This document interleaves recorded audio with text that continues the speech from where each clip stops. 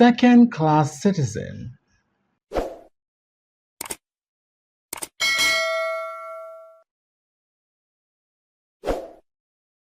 Chapter 1. Childhood. It had all begun like a dream. You know, that sort of dream which seems to have originated from nowhere, yet one was always aware of its existence. One could feel it, one could be directed by it, unconsciously at first, until it became a reality, a presence. Ada did not know for sure what gave birth to her dream when it all started, but the earliest anchor she could pin down in this drift of nothingness was when she was about 8 years old. She was not even quite sure that she was exactly 8 because, you see, she was a girl. She was a girl who had arrived when everyone was expecting and predicting a boy. So, since she was such a disappointment to her parents, to her immediate family, to her tribe, nobody thought of recording her birth. She was so insignificant.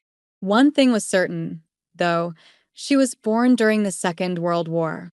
She felt 8 when she was being directed by her dream, for a younger child would not be capable of so many mischiefs. Thinking back on it all now that she was grown up, she was sorry for her parents. But it was their own fault.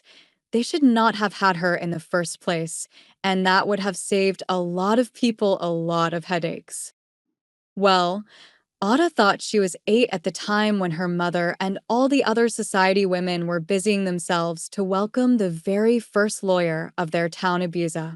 Whenever Ada was told that Abusa was her town, she found it difficult to understand.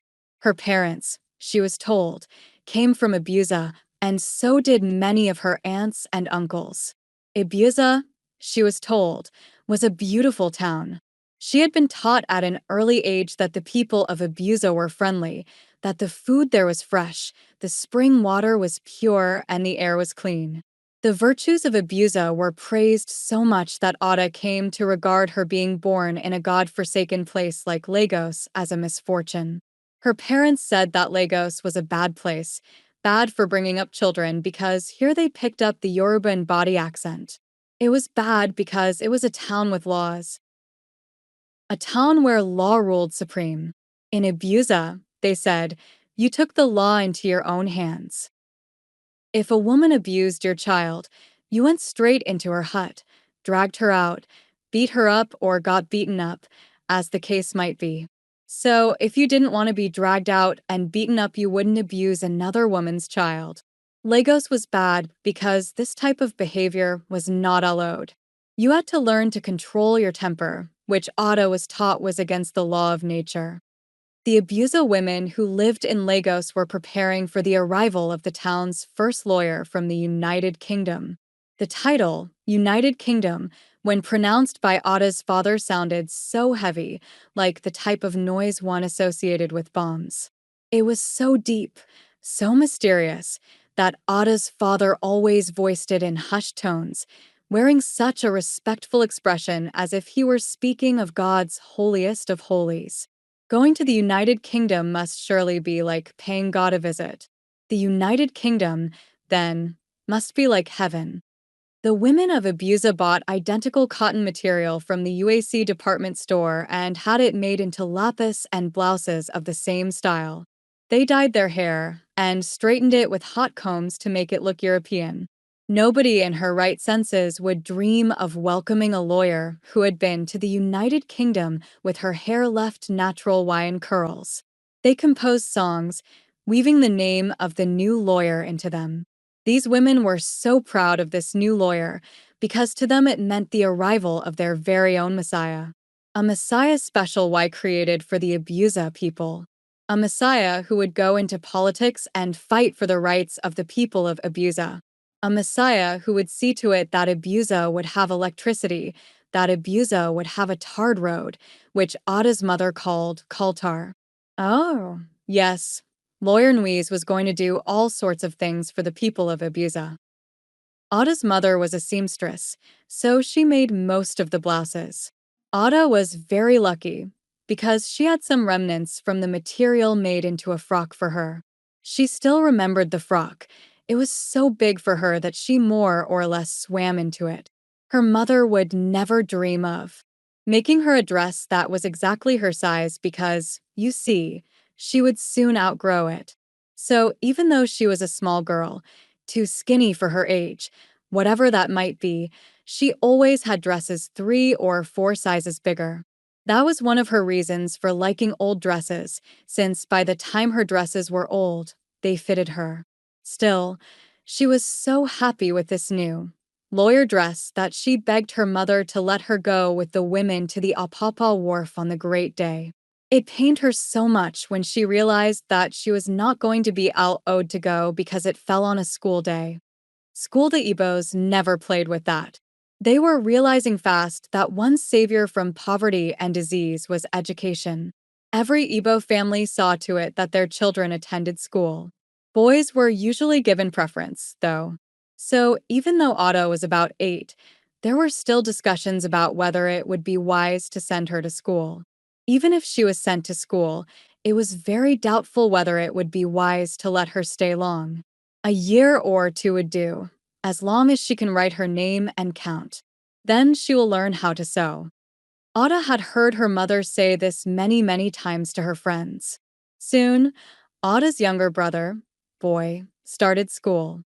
It was at this time that Ada's dreams started to nudge her. Whenever she took Boy to Ladylac Institute, as the school was called, she would stand by the gate and watch all her friends lining up by the school door in their smart navy blue pinafores, looking clean and orderly. Ladylac was then, and still is, a very small preparatory school. Children were not taught Yoruba or any African language.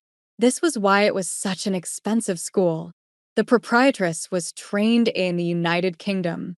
At that time, more than half the children in the school were Igbos, as they were then highly motivated by middle-class values. Ada would stand there, filled with envy. This envy later gave way to frustration, which she showed in many small ways.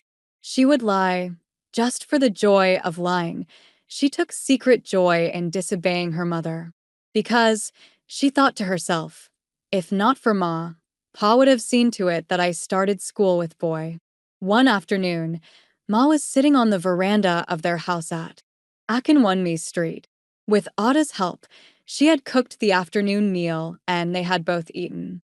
Ma started to undo her hair, ready to have it replaited. Ada had seen her do this a million times and was bored with watching her. There was nothing for her to do. There was nobody to play with. There was not even any mischief to plan. Then the thought suddenly struck her. Yes, she would go to school.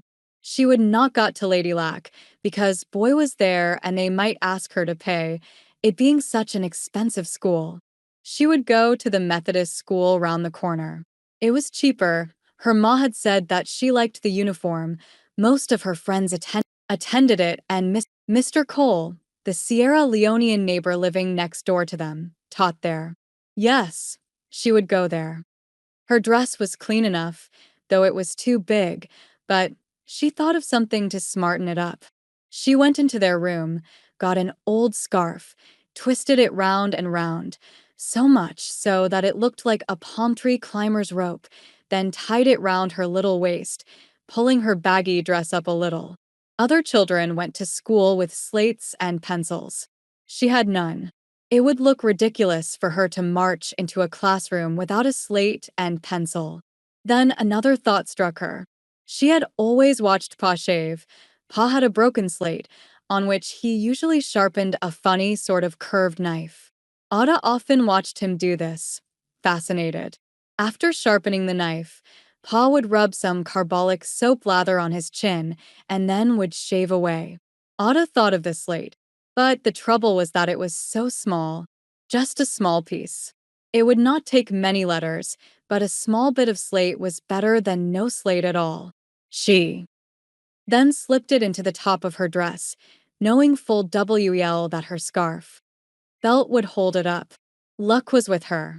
Before she left the room, one of Ma's innumerable friends came for a visit, and the two women were so engrossed in their chit-chat that they did not notice when Ada slipped past them. Thus, Ada went to school. She ran as fast as she could before anyone could stop her.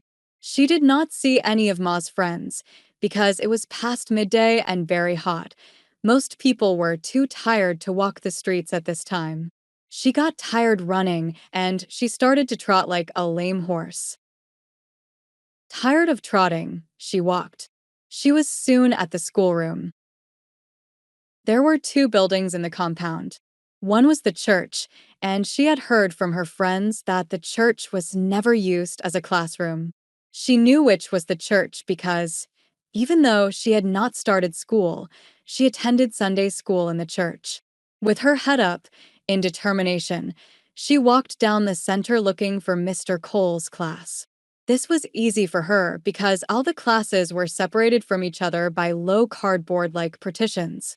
It was easy to see all the classes simply by walking down the middle.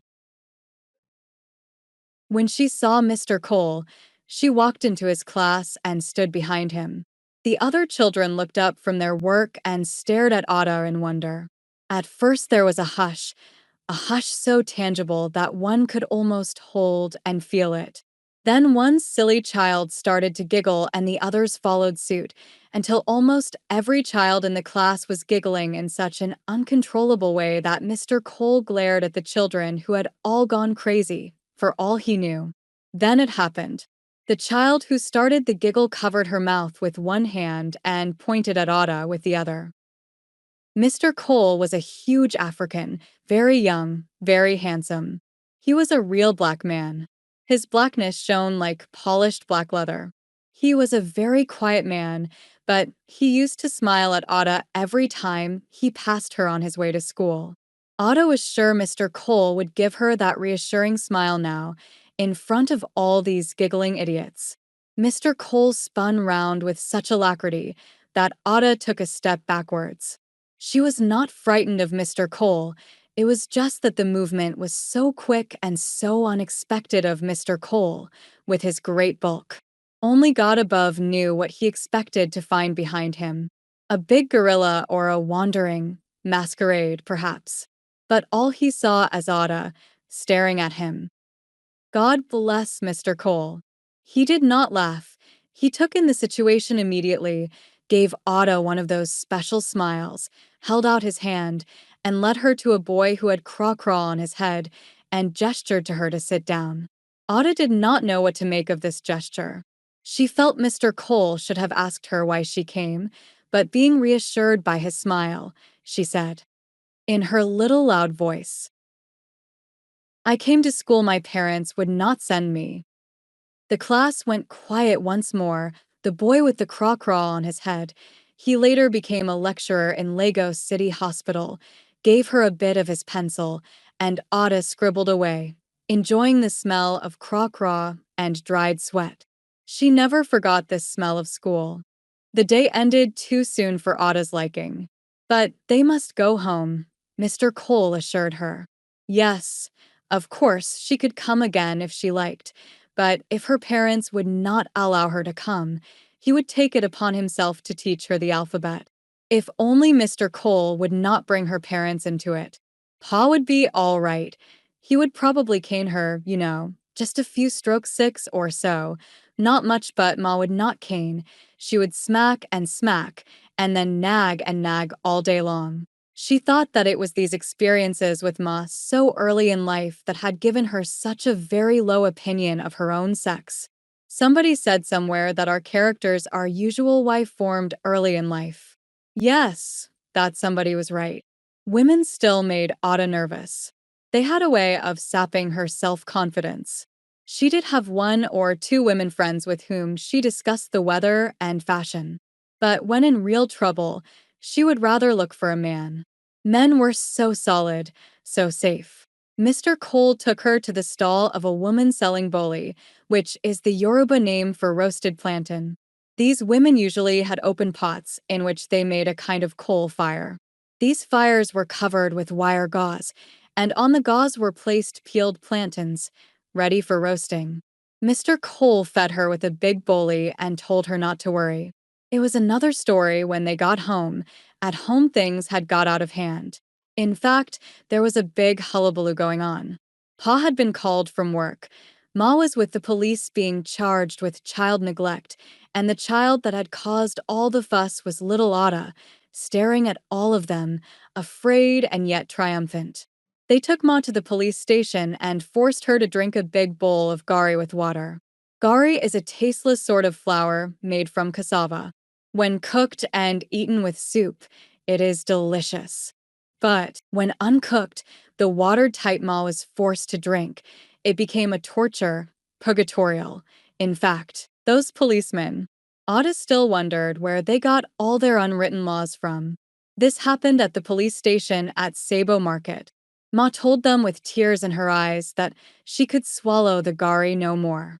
She must drink the whole lot, she was told, and told in such language that Ada hid behind Mr. Cole. If Ma did not finish the gari, the policemen went on, they would take her to court. How they laughed at their own jokes, those horrid men, and how they scared Ada. Ma went on gulping, her eyes dilating. Ada was scared.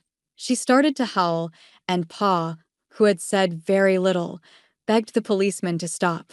They should let Ma go now, he explained, for she had learned her lesson. She was a great talker, very careless. Otherwise, Ada would not have been able to slip away as she had.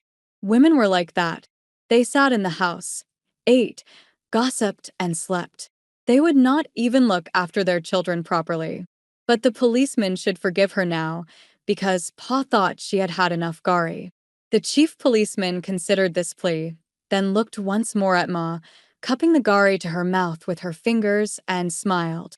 He took pity on Ma, but warned her that if such a thing should happen again, he personally would take her to the court. You know what that means, he thundered. Ma nodded. She knew court meant two things: a heavy fine which she would never be able to afford, or prison, which she called pillizin. They advised her to sell one of her colorful lapis and send Ada to school, because she looked like a child who was keen to learn. At this point, Ma gave Ada a a look that contained a mixture of fear, love, and wonder. Ada shrank back, still clutching Mr. Cole. When they got home from the station, the news had already got round. Ada had nearly sent her mother to Pilizin. So frequently was this sentence repeated that Ada began to be quite proud of her impulsive move. She felt triumphant, a special why when she heard Pa's friends advising him to make sure he owed Ada to start school soon. This discussion took place on the veranda, where the visitors were downing 2 kegs of palm wine to wet their parched throats. When they departed, Ada was left alone with her parents. Things were not as bad as she thought they would be. Pa fished out the cane and gave her a few strokes for Ma's benefit. Ada did not mind that because they were not hard strokes. Maybe Pa had been mellowed by the talk with his friends, because when Ada cried after the caning, he came and talked to her seriously, just as if she were a grown-up. He called her by her pet name, Enenina, which means father's mother, which was not so far from the meaning of Ada's real name. How she came by that name was a story in itself. When Pa's mother was dying, she had promised Pa that she would come again, this time as his daughter. She was sorry she could not live to bring him up. She died when Pa was only 5. She would come again, she had promised, to compensate for leaving him so young. Well, Pa grew up and married Ma at the Christ Church in Lagos, which was a Christian church. But Pa did not forget his mother's promise. The only reservation he had was that he did not want a girl for his first child. Well, his mother was impatient. Ma had a girl. Pa thought Ada was the very picture of his mother, even though Ada was born 2 months prematurely. He was quite positive that the little, damp, monkey-like thing with the unformed face was his come-back mother. So she was loaded with strings of names: Enenina, Adana, Ada-Is. Ada-Is means princess, daughter of a king.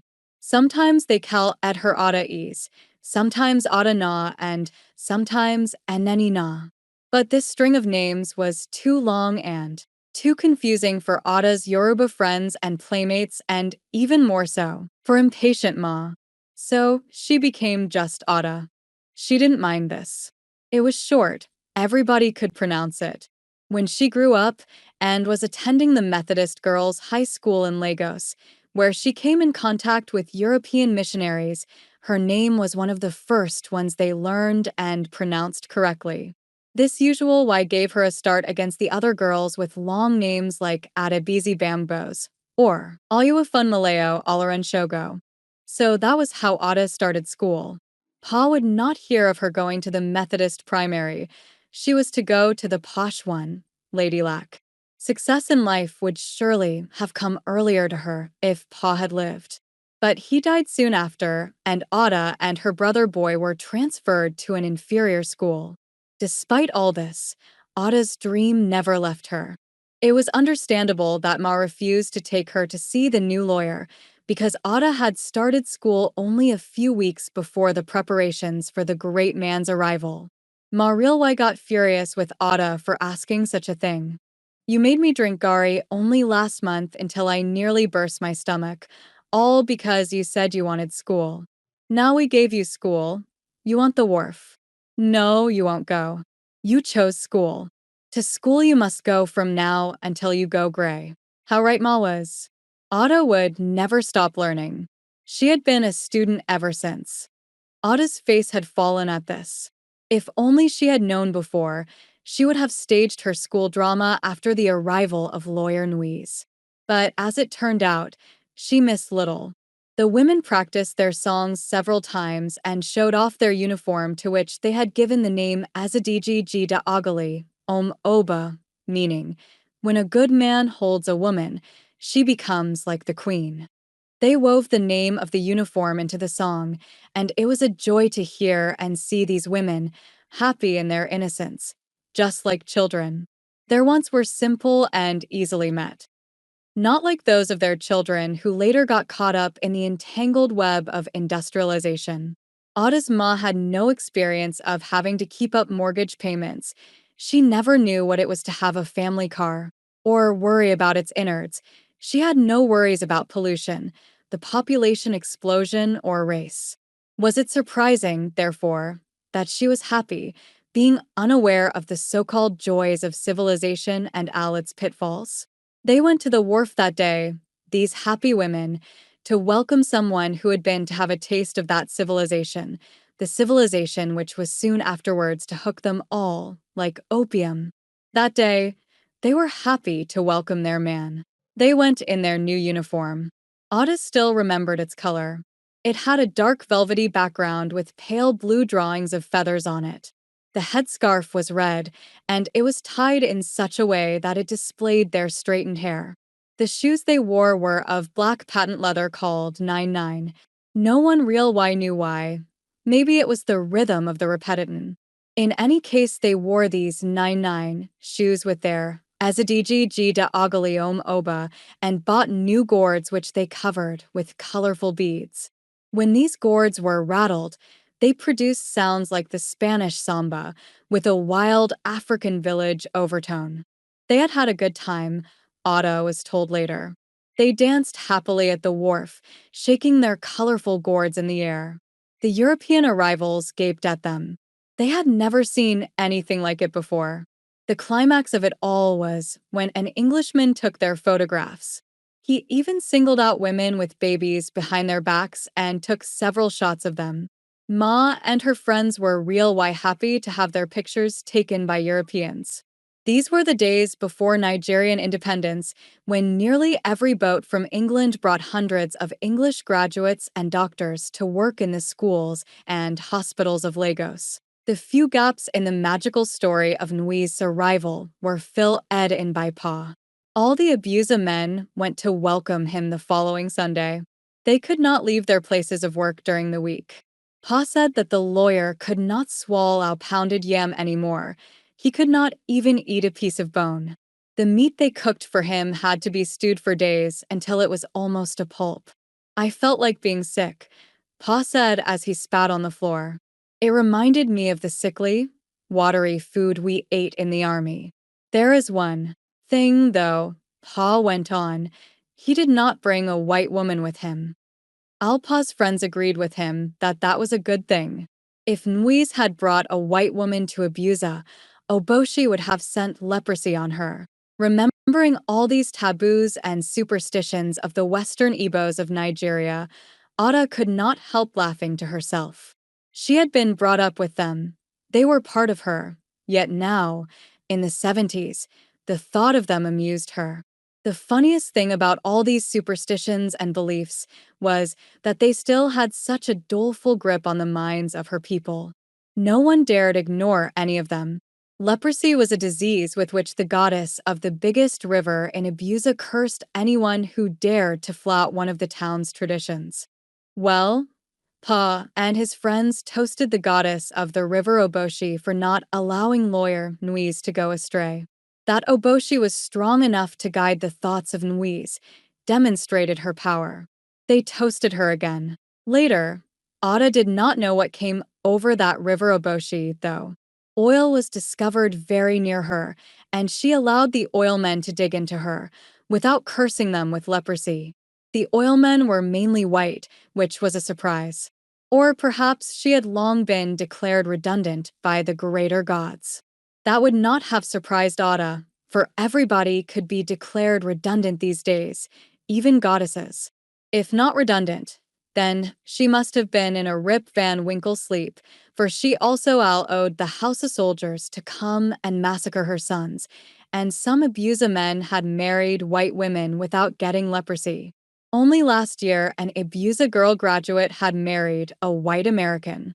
So Oboshi was faster than most of her sons and daughters at catching up with the times. Anyway, the talk about Nui's arrival went on for months and months. Ada talked about him to all her friends at school, telling them that he was her cousin. Well, everybody else talked big, so she might as well. But she made a secret vow to herself that she would go to this United Kingdom one day. Her arrival there would be the pinnacle of her ambition. She dared not tell anyone. They might decide to have her head examined or something.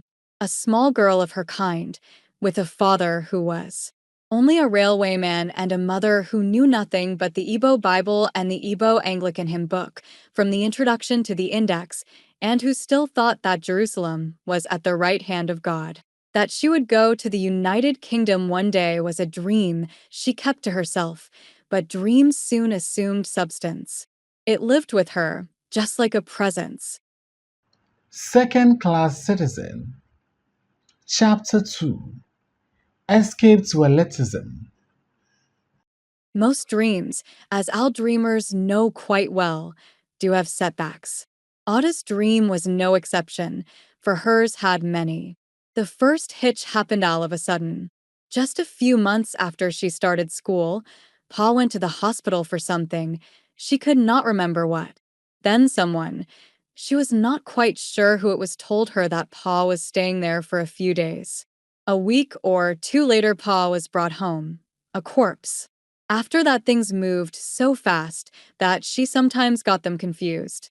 Ada, like most girl orphans, was to live with her mother's elder brother as a servant. Ma was inherited by Pa's brother, and Boy was to live with one of Pa's cousins. It was decided that the money in the family, £100 or two, would be spent on Boy's education. So Boy was cut out for a bright future, with a grammar school education and all that. Ada's schooling would have been stopped, but somebody pointed out that the longer she stayed at school, the bigger the dowry her future husband would pay for her. After all, she was too young for marriage at the age of 9 or so, and moreover, the extra money she would fetch would tide Boy over. So, for the time being, Ada stayed at school.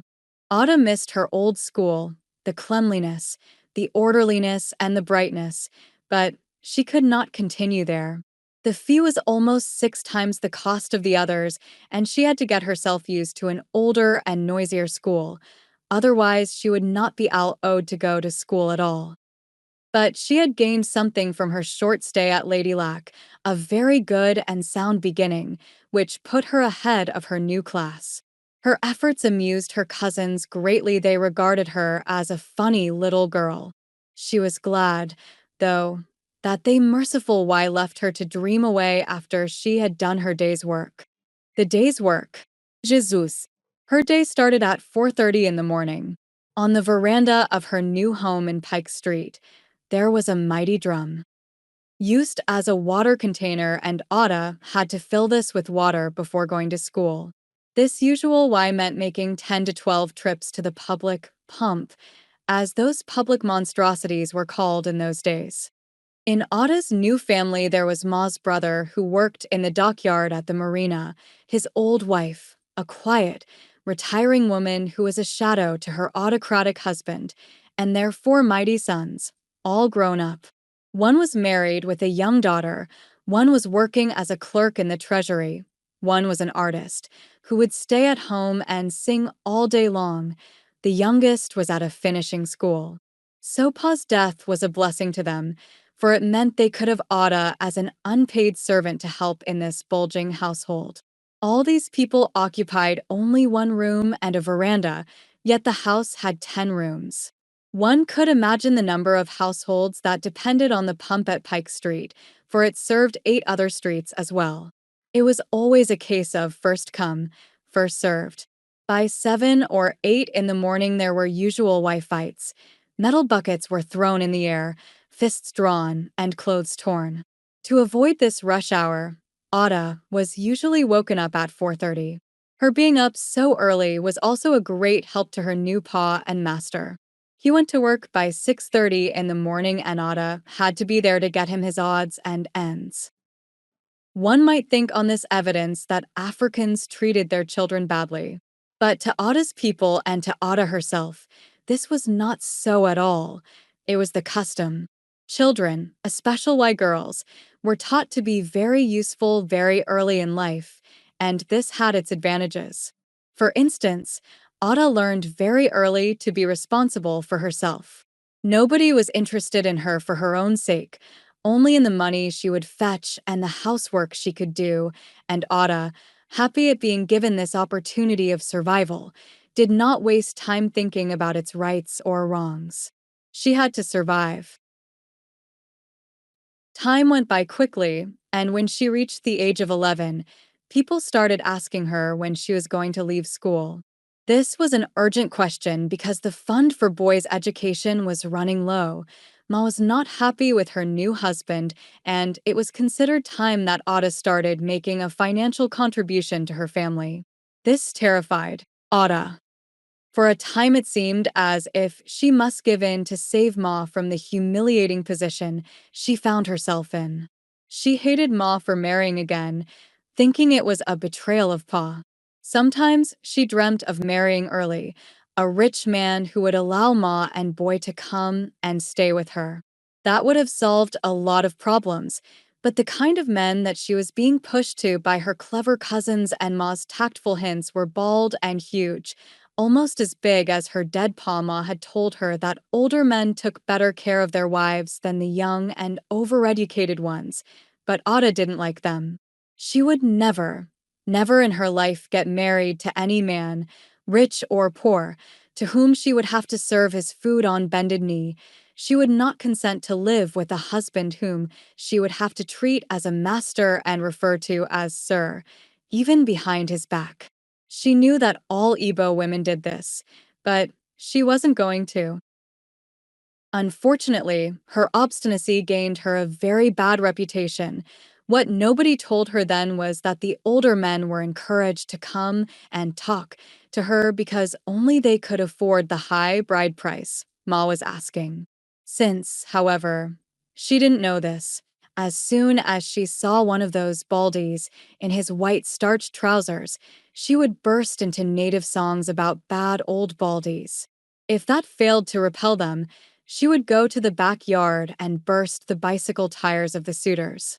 She discovered later this was very bad indeed, because she had since learned that the Nigerian government usually gave the junior clerks an advance for these bicycles. All the suitors were doing then was asking for the advance for their new Raleigh bikes with flashy lights in order to impress Ada. But the stupid girl refused to be impressed. The number of suitors did start to dwindle, though. Maybe word went round that she was a peculiar girl, for she did look funny in those days, all head, with odd-colored hair and a tummy that would have graced any Oxfam poster. She was subsequently told that they stopped coming because she was cranky and ugly. She did not dispute that. She was ugly then, all skin and bone. The thought of her having to leave school at the end of the year worried her so much that she lost weight. She acquired a pathetical, why anxious look, the type some insane people have, with eyes as blank as contact lenses. At about this time, something happened that showed her that her dream was just suffering a tiny dent, just a small one, nothing deep enough to destroy the basic structure. The dream had by now assumed an image in her mind. It seemed to take life, to breathe, and to smile kindly at her. The smile of the presence became wide as the headmaster of Auda's school announced the lists of available secondary schools which the children could apply for. You are going, you must go, and to one of the very best of schools. Not only are you going, you're going to do well there. Auda heard the presence telling her. She heard it so much that she started to smile. The headmaster's voice jolted her back to reality. And what is it about me that you find so funny, Otto Awfuleye? Me, sir? Oh, no. Sir, I was not laughing. I mean, not smiling, sir. You are not what? You mean I am lying? Well, back her up. Immediately, a group of 3 or 4 tough-looking boys came out from the back row, and the biggest of them all swept Ada onto his back, and 2 others held her feet, while the headmaster administered the cane on her posterior. The searing of the cane was so intense that Ada was beyond screaming.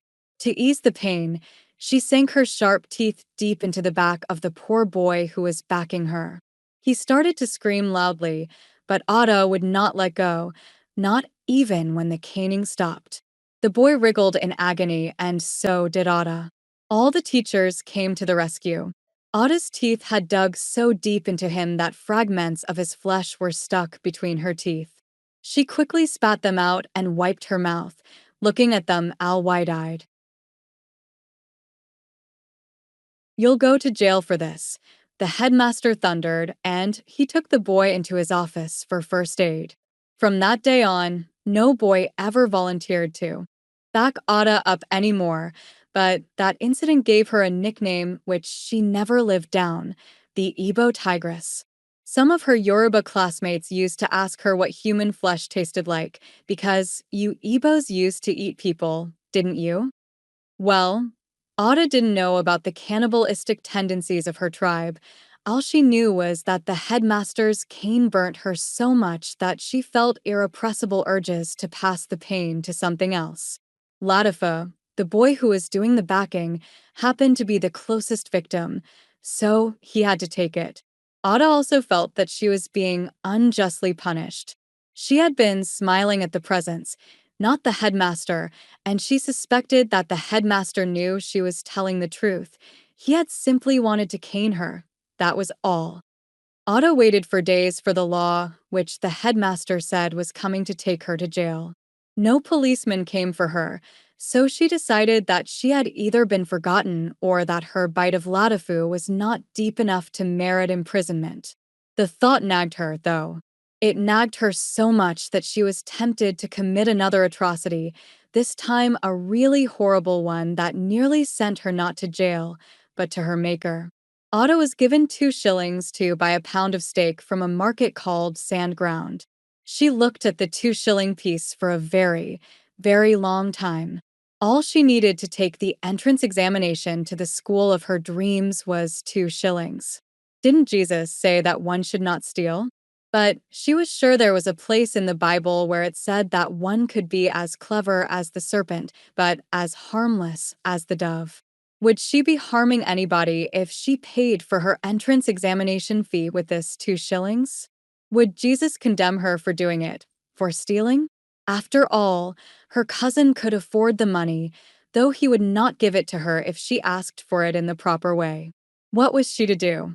That was the trouble with Jesus. He never answered you. He never really gave you a sign of what to do in such a tempting situation. Anybody could twist what he said to suit his own interpretation. Then, she saw the image again. It was going to be all right, the image was. Smiling, so Ada buried the money and went back home in tears, without the meat. She was really no good at lying.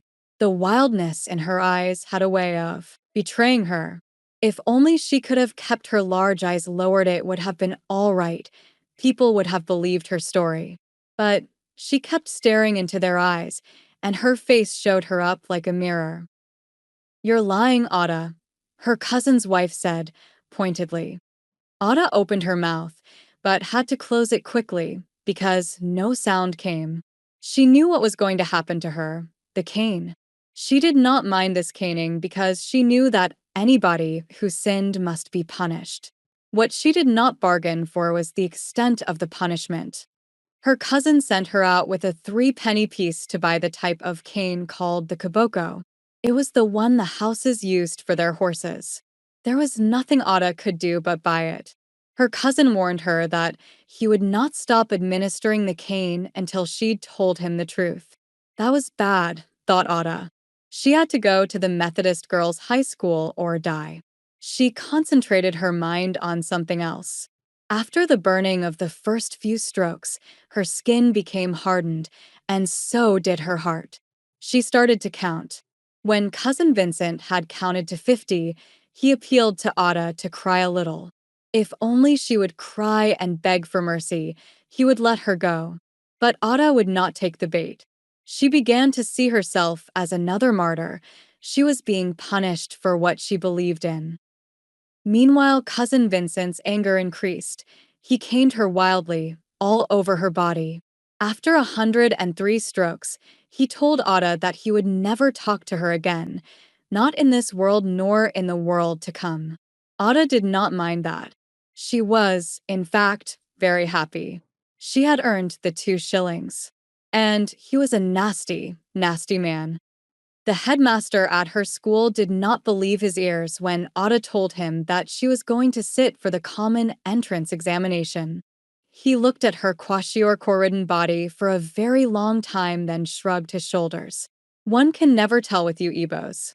You're the greatest mystery the good God has created." So he put her name down. Sometimes the thought that she might not be able to pay the fees crossed her mind. But she did not let that worry her. She had read somewhere that there was some sort of scholarship for the 5 or so children who did best in the exam. She was going to compete for one of those places. She was so determined that not even the fact that her number was 947 frightened her. She was going to that school, and that was that. But how was she to tell them at home? She had stopped liking Cousin Vincent. Every time she knelt down to pray, she used to tell God to send him to hell. She did not believe in that stuff of loving your enemy. After all, God did not like the devil, so why should she pray for the man who had the heart to cane her for a good 2 hours with a kiboko? When Cousin Vincent failed his Cambridge school certificate examinations, Ada burst out laughing. God had heard her prayers. The entrance examination was to take place on a Saturday. That was going to be very difficult. How was she to get away? Another lie? She could not do that again. She would be discovered, and they would stop her from taking the examination. So she told her uncle, Ma's brother, that she was going to sit for the examination. The funniest thing was that nobody even asked her where she got the money from. Nobody wanted to know. As long as she was not asking for money from anybody, and as long as she had done her Saturday job, she could go to the devil for all they cared. Occasionally, the mother of the house, Ma's sister-in-law, would ask how she proposed to get the money for the school fees and remind her that her father was dead. In response, Ada's mind would flutter with fear, but she never told anyone she was dreaming of winning a scholarship. That was too big an ambition for a girl like her to express. She was aware that nobody was interested in her since Pa died. Even if she had failed, she would have accepted it as one of the hurdles of life. But she did not fail. She not only passed the entrance examination, but she got a scholarship with full board. She never knew whether she came first or second or even third, but she was one of the best children that year. Since then, she had started to be overawed by the presence. It existed right beside her, just like a companion. It comforted her during the long school holidays when she could not go home because there was no home for her to go to. She was very happy at the Methodist girls' school, especially during the first 4 years. However, a cloud of indecision started to loom when her school days were coming to an end. It was incredible how quickly 5 years could pass. She would have liked to linger there, in the boarding house, to stretch each day into a year and each year into a century. But that was impossible. The final day came, and she was quite unprepared for life outside. She had some vague plans about what she was going to do. She was going to continue her education. She was going to go to a Ibadan university to read classics, and she was going to teach at the end of it all. Well, there was one thing she had not bargained for: to read for a degree, to read for the entrance examination, or even for more of levels. One needed a home. Not just any home where there would be trouble today and fights tomorrow, but a good, quiet atmosphere where she could study in peace. Ada could not find a home like that. In Lagos, at that time, teenagers were not allowed to live by themselves, and if the teenager happened to be a girl as well, living alone would be asking for trouble. In short, Ada had to marry. Francis was a very quiet young man who was reading to be an accountant. Ada congratulated herself on her marriage. At least he was not an old baldy, neither was he a made man then, though there was no doubt that he was going to be made one day. To Ada, the greatest advantage was that she could go on studying at her own pace. She got great satisfaction, too, from the fact that Frances was too poor to pay the £500 bride price Ma and the other members of her family were asking. She was such an expensive bride because she was college trained, even though none of them had contributed to her education. The anger of her people was so intense that none of them came to her wedding. That wedding itself was a hilarious affair. Francis and Ada were both underage, and the only witness, Francis's mother, had to sign with her thumb. The whole affair started off on the wrong foot. They had forgotten to buy a ring, and the skinny man with a black bow tie refused to marry them, even when Ada assured him that a piece of string would do until they got home. "I've never heard of such a wedding," the man declared, sweating in his tight collar. "Please marry us without a ring because, you see, before we can get to a emecheta, you will have closed for the day." Ada begged. "Never mind about that. You just come back tomorrow with a ring and I will marry you." They were married the following day. It was the saddest day in Ada's whole life. She did not mind having to go home in a bus, neither did she mind not marrying in white, which she hated anyway, but still she was sad, very sad, for months after the marriage at the register office. Soon, however, things improved. Ada gave birth to a daughter, and she and Francis were both delighted with the baby. Then, after endless interviews and form filling, Ada was selected to work as a librarian in the American Consulate Library at Campbell Street. The size of her pay packet worried Francis a little, and he had to ask his pa for advice.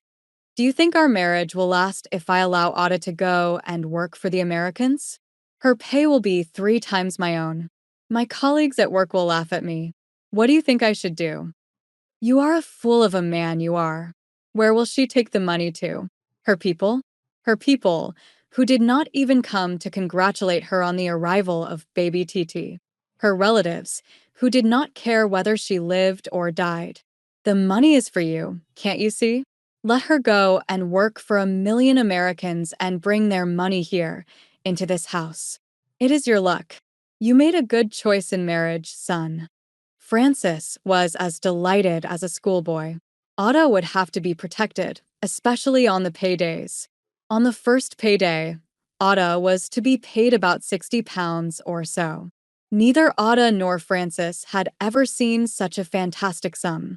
It was decided that Francis should work only a half day in his office and then take a bus to meet Otto in order to be a bodyguard for his wife and their money.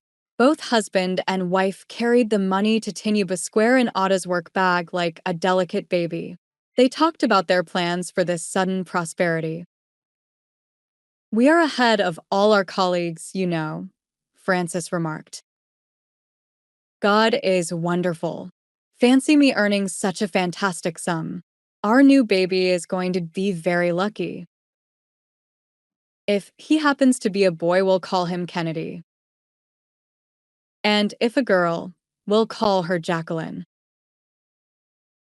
There was a long pause during which the young couple eyed a man in an Igbata robe suspiciously. Some of these rogues do smell money, you know, Francis whispered. Yes, I know, nodded Otto. Francis clutched the raffia bag tightly to his chest and frowned in the direction of the unsuspecting man. I have been thinking, Otto said, all of a sudden. I used to dream that one day I would go to the United Kingdom. Why don't we save and go, now that we shall be able to afford it? We can take our children with us. Everybody goes to the United Kingdom now. I'll be glad if we can go too. The smile on Francis's face was like a warm sunshine after a thunderous rain. It spread from ear to ear on his beardless face. He would be very happy if they could make it. He would finish his accountancy and Otto would read librarianship. He would go first, and Otto would send him £20 every month. She was to save for her fare and that of the children. She was to feed herself and the children whilst they were still in Lagos and pay the rent and help in paying the school fees of some of Francis's 7 sisters.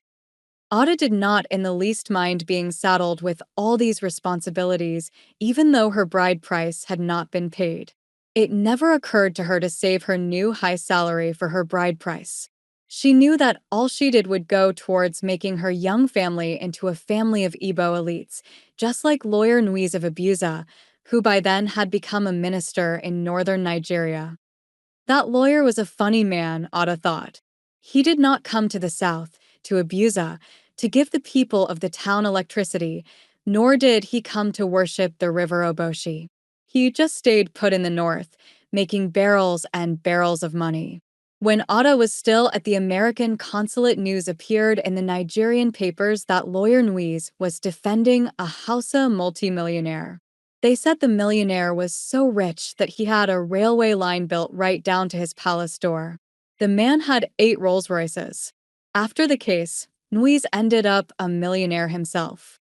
Otis still wondered how that happened, because the millionaire was jailed for forging notes in his great palace. Francis and Otta sometimes wondered what he had paid Nuiz with. In any case, that was Nuiz's headache, not Otta Obi's. As far as she was concerned, her dreams were all coming true.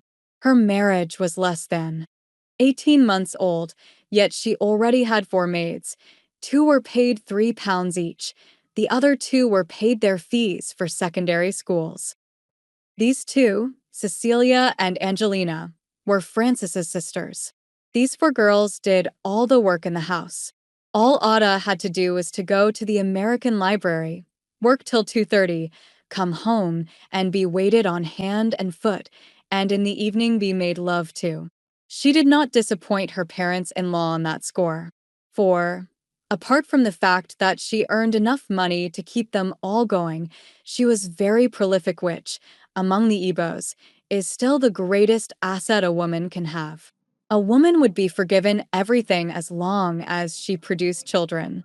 Ada was so fast on this score that she was given the nickname, Touch Not, among the other wives of her age group. As soon as her husband touches her, She gets a swollen tummy. They used to laugh. Later, in England, writing about that time of her life almost with nostalgia, she used to ask herself why she had not been content with that sort of life, cushioned by the love of her parents in law, spoilt by her servants, and respected by Frances's younger sisters. As for her mother in law, she was everything that Ma was not: quiet, beautiful, and motherly. Some of Ada's friends used to think that she was Ada's real mother. They were so close. But she suspected somewhere in her heart that the contentment she had then was superficial. She did not know her husband very well because, as most young African wives know, most of the decisions about their own lives had to be referred first to Big Pa, Francis's father, then to his mother, then discussed amongst the brothers of the family before Ada was referred to. She found all this ridiculous, the more so if the discussion involved finance. After all, she would have to pay for the plan in most cases, but the decision would have been made behind her back. Of course, Frances was simply a puppet in such cases, and so was she. They could not refuse. They had to bow down to their elders.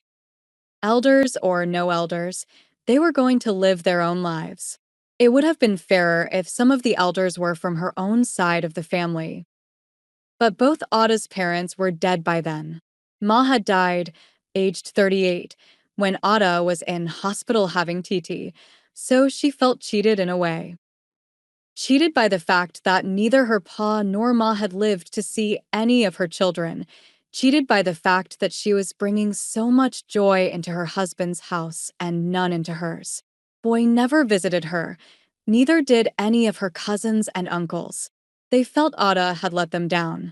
They said Ada should have continued her education and become a doctor, since she had managed to struggle through secondary school. But nobody talked of who was going to support her. Nobody talked of where she was going to live. So she found herself alone once more, forced into a situation dictated by society in which, as an individual, she had little choice.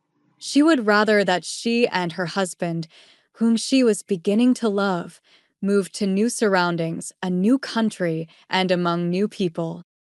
So she said special prayers to God, asking him to make Pa agree to their going to the land of her dreams, the United Kingdom. Just like her Pa, she still said the name United Kingdom in a whisper, even when talking to God about it, but now she felt it was coming nearer to her. She was beginning to believe she would go to England. Frances broke the good news to her one day after their evening meal. Pa had agreed, he said. Ada was so full of happiness that she started to dance an African calypso. So they were going at last. She was soon going to be called Bintu, which was a Lagos phrase for those who had been to England. Francis allowed her to finish before he dropped the bombshell. You know how old-fashioned father is. Ada knew and nodded, startled by her husband's grave tones. Father does not approve of women going to the UK. But you see, you'll pay for me and look after yourself, and within 3 years, I'll be back. Father said you're earning more than most people who have been to England. Why lose your good job just to go and see London? They say it is, just like Lagos. Francis was an African through and through. A much more civilized man would probably have found a better way of saying this to his wife. But to him, he was the male, and he was right to tell her what she was going to do.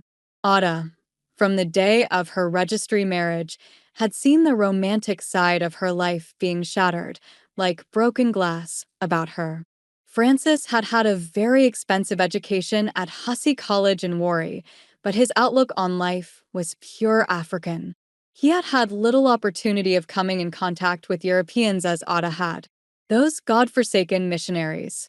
They had taught Ada all the niceties of life. They taught her by the Bible, where a woman was supposed to be ready to give in to her man at any time, and she was to be much more precious to her husband than rubies. It was all right for a man who had seen rubies before and knew their worth. What of a man who would throw rubies away, thinking that they were useless stones? What was she to do now? Cry? It was too late. Who were these people anyway? Illiterate parents who thought they knew a great deal of a curious kind of philosophy by which she was not going to bring up her children. There was no point in arguing with Francis. There was no need to ask him who he thought he was. He just would not understand. Be as cunning as a serpent, but as harmless as a dove, she quoted to herself. So she was to stay in Nigeria, finance her husband, give his parents expensive gifts occasionally, help in paying the school fees for some of the girls, look after her young children, and what then, rot? So this was where her great dream had led her. She should have married one of the Baldys. It was too late now. Not even a Baldy would have her. All she had to do was to change the situation, and that she was determined to do. She pretended to be all for the plan. Of course, she would stay in Lagos and look after the family. Of course, she would send him money regularly and, if possible, move in with her mother-in-law. Frances was not to worry about her at all. Everything was going to work out well. My father told me I made a right decision the day I said I was going to marry you. You know what he told me? No? I'll tell you. He said to me, Ada trained herself. She learnt very early to let her common sense guide her. She has the makings of a woman who would think before she acts. Very few women can do that, I tell you. They both burst out laughing. Father was right, was he not? Francis wanted to be reassured. Yes, your father was more right that he knew, Ada thought to herself. First of all, Francis must go. Then she would get down to work on her in-laws, and work on them very hard until they let her go. Plans for Francis's departure were soon underway. He got together everything he needed in no time at all.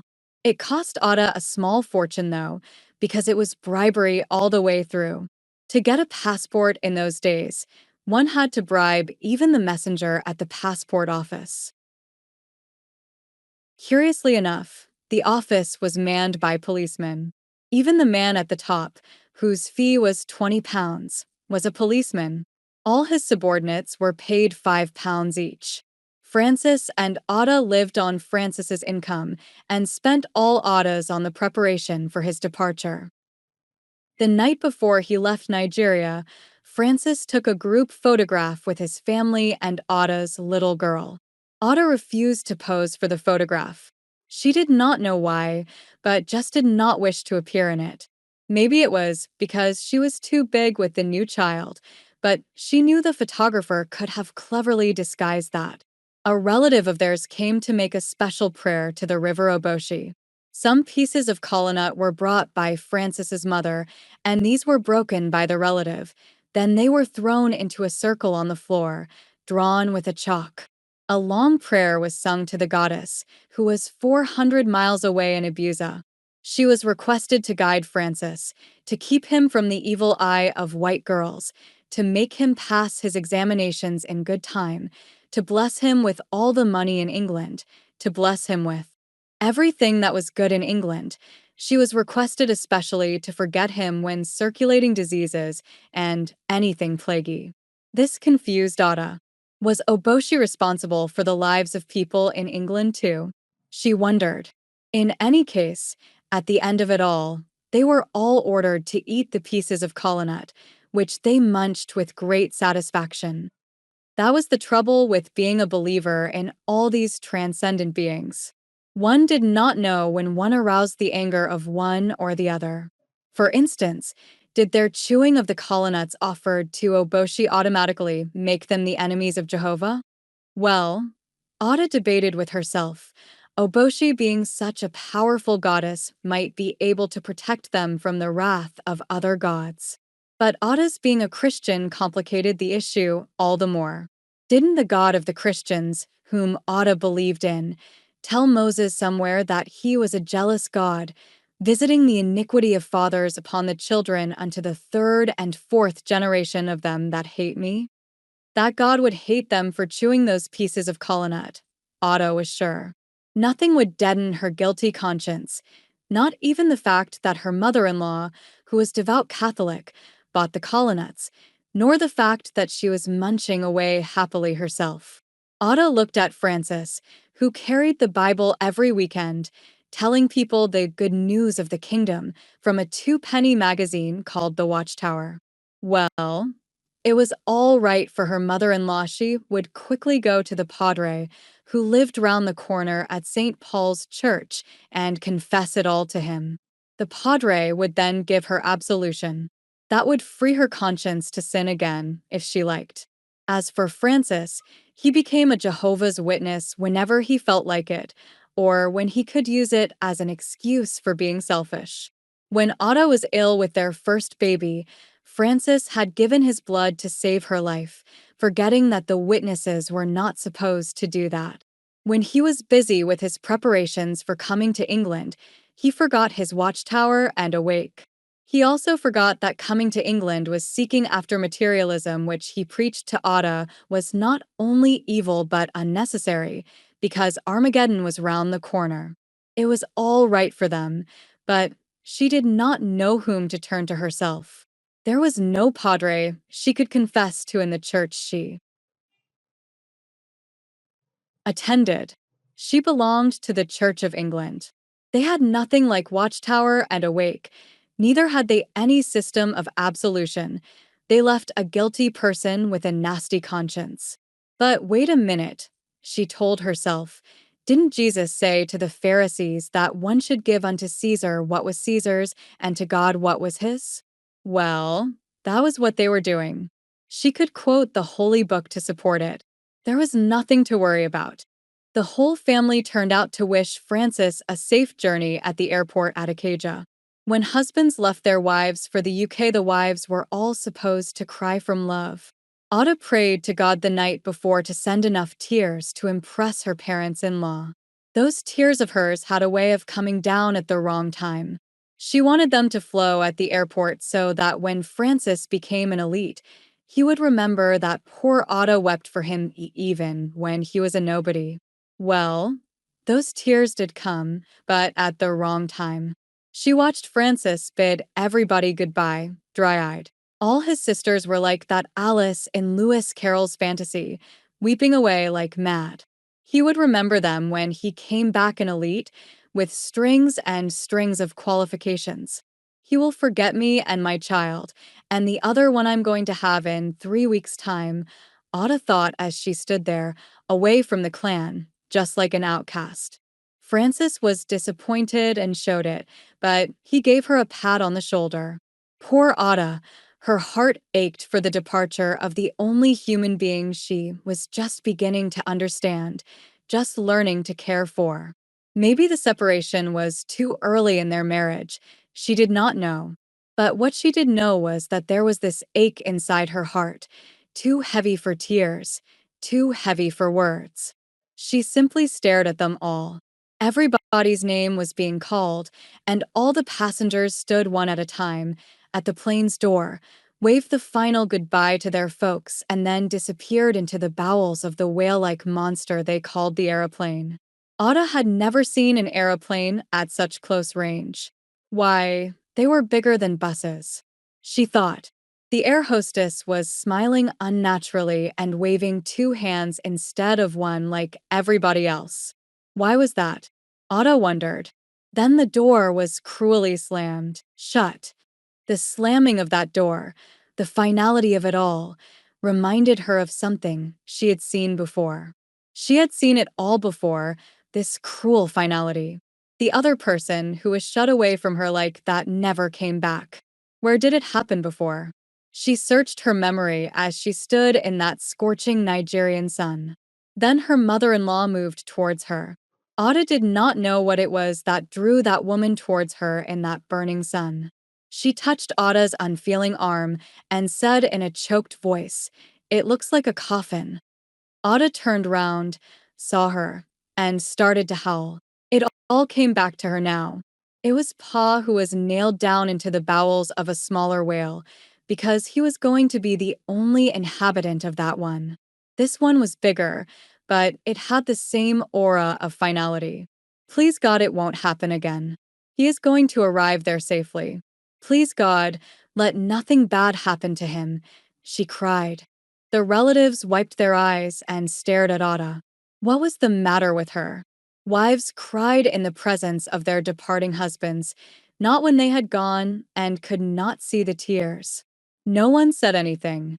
After all, she was going to provide the cash, so she was allowed a little eccentricity. The fact that someone so young could earn as much as Ada was enough to drive her to extremities, they said. Francis wrote from Barcelona and then from London. You did not cry for me, he accused Ada in his letters. You were very happy to see me go, were you not? Was that why you did not wish to appear in my send-off photograph? You did not care for me. Now, with what type of soap was Ada to wash herself clean of this dirty accusation? How was she to write to Francis and say, I cried for you? No, I even howled like a mad woman at the airport because the door of the plane reminded me of my pa's coffin. He would think she was mad. So Ada decided against it. She simply let sleeping dogs lie. She sent him money regularly, bore him another child. This time a son, went back to work 12 days afterwards, having had only 3 weeks annual leave. There was no provision for maternity leave at the American consulate then. But the staff had a big party for her, all American, all very rich and very nice. They knew what Otto was going through, but they were diplomats, not missionaries or social workers. A few months afterwards, Francis sent his wife and parents the results of his Part 1 examination. He had passed. So, for Ada, it was time to act, or she never would go to the land of her dreams. She was so happy about Francis's success that she babbled about it to everybody. She was not too surprised about this early success, considering that he had taken this same exam 4 times in Lagos before going to the UK. There were still the second and third parts, and the way Ada calculated it, Francis would stay another 4 or even 5 years. In one of his letters, he even mentioned his wanting to be articled. That would take 5 years at least. What was she supposed to do in the meantime? She wrote and asked Francis this, and was shocked to read from him that he would like her to come, but from her behavior at the airport, he was sure she did not care.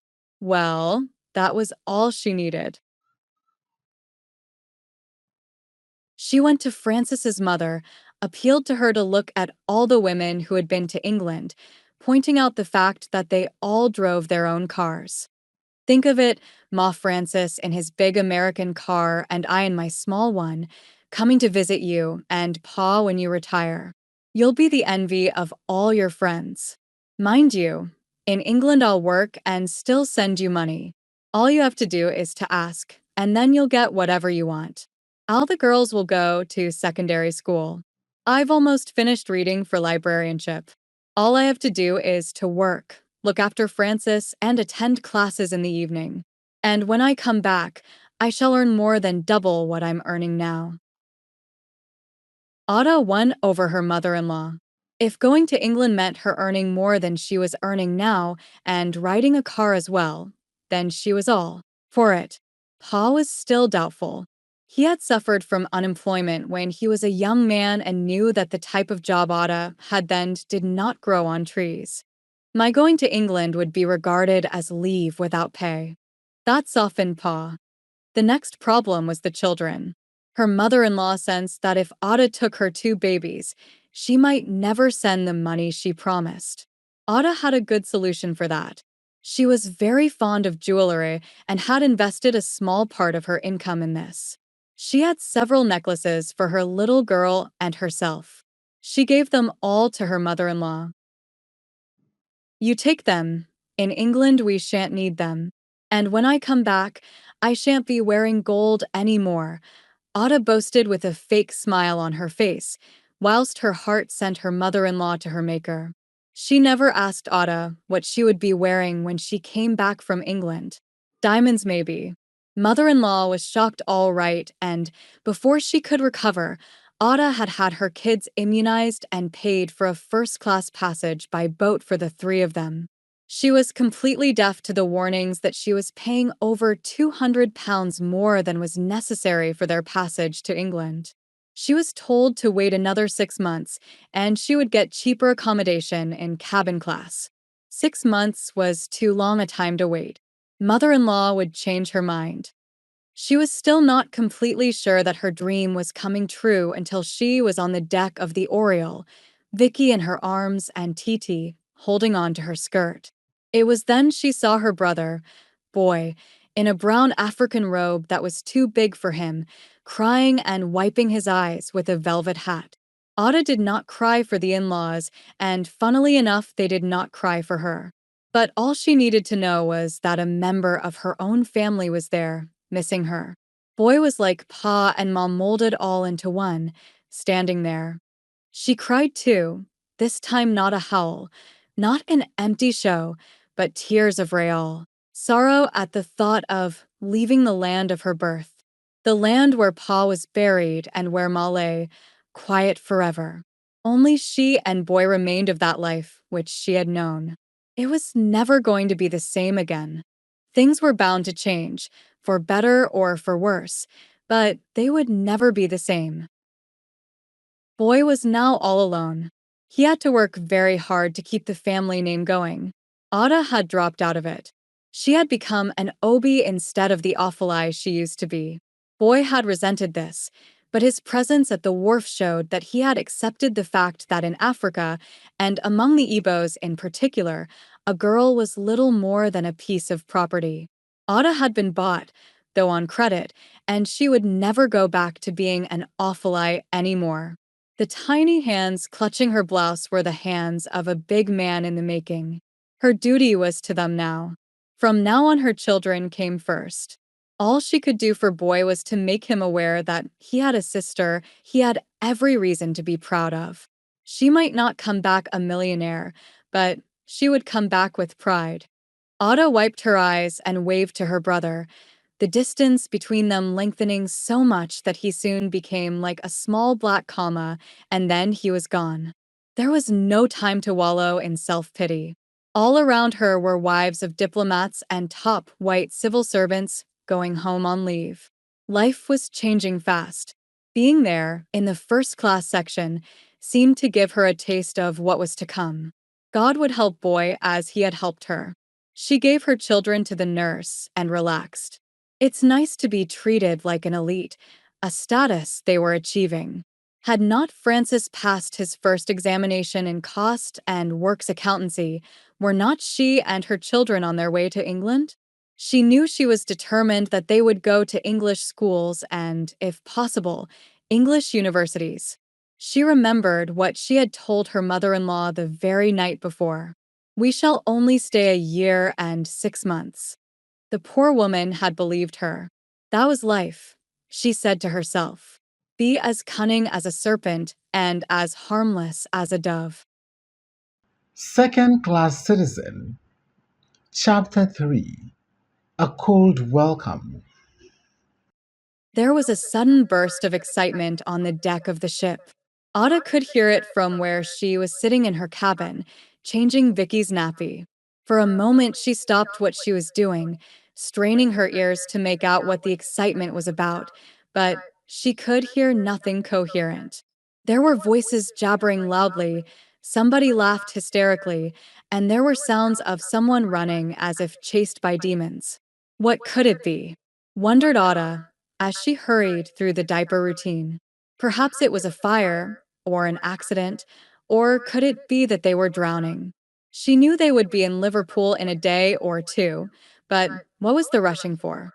She was unable to bear the suspense any longer, so she quickly slipped a dress on and ran out onto the deck.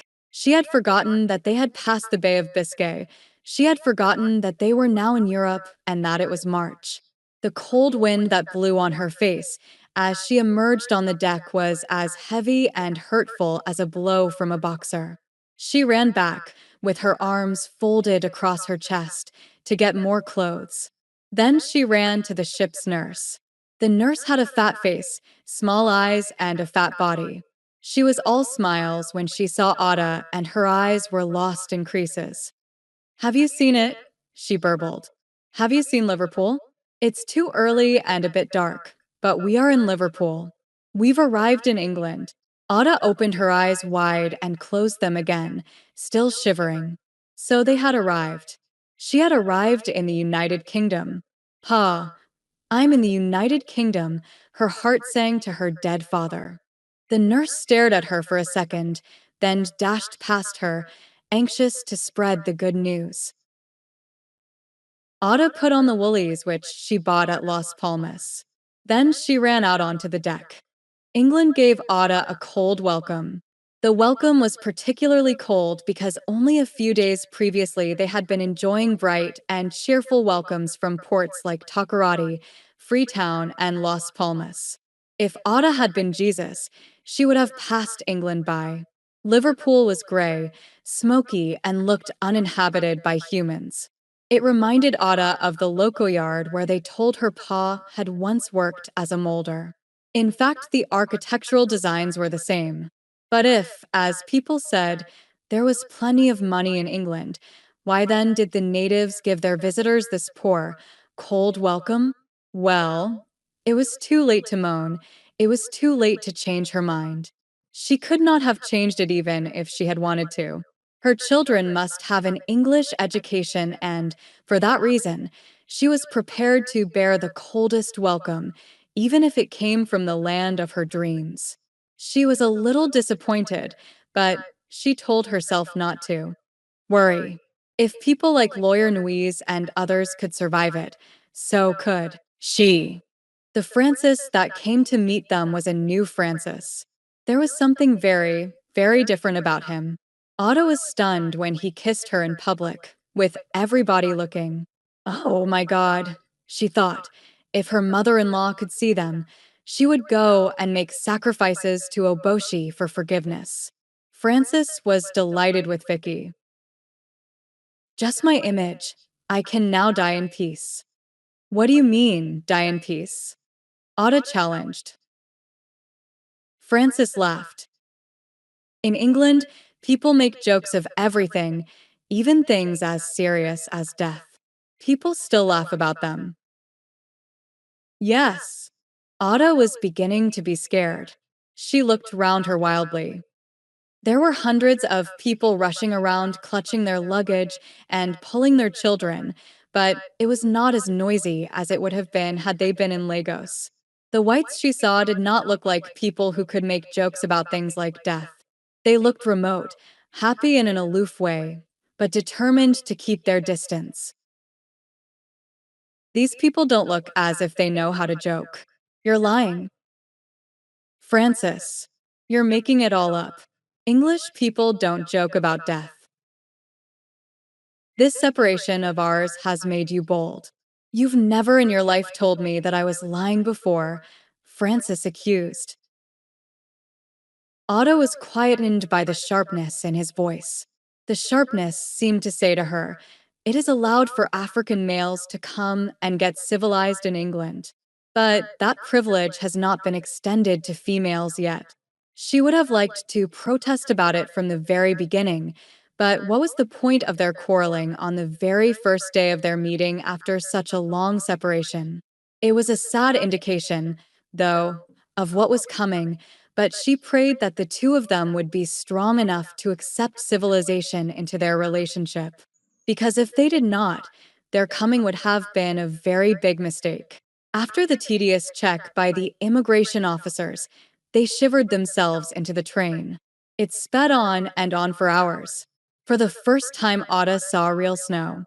It all looked so beautiful after the grayness of Liverpool. It was as if there were beautiful white clouds on the ground. She saw the factory where Ovaltine was made.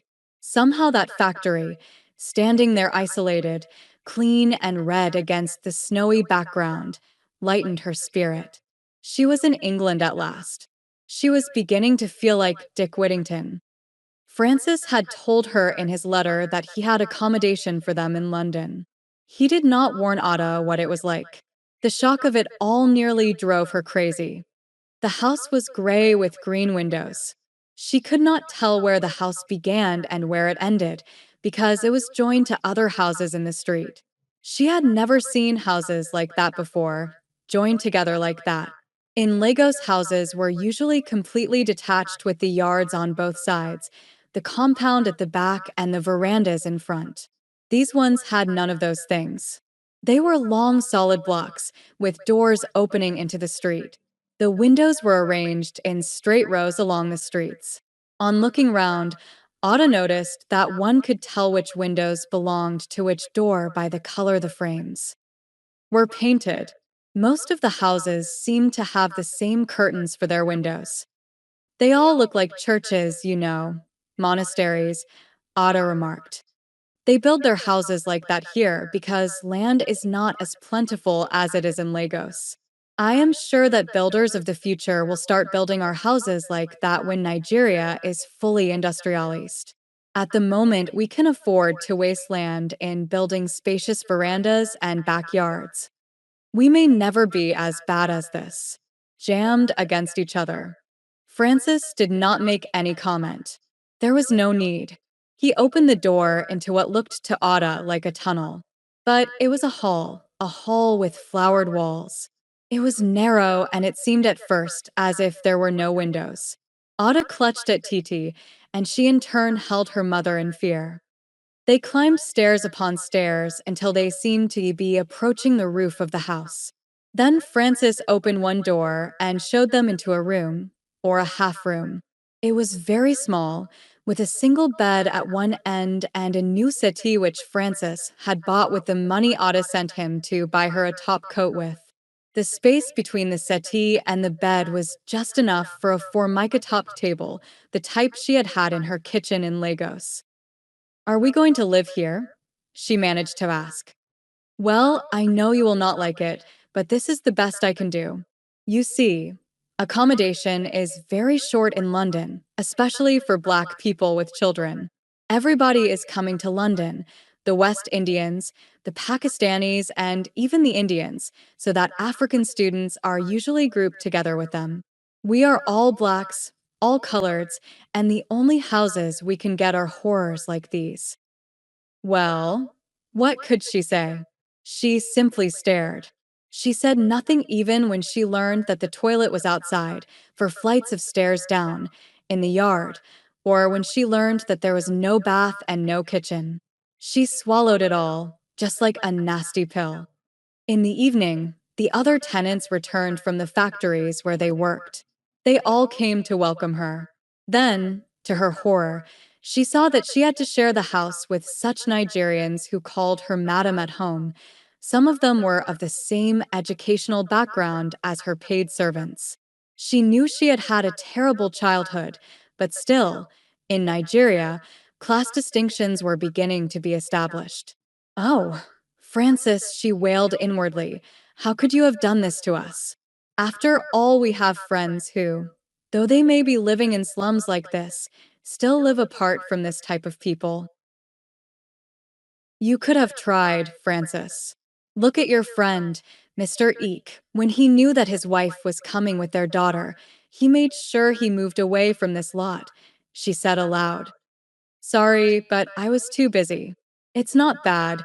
You can keep to yourself. You don't have to mix with them. You have your children to look after. You don't have to see them. You make it all sound so easy. I don't have to see them. You forget I have young children, and they will bring me into contact with the neighbors. You should have thought of that before. Have you no shame at all, or have you lost your sense of shame in this God-forsaken country? Oh, I wish I had not come. I wish I had been warned. I wish. Why don't you stop wishing and face reality? It is too late now. We just have to make the best of the situation. I shouldn't start moaning if I were you. Don't talk to me. I don't want to hear.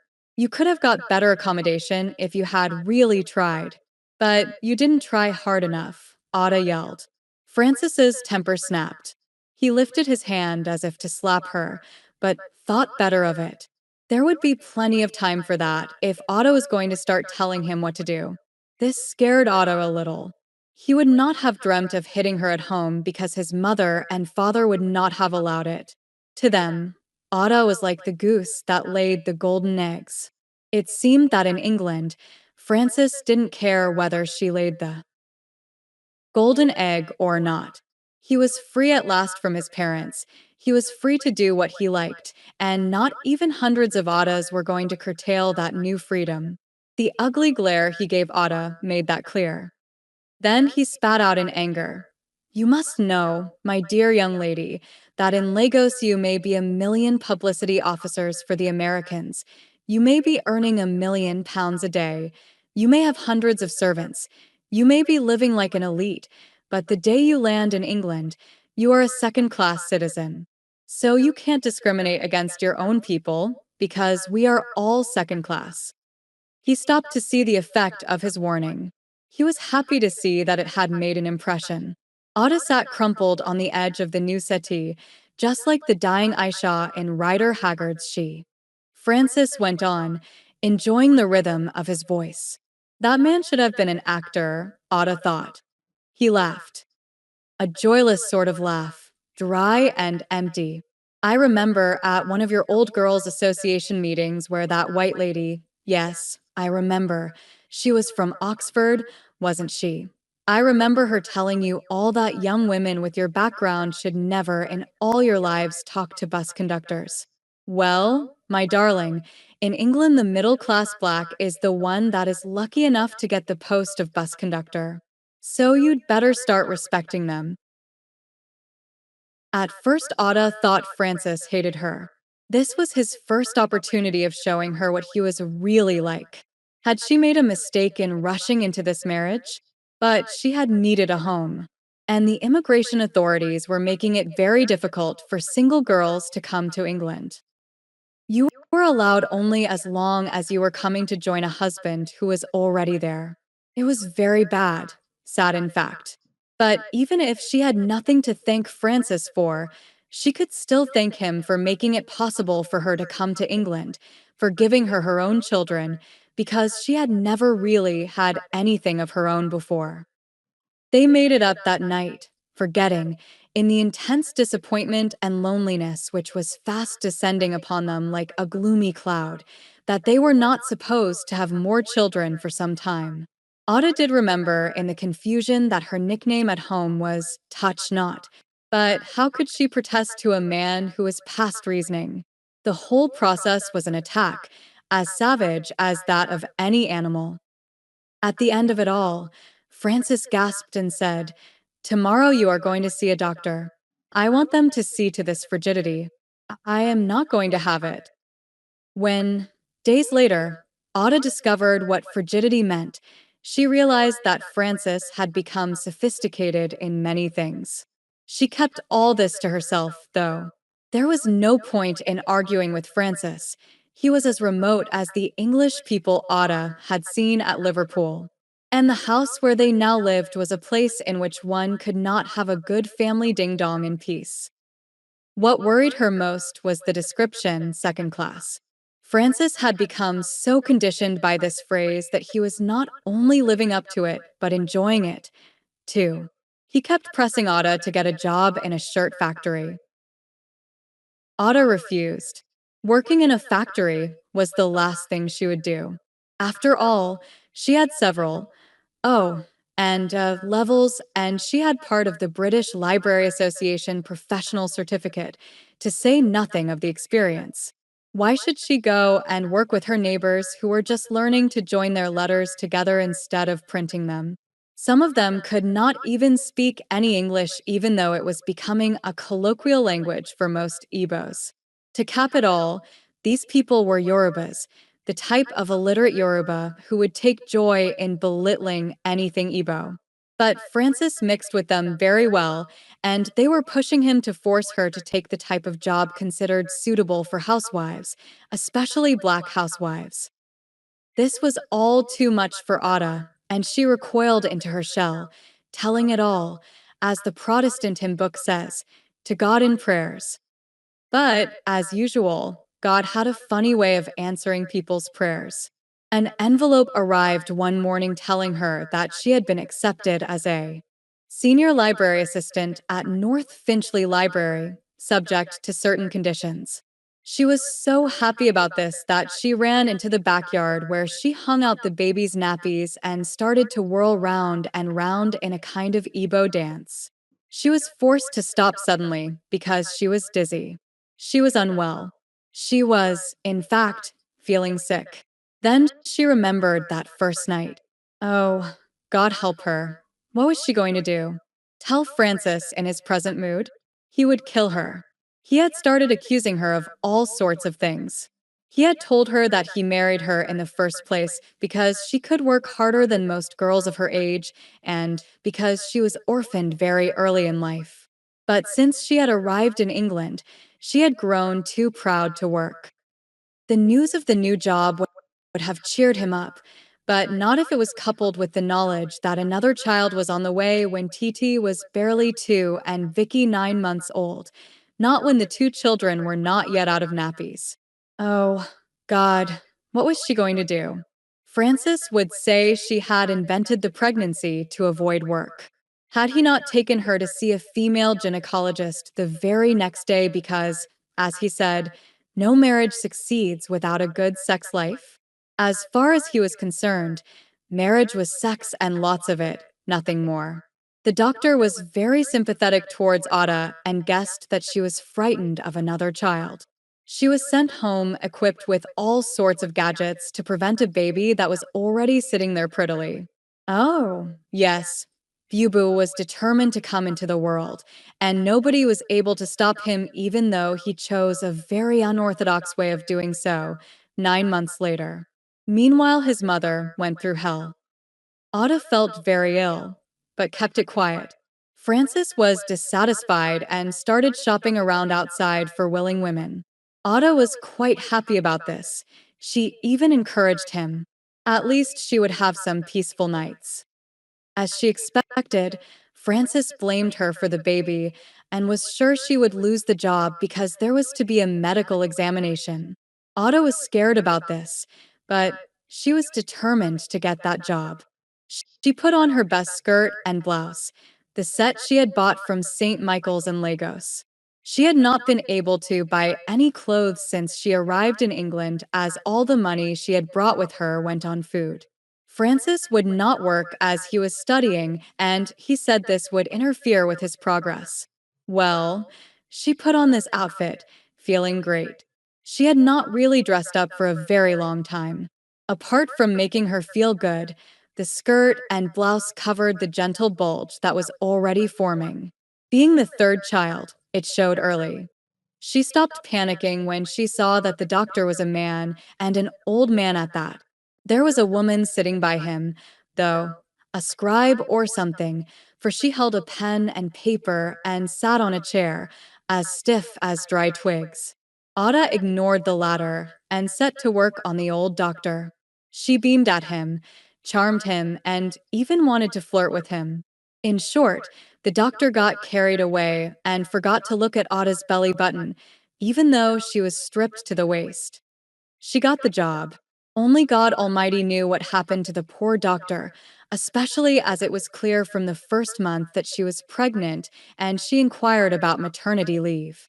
Otto was sorry for him, but what could she have done? If she had not got that job, her marriage would have broken up, and that would have been very difficult because she did not yet know her way about. The fact that she was still laying the golden eggs stopped Francis from walking out on her. As before, her pay bound him to her, but the difference was that she now knew it.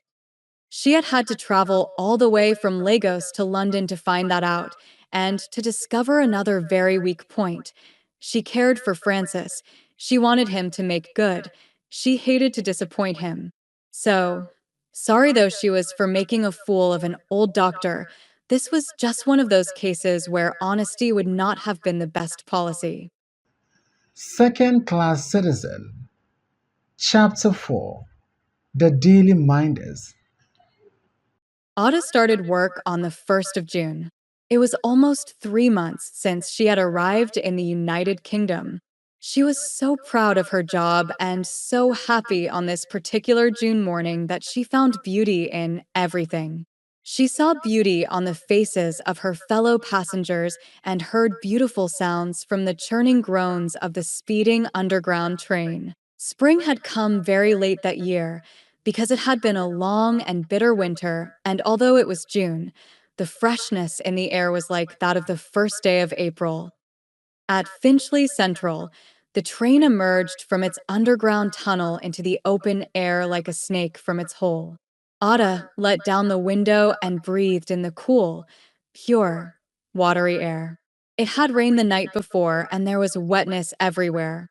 She saw the back gardens of many, many houses, gardens with flowers of many varieties growing in profusion, lupins and peonies, delphiniums, sweet peas, and columbines. The wonderful glow of alyssum on the verges of many garden paths gave a tidy edge to the carpet of green grass which seemed to cover the ground. The trees had burst into green, ceasing to look like the naked, dried up, juiceless old women they had reminded Ada of when she first landed in England. Now, everything was young, clean, moist, and full of juice. At the library, she was quickly taken under the wing of the chief librarian. She was a Czech, explosive in her welcome and very, very friendly. Mrs. Conrad was a wide lady, with wide hips, a wide waist, and a face like a flattened O. She had fine lines around her eyes, and these lines deepened when she smiled, which was most of the time. Even her smiles were wide, displaying her creamy, even teeth. She seemed to have little time for makeup. Her brown hair was cropped, just like a man's used to be before the arrival of Jesus fashion. She left a handful of bulbous curls at the back of her head and another at the front. The latter had a funny way of collapsing onto her forehead, and she was forever pushing them back into their rightful place. The curls at the back just stayed there unperturbed, even when Mrs. Conrad shook with laughter. Her skirts were always gathered and homemade. She wore woolen gathered ones in winter and cotton gathered ones in summer. She was untouched by any passing fashion. Come tight skirts, wide skirts, come middies, minis, maxis. Mrs. Conrad always wore her gathered skirts. This, together with unusually tight blouses, gave her the look of an overblown ballet dancer. The other girls were assistants, very young with long, skinny legs. Most of them seemed to be all legs to Ada. Unlike their superior, they were all fashion conscious. They made Ada feel out of place, so she never really became too familiar with them. They made her feel inferior somehow, always talking of boyfriends and clothes. Ada would have liked to join in, for she was the same age, but she knew that if she opened her mouth, she would sound bitter.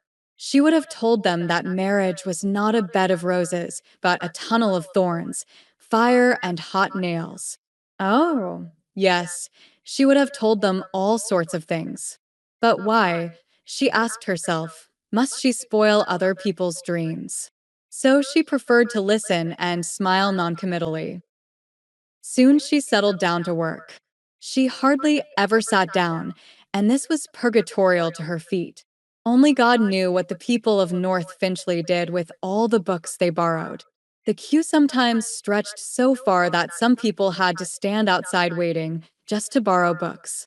This was a big contrast to the library she had worked in before. At the consulate, they had to bribe people to make them read fiction.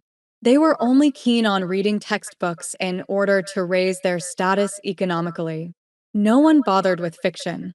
But in North Finchley, the number of fiction readers was so staggering that Ada decided to emulate them.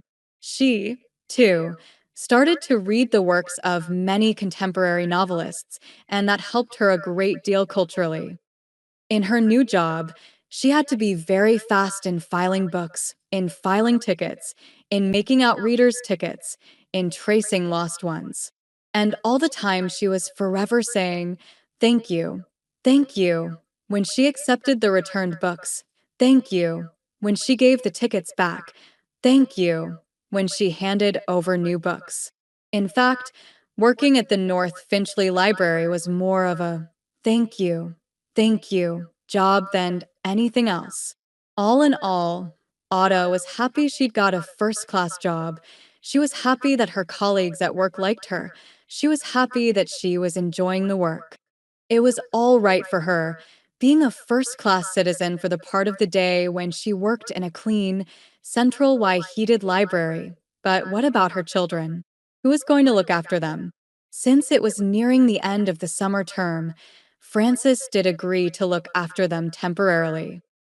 While it was still news that she had got herself employed in a library, doing a first class citizen's job, Frances was prepared to look after their children, but soon her job was no longer news. Everybody accepted it with a sniff. Who is going to look after your children for you? Frances asked one day when she was tucking the babies into their settee bed. I can't go on doing it. You'll have to look for someone. I can't go on looking after your children for you. Ada spun round, aghast. She was not really surprised that Frances said this. She had known it was coming, but what she hadn't realized was the resentment over the children which was accumulating in Frances. She could sense the suppressed anger when he referred to them as her children, not theirs. In Nigeria, when children were good, they were the fathers, they took after him, but when they were bad, they were the mothers, taking after her and her old mother.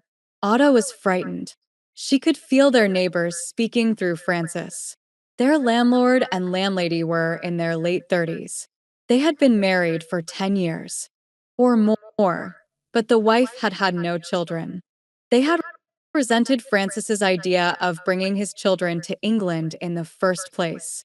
They had warned him that it was going to be difficult for them, but left him alone when he told them that Ada had already paid for their fare.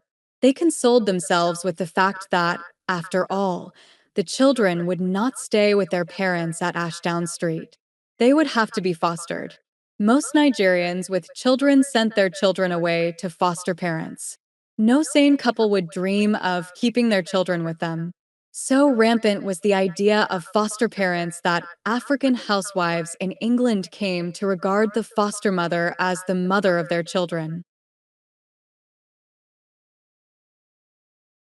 They say that in England, Nigerian children have two sets of mothers, the natal mother and the social mother. As soon as a Nigerian housewife in England realized that she was expecting a child, instead of shopping for prams and knitting little boots, she would advertise for a foster mother. No one cared whether a woman was suitable or not. No one wanted to know whether the house was clean or not. All they wanted to be sure of was that the foster mother was white. The concept of whiteness could cover a multitude of sins. This was all right for the Nigerian wife who, for the first time, was tasting the real freedom of being a wife. She was free from the hindering influences of her kith and kin. She was free to work and earn money. Any type of work would do: cleaning, packing goods in a factory, being a bus conductor, all sorts of things. The money she thus earned went partly to the foster mother, and the rest was blown on colorful outfits from some big department store. Most Nigerian wives would say that they had to send their children away because they lacked suitable accommodation for them, and there was a great deal of truth in this. But what they would not admit was that most of them were brought up in situations far different from the ones in which they found themselves in England. At home in Nigeria, all a mother had to do for a baby was wash and feed him, and, if he was fidgety, strap him onto her back and carry on with her work while that baby slept. But in England, she had to wash piles and piles of nappies, wheel the child round for sunshine during the day, attend to his feeds as regularly as if one were serving a master, talk to the child, even if he was only a day old. Oh, yes, in England, looking after babies was in itself a full-time job. This was difficult for a Nigerian wife to cope with, especially when she realized that she could no longer count on the help the extended family usually gave in such situations. So most Nigerian children born to the so-called Students were condemned to be fostered away. Everybody expected Ada to do the same. It came as a big surprise, therefore, when they realized that she was not making any attempt to look for a foster mother. And now Francis told her that he was not going to look after her children for her anymore. Things were difficult for Francis, too. He had never in all his life been allowed to make his own mistakes because he had never made his own decisions. He had always consulted his mother, his father, and his brothers. In England, he had to make do with his Nigerian neighbors. Ada guessed that they had laughed at him behind her back when she was at work. So she took a deep breath before replying. I thought we decided that you were to look after them until we got a nursery place. I thought. You mean you decided? You thought it all out, and then you tell me what I'm going to do. Everybody laughs at us in this place. No African child lives with his parents. It is not convenient. It is not possible. There is no accommodation for it. Moreover, they won't learn good English. They are much, much better off with an English woman. But you forget, Francis, that when we were young, we spoke Yoruba flawlessly, even though we are Igbos. We picked the language up at school and at play. That shouldn't be difficult. Our English, yours and mine, is not all that bad, Ada explained in her gentlest voice, aware all the time that she was not only arguing with Francis, but with all the other tenants in Ashdown Street. He considered this for a while and then replied, but they have no friends to play with. But they will have when they start at the nursery. I am sure they will. Otto was hoping for the impossible. It would be easier for a loaded camel to go through the eye of a sewing needle than for a child with two parents to get a nursery place. The waiting list was a mile long. Then the landlord started his intimidation. The children must leave the house. He even took it upon himself to advertise for a foster mother for them. Luckily, no one offered to take two black children, boy and girl, aged 9 months and 2 years respectively. The landlady sensed that Ada did not like it and left her alone. But the men persisted. Another couple, the Ojos, who had left their 4 children behind, advised Ada to send hers back to Nigeria. Everybody talked and speculated. The trouble was that Ada was like a peacock who kept wanting to win all the time. Only first class citizens lived with their children, not the blacks. They were right, in a way. The housing conditions were so bad that for days she didn't see Francis at all. As soon as she arrived home from work, he would disappear for fresh air. The children had no amusements, and their parents would not let them out for fear they would break their necks on the steep stairs. They were hushed and bullied into silence so that the landlord and his wife should not be disturbed.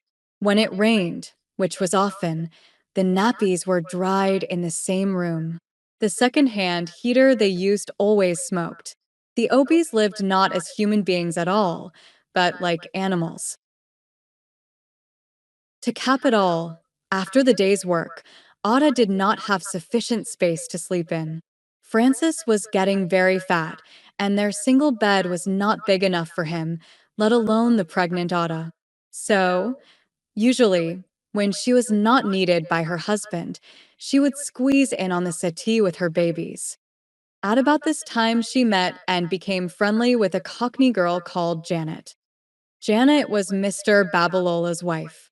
Her story was not only remarkable, but startling as well.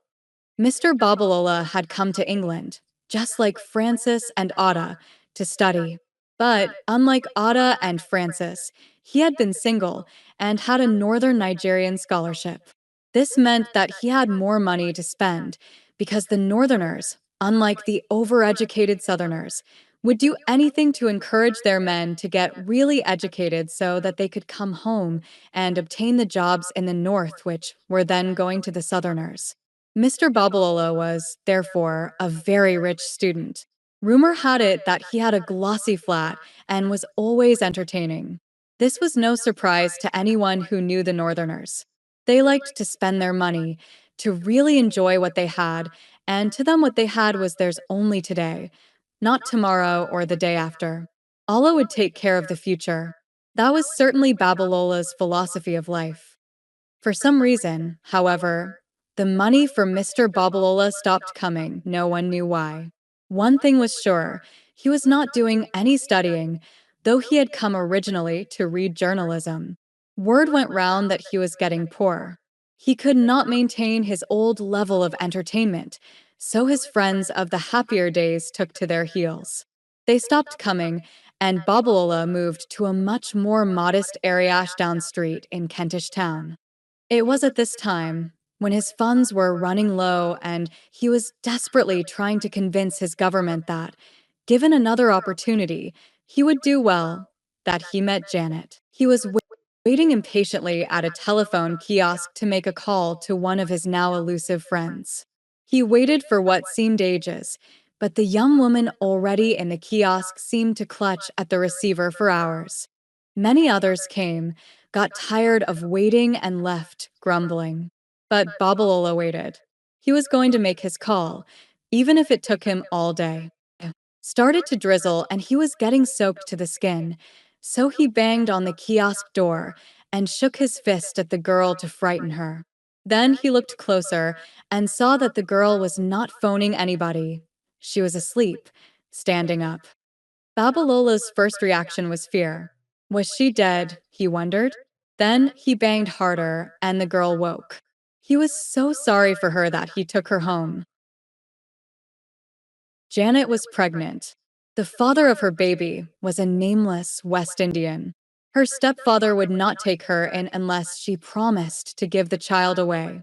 Her mother had died a year before, leaving her stepfather 7 young children to look after. Janet was the oldest, so she had been turned out of the house. She would not go to any social worker. All she would do would be to convince her that, at the age of 16, she was too young to keep her baby. But Janet wanted her baby. This story awakened the communal African spirit in Babalola. It never occurred to him that he was doing anything illegal, taking in a 16-year-old girl. On the contrary, Babalola started to entertain his few remaining friends with Janet. It never occurred to him that he might fall in love with her, that he might want to protect her, to make her his wife. At that time, Janet was being offered to any black man who wanted to know how a white woman looked undressed. Most of Ada's neighbors had had their sexual adventures with Janet. But soon all that changed. Babalola realized that Janet could get dole money for herself and her child, enough to pay the rent. Janet, not knowing where else to go and also, like Ada, coming to terms with Babalola's weaknesses, complied.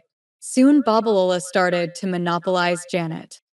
"You are not thinking of going straight with that thing you picked up at a kiosk?" his friends asked, astonished. Babalola said nothing, but gave orders to Janet to stop being liberal with his friends anymore. Janet, feeling wanted at last, glowed. Soon after her first baby, she became pregnant with her second, Babalola's. It was at this time that Otto arrived. They became friends straight away. Otto found Janet very intelligent and realized that the rumors about her sleeping around were not true. She only wanted a roof over her head so that she could bring up her little boy, Tony. He was then a noisy 18-month-old baby who was a good playmate for Titi. Otto told Janet about her troubles, and Janet confided in Otto. She suggested that Ada should look for a daily minder for her children until the nursery had vacancies for them. Even Babalola was willing to help by now he had become unpopular with his friends because he refused to hand his fish and chips girl around. The search was really depressing. It reached a point where Ada had to start knocking on door after door. Things got even worse for her when Francis failed his summer examinations. He blamed it all on her. If she had not brought her children and saddled him with them, if she had allowed them to be fostered, if she had not become pregnant so soon after her arrival, he would have passed. Francis forgot that it had taken him 5 attempts to pass the first part, that he did not attend any lectures because he felt he could do better on his own, that he was always reluctant to get up early enough in the mornings. Luckily for Ada, Babalola heard of Trudy. She had two children of her own and agreed to look after Otta's two as well. Frances praised Trudy to the skies. She was clean, well dressed, and very friendly. Otta had not seen her yet because she usually worked late in the library, coming home at 8 o'clock most evenings. She would dress the children, and Frances wheeled them to Trudy's, which was just a block away, and collected them at 6, after Trudy had washed them and given them tea. That, at least, was the arrangement. After a few weeks, Otta noticed that Titi stopped talking altogether. This surprised Otta because Titi was a real chatterbox. She wondered what was happening and decided to take the children to Trudy herself. After all, she had carried them for 9 months, not Francis. Francis was happy about this because he claimed that his friends laughed at him when they saw him with his children in a pushchair. What struck Otta first was the fact that Trudy's milkman delivered only 2 pints every morning, even though she was given Otta's children's milk coupon. But Trudy told her that Otta's children took 3 pints a day and that her milkman delivered not the two Otta saw, but 5 pints every day. Otta said nothing, but started giving her children cereal before leaving for work. This meant extra work, but she would do all she could to bring Titi back to her old self again. Still uneasy, she started paying Trudy visits on her half days. She did not like what she saw. Trudy's house, like all the houses in that area, was a slum, a house that had been condemned ages ago. The backyard was filled with rubbish, broken furniture, and very near an uncovered dustbin was the toilet, the old type of toilet with faulty plumbing, smelly and damp. On the first day that Otto went, she saw Trudy's two little girls playing in the front garden. They both had red slacks and blue pullovers. Their long brown hair was tied with well pressed red ribbons. They were laughing and looked very happy. They swung something in the air, and Otto realized that Trudy's girls were playing with the spades and buckets that she had bought for her own children. Her heart burned with anger, but she told herself to stop behaving like the little Ebo tigress. After all, she had not stayed 5 good years at the Methodist Girls' High School for nothing. At least she had been taught to tame her emotions. Maybe her children were having a nap or something. She walked in and entered the sitting room. She saw Trudy, a plump woman with too much makeup. Her lips were scarlet, and so were her nails. The color of her hair was too black to be natural. Maybe it was originally brown like that of her little girls, but the jet black dye gave her whole personality a sort of vulgarity. She was laughing loudly at a joke which she was sharing with a man who was holding her at a funny angle. Ada closed her eyes. The laughter stopped abruptly when they noticed her. "Why aren't you at work?" Trudy gasped. "I was going to the clinic at Malden Road, so I thought I'd look in and see how you were getting on with TT and Vicky." There was a pause, during which Ada could hear her heartbeat racing. She was finding it more and more difficult to control her temper. She remembered her mother. Ma would have torn the fatty tissues of this woman into shreds if she had been in this situation. Well, she was not Ma, but she was Ma's daughter, and, come what may, she was still an Ebo. She screamed, "Where are my children?" "You pro." She stopped herself. She was about to call Trudy a prostitute, but was not sure whether the man watching them, with his flies open, was her husband or not. The man quickly excused himself, though, and Ada blamed herself for not completing her sentence. The man was not Trudy's husband. He was a lover, a customer, or a boyfriend, or maybe a mixture of both. Ada did not care. She wanted to see her children. Trudy pointed towards the door. Ada's eyes followed the pointing finger to the backyard. Yes, Ada could hear the faint voice of Vicky, babbling something in his own special language. She ran out and saw her children. She stood there, her knees shaking, and burst into tears. Vicky was busy pulling rubbish out of the bin, and Titi was washing her hands and face with the water leaking from the toilet. When they saw her, They ran to her, and Ada noticed that Vicky had no nappy on. They won't talk to us. The other day, I gave an ice cream to Titi, and she did not know what to do with it. They wet themselves all the time. Trudy went on and on like a woman possessed, talking nonstop. Ada bundled the children into their pushchair and took them to the children's officer at Malden Road. After all, Trudy was a registered baby minder, whatever that was supposed to mean. The children's officer tut-tutated a great deal. Ada was given a cup of tea and told not to worry too much. After all, the children were all right, weren't they? While they were still talking, Trudy arrived in floods of tears. She protested that she had only allowed them into the backyard that day because she had a stinking visitor who would not go. Had Ada not seen him? He wouldn't leave her alone. Of course, the children had wandered into the backyard. She wouldn't have the heart to put a dog there, to say nothing of little angels like Ada's kids. She was a registered daily minder, registered by the borough of Camden. If her standards had been low, she would not have been registered in the first place. Ada should ask Miss Sterling. Miss Sterling was the children's officer. She wore a red dress and rimless spectacles, the type academics in old photographs usually wore. She blinked a great deal. She was blinking now, as her name was mentioned. But she could not get a word in. Trudy was making all the running. As for Ada, she listened to Trudy destroying forever one of the myths she had been brought up to believe, that the white man never lied. She had grown up among white missionaries who were dedicated to their work. She had then worked among American diplomats who were working for their country in Nigeria, and since she came to England, the only other whites she had actually mixed with were the girls in the library and Janet. She had never met the likes of Trudy before. In fact, she could not believe her ears. She just gaped in astonishment. Trudy even went as far as to tell the children's officer that Ada's kids drank 5 pints of milk a day. She loved the children, she said, and to prove it, she made a grab at Titi, but the child recoiled, protesting wildly. Trudy was reprimanded, and she promised to mend her ways. She would never let the children out of her sight. 6 pounds a week was not easy to come by, especially for a woman who stayed at home all day.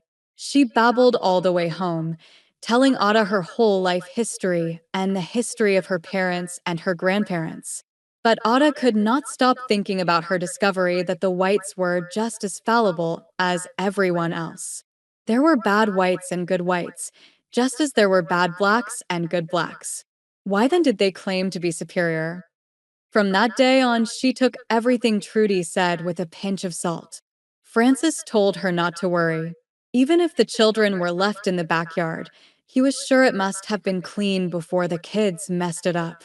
Instead, he told Titi and Vicky to be good children and never go near the rubbish dump again because dustbins were dirty. The babies just stared at him. Then he told Titi that if she did not keep herself dry, he would beat her with his belt. But how is Titi to obey an order that she did not understand?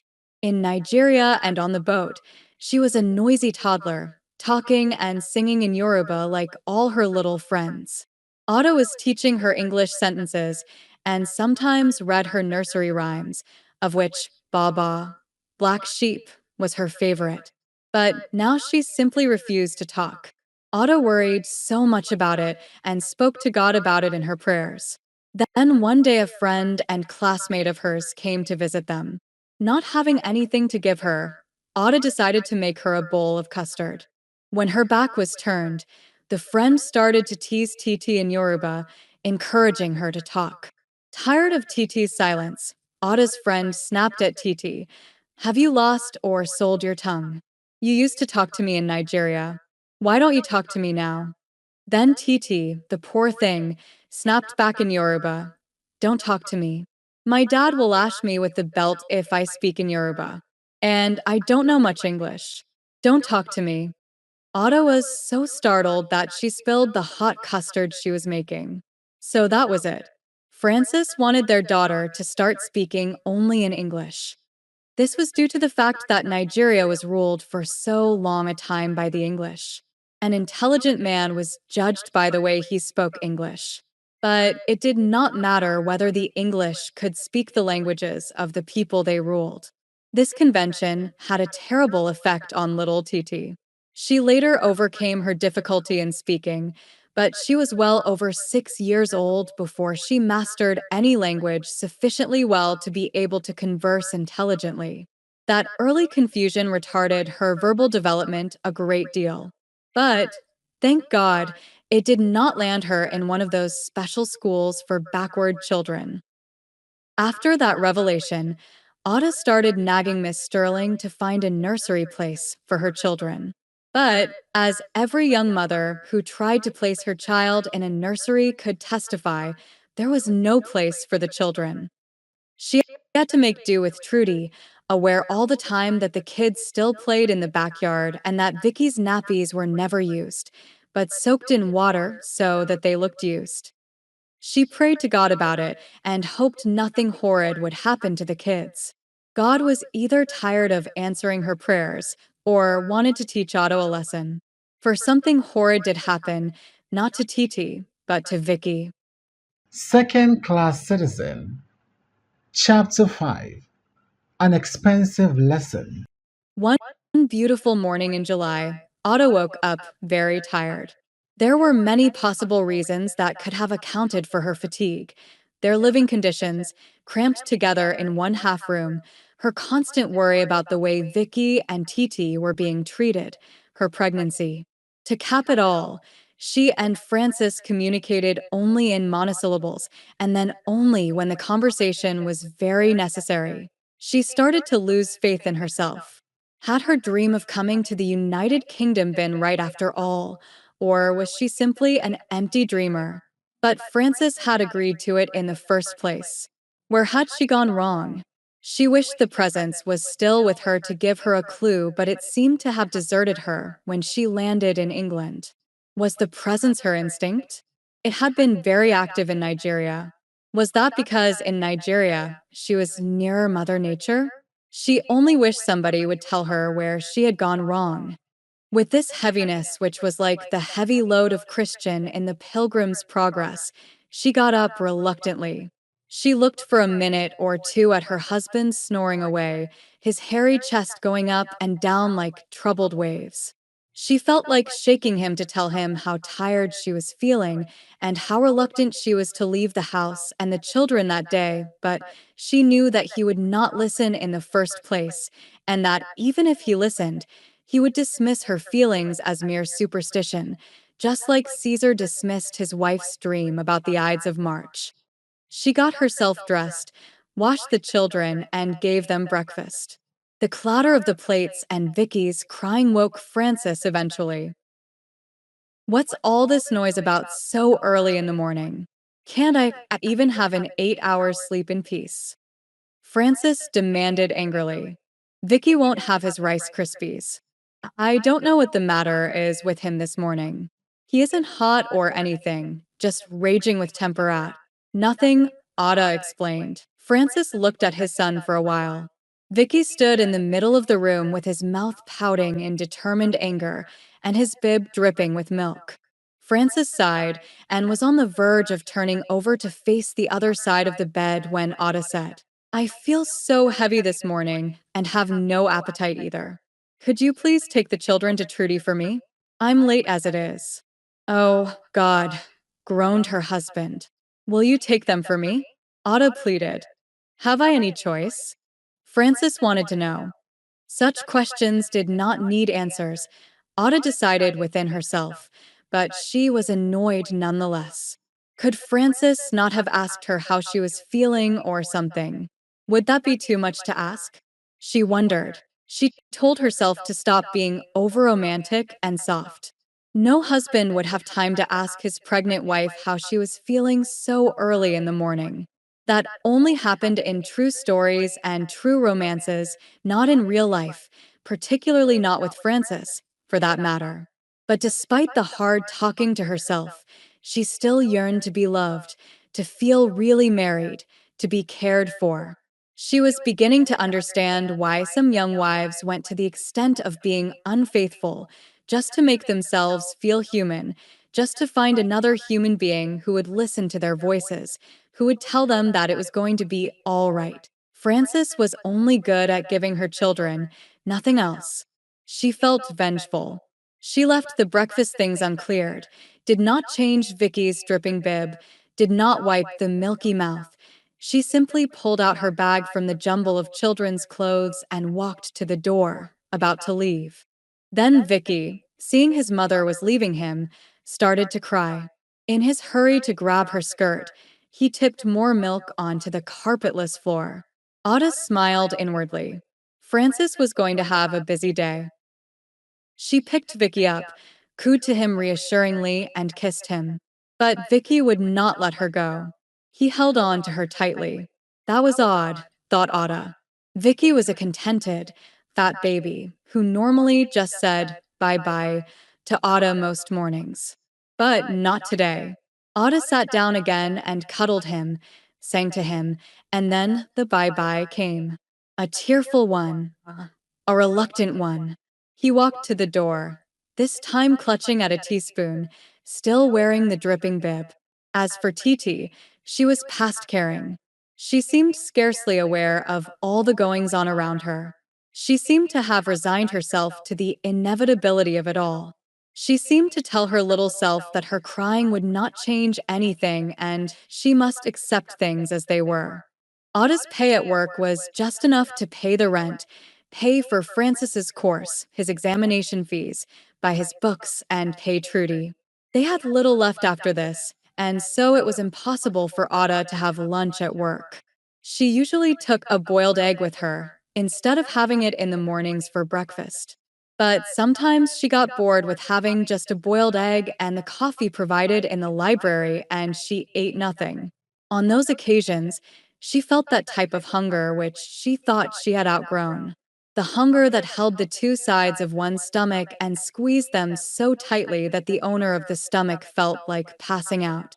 Sometimes her stomach would whine and rumble in its agony. These mumbling sounds in Ada's stomach used to embarrass her no end. It was all right in Nigeria, when she was a servant and an orphan, but it was uncomfortable when she was a woman in her own right and a mother of two.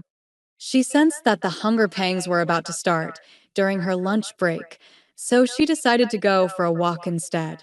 It was wet outside, and the staff room was cozy and warm. The girls had already sat down and were talking of their conquests and, as usual, about marriage. She was beginning to agree with them that some marriages could lead to happiness, because the girls talked of nothing but the happy ones. Well, hers was not happy, though she still believed that a happy marriage was an ideal life for a girl.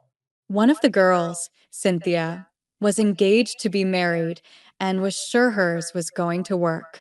Ada had agreed with her so many times that she was no longer in the mood to listen to her happy chatter that day.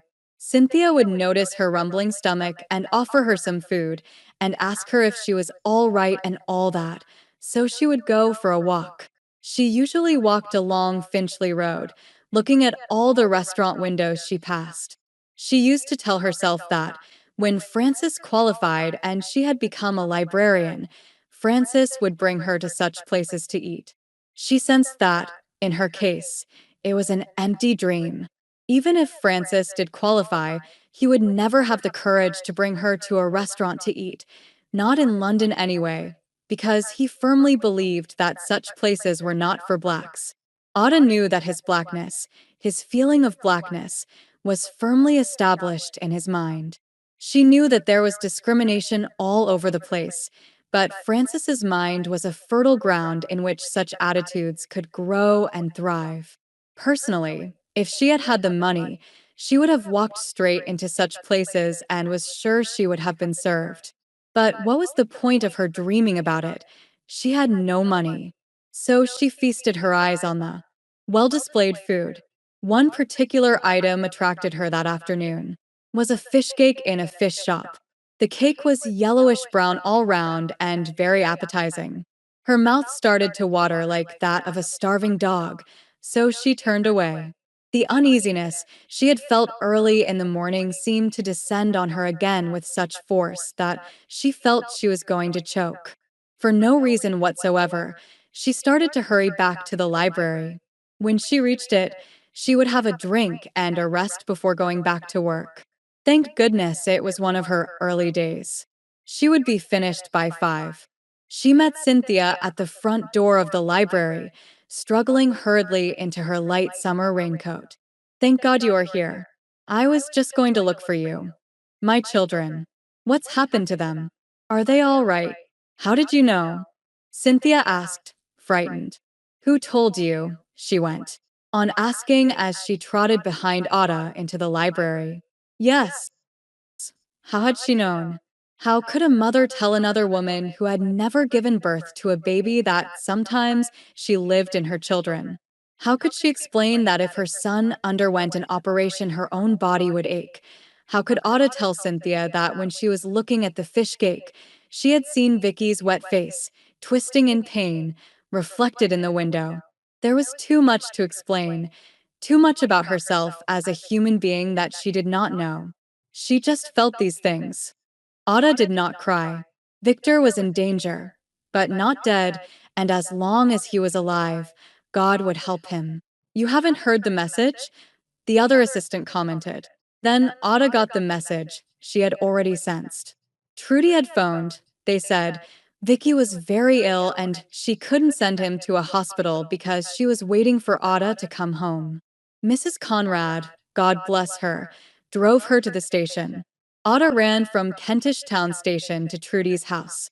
There was an ambulance waiting outside the door.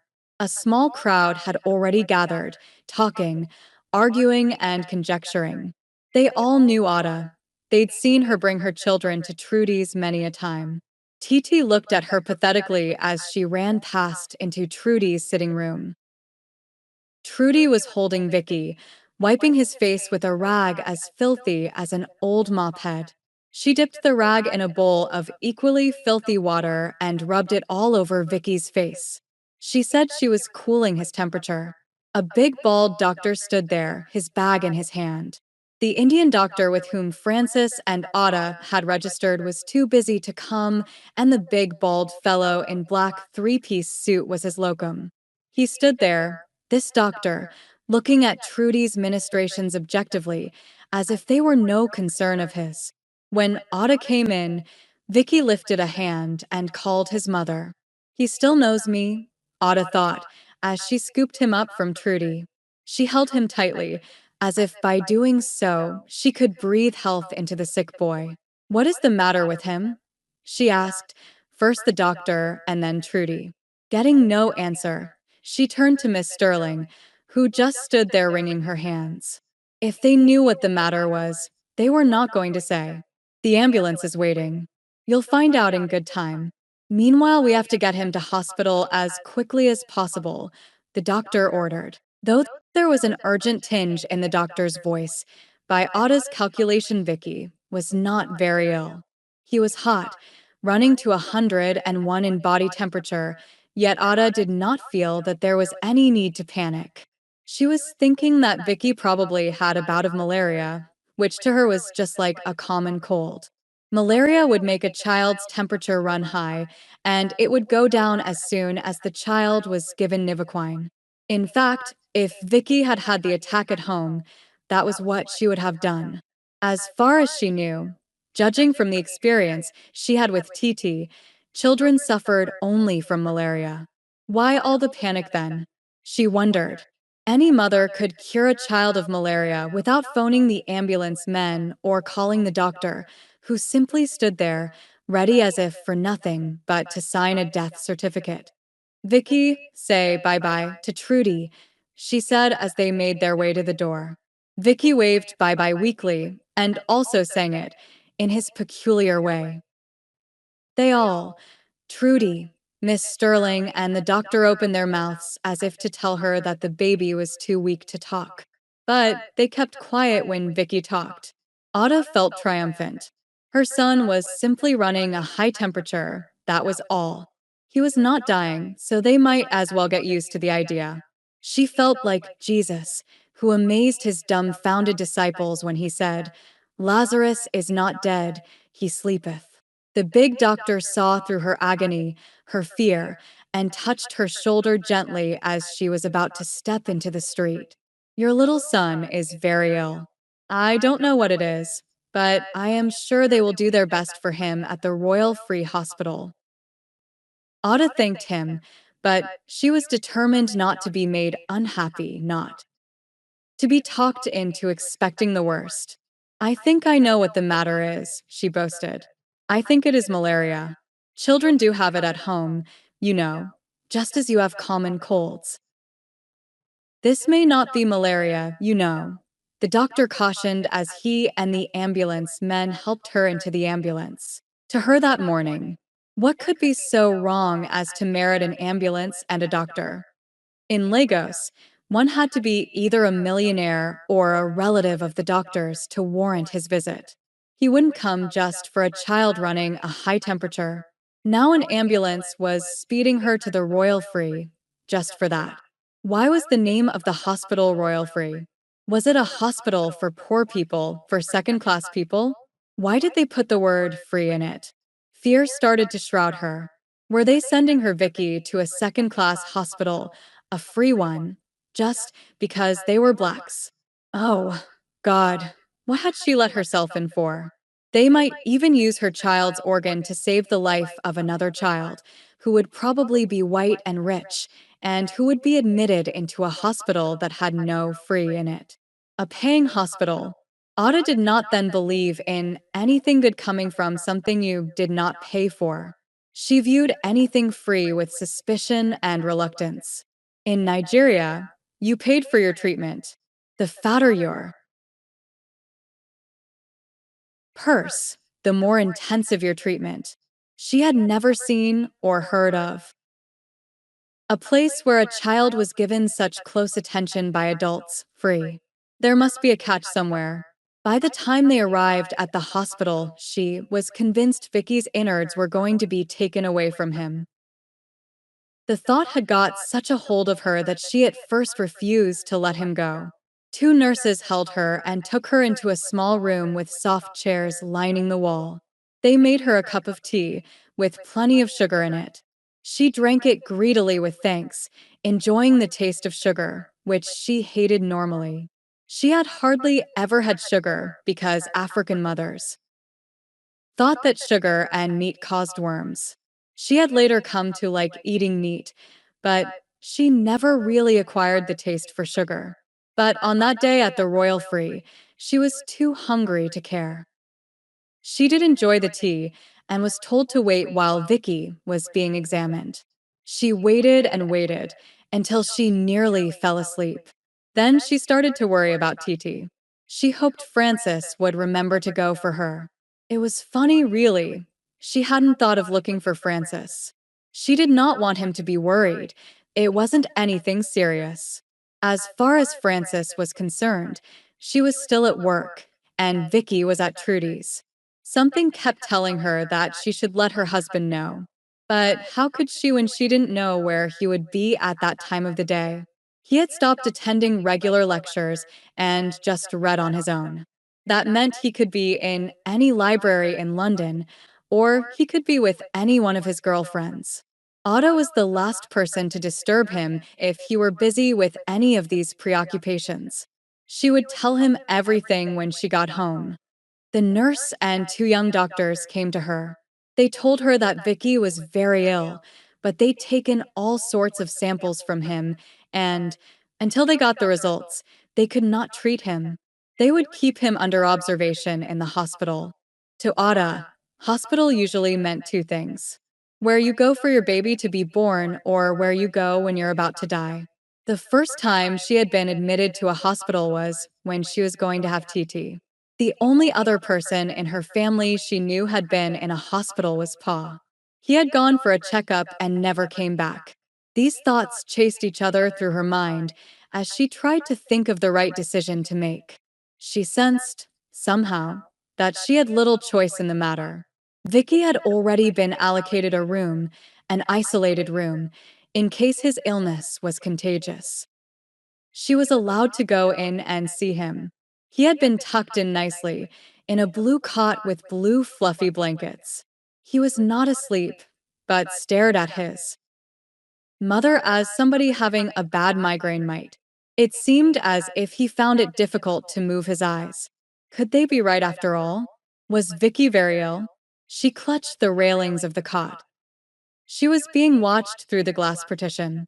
A nurse came to her and told her that it was time for her to go. Vicky needed rest and sleep.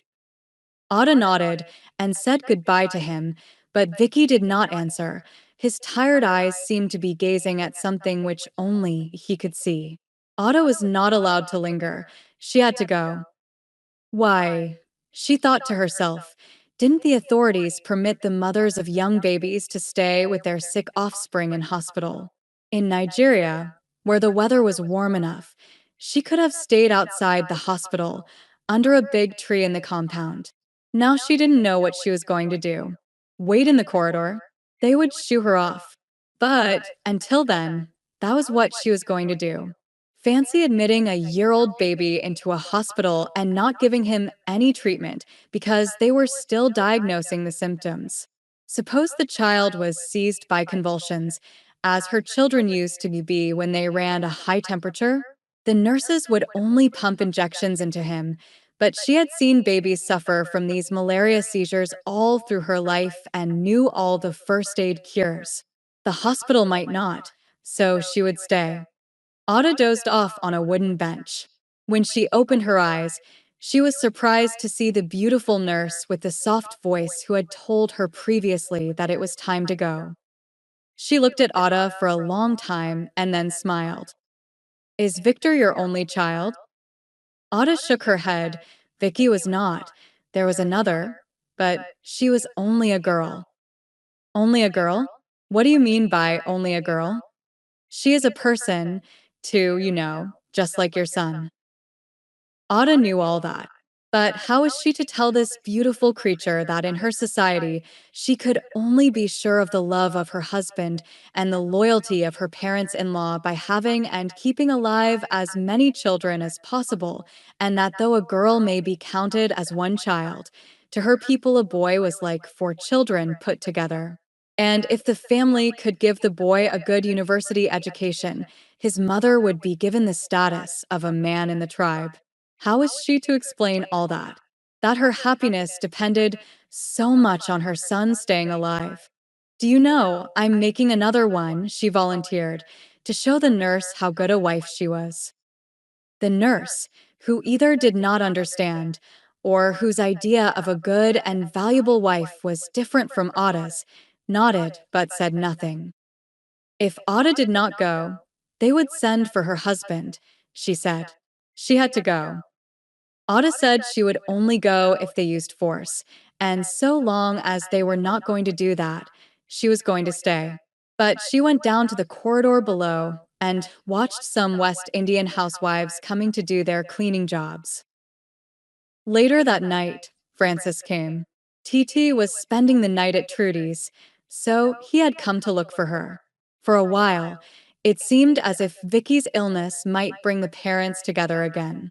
Francis did not tell her not to worry, because he did not know how to do such things, how to be a man. Instead, he cried, like a woman with Ada. 3 days later, it was discovered that Vicky had viral meningitis.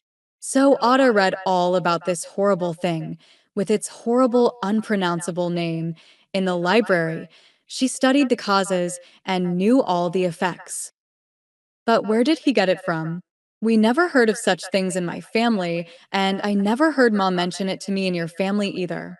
Where did he get it from then? I want to know, because I'd like to prevent it in future, if he has any future, that is. They cure everything here, Francis replied, gazing into space. His chances of surviving are very slim from the statistics I checked in a medical encyclopedia. I want to know where my son got this virus from. The medical books say he must have taken it through his mouth. I am very careful with Vicky and have not made as many mistakes as I did with TT. I want to know where he got it from, and look, Francis, I don't care what you think anymore. I am going to find out. From Trudy. What's come over you? He demanded, not believing his ears. What's happening to you? You want to know what's happening to me? I'll tell you. You will have to know sooner or later. If anything happens to my son, I am going to kill you and that prostitute. You sleep with her, do you not?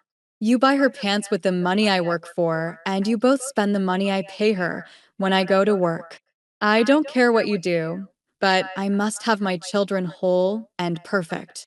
The only thing I get from this slavish marriage is the children. And Francis, I am warning you, they must be perfect children. Francis looked at her, as if with new eyes. Somebody had warned him that the greatest mistake an African could make was to bring an educated girl to London and let her mix with middle class English women. They soon know their rights. What was happening to them? Francis wondered. In their society, men were allowed to sleep around if they wanted. That gave the nursing mother a break to nurse her baby before the next pregnancy. But here in London, with birth control and all that, one could sleep with one's wife all the time. But he was not brought up like that. He was brought up to like variety. Women at home never protested, and Ada had said that she did not mind. But feeling the intensity of her anger, he sensed that she did mind. No man liked his freedom curtailed, particularly by a woman, his woman. He would not argue, he would not beat her into submission because of the baby, but he was not going to be tied to Ada, either. Why? In bed, she was as cold as a dead body. Ada was still talking. She was going to Trudy. She was going to get the truth from her if it killed her. God help you, Francis said. This is not home, you know. You can be jailed for accusing her falsely. You will be in trouble if you go and fight a woman in her own home, you know. After all, she is keeping Titi for us. Yes, I know she is keeping Titi so that you can pretend to go and see her at 11 o'clock every night. Last night you left at 11, and you did not come back until I was ready for work. Seeing Titi. An uncomfortable pause followed, during which Ada seemed to be weighing up her new freedom. After all, she earned the money in the family. She continued, in a strange, threatening way. If she does not give me a good answer, I shall bring Titi home with me, and I am not leaving this house to work for you until the kids are admitted into the nursery or you agree to look after them. I don't care what your friends say. I am going to Trudy. She has something to tell me. You're just like your mother after all. That quarrelsome troublemaker. People say women grow up to be like their mothers. But unfortunately for you, you're not as tall and menacing as she was. You're small, and I'm sure Trudy will teach you a lesson or two. We'll see, Ada replied as she dashed out of the house in a rage. They said at the hospital that Vicky had viral meningitis, and he is still on the danger list. I want to. Ada began, but Trudy cut her short. Yes, I phoned the hospital and they told me that. So I told them that you had brought him to London only a few months ago. He could have caught it from the water you drank at home, you know, before you brought him here. Ada stared at her. She could not believe her ears. Was she dreaming? What was it Trudy was saying about the child she had had in the best hospital in Nigeria, in the best ward, under the most efficient Swiss gynecologist that the Americans could get for her as a member of their staff, which was one of the innumerable fringe benefits attached to working for the Americans? She wanted to explain all this to Trudy, but at that moment she saw TT coming in from the backyard, as filthy as the last time. Ada never knew what came over her. All she knew was that she lost control of the situation. Kaleidoscopically, her inner eye kept seeing Vicky and Titi in the rubbish dump in Trudy's backyard. She could not eradicate that picture rotating in her mind, and she did the only thing that came to her instinctively. In front of her was an enemy, insulting her country, her family, her person, and, worst of all, her child. Somebody had left a carpet sweeper by the door. Ada later wondered why this was so, because there was no carpet in either of Trudy's two rooms. Without thinking, she picked it up, heavy as it was, and banged it blindly in the direction of Trudy's head. Trudy saw it coming and dodged. Somebody, another neighbor of Trudy's who was standing in the doorway, held Ada from the back. Don't do that. This neighbor's voice came from behind her, cool, rational, reassuring. Ada spat, foaming at the mouth, just like the people of her tribe would have done. Among her people, she could have killed Trudy, and other mothers would have stood solidly behind her. Now, she was not even given the joy of knocking senseless this fat, loose fleshed woman with dyed hair and pussycat eyes. She belonged to the nation of people who had introduced law and order. Her tummy began to ache, just like the onset of indigestion. Otto was not used to bottling up her anger. Why, hadn't Pa told her that it was bad for the system? So, to let off steam, she threatened, I am going to kill you. Do you hear that? I am going to kill you. If anything happens to my child, I shall sneak in here and kill you in your sleep. If not, I'll pay people to do it for me, but believe me, I am going to kill you, and with a smile on my face. I saw Vicky with my own eyes in the rubbish dump. I smelt of you through my husband. I pay you with the money I earn. Let my husband sleep with you. And then you want to kill my son. Then Auda broke down and started to cry, her voice coming out strangled and harsh, like that of somebody being tortured. The other white women stood there looking at her, shocked. They had probably never seen an angry Igbo woman.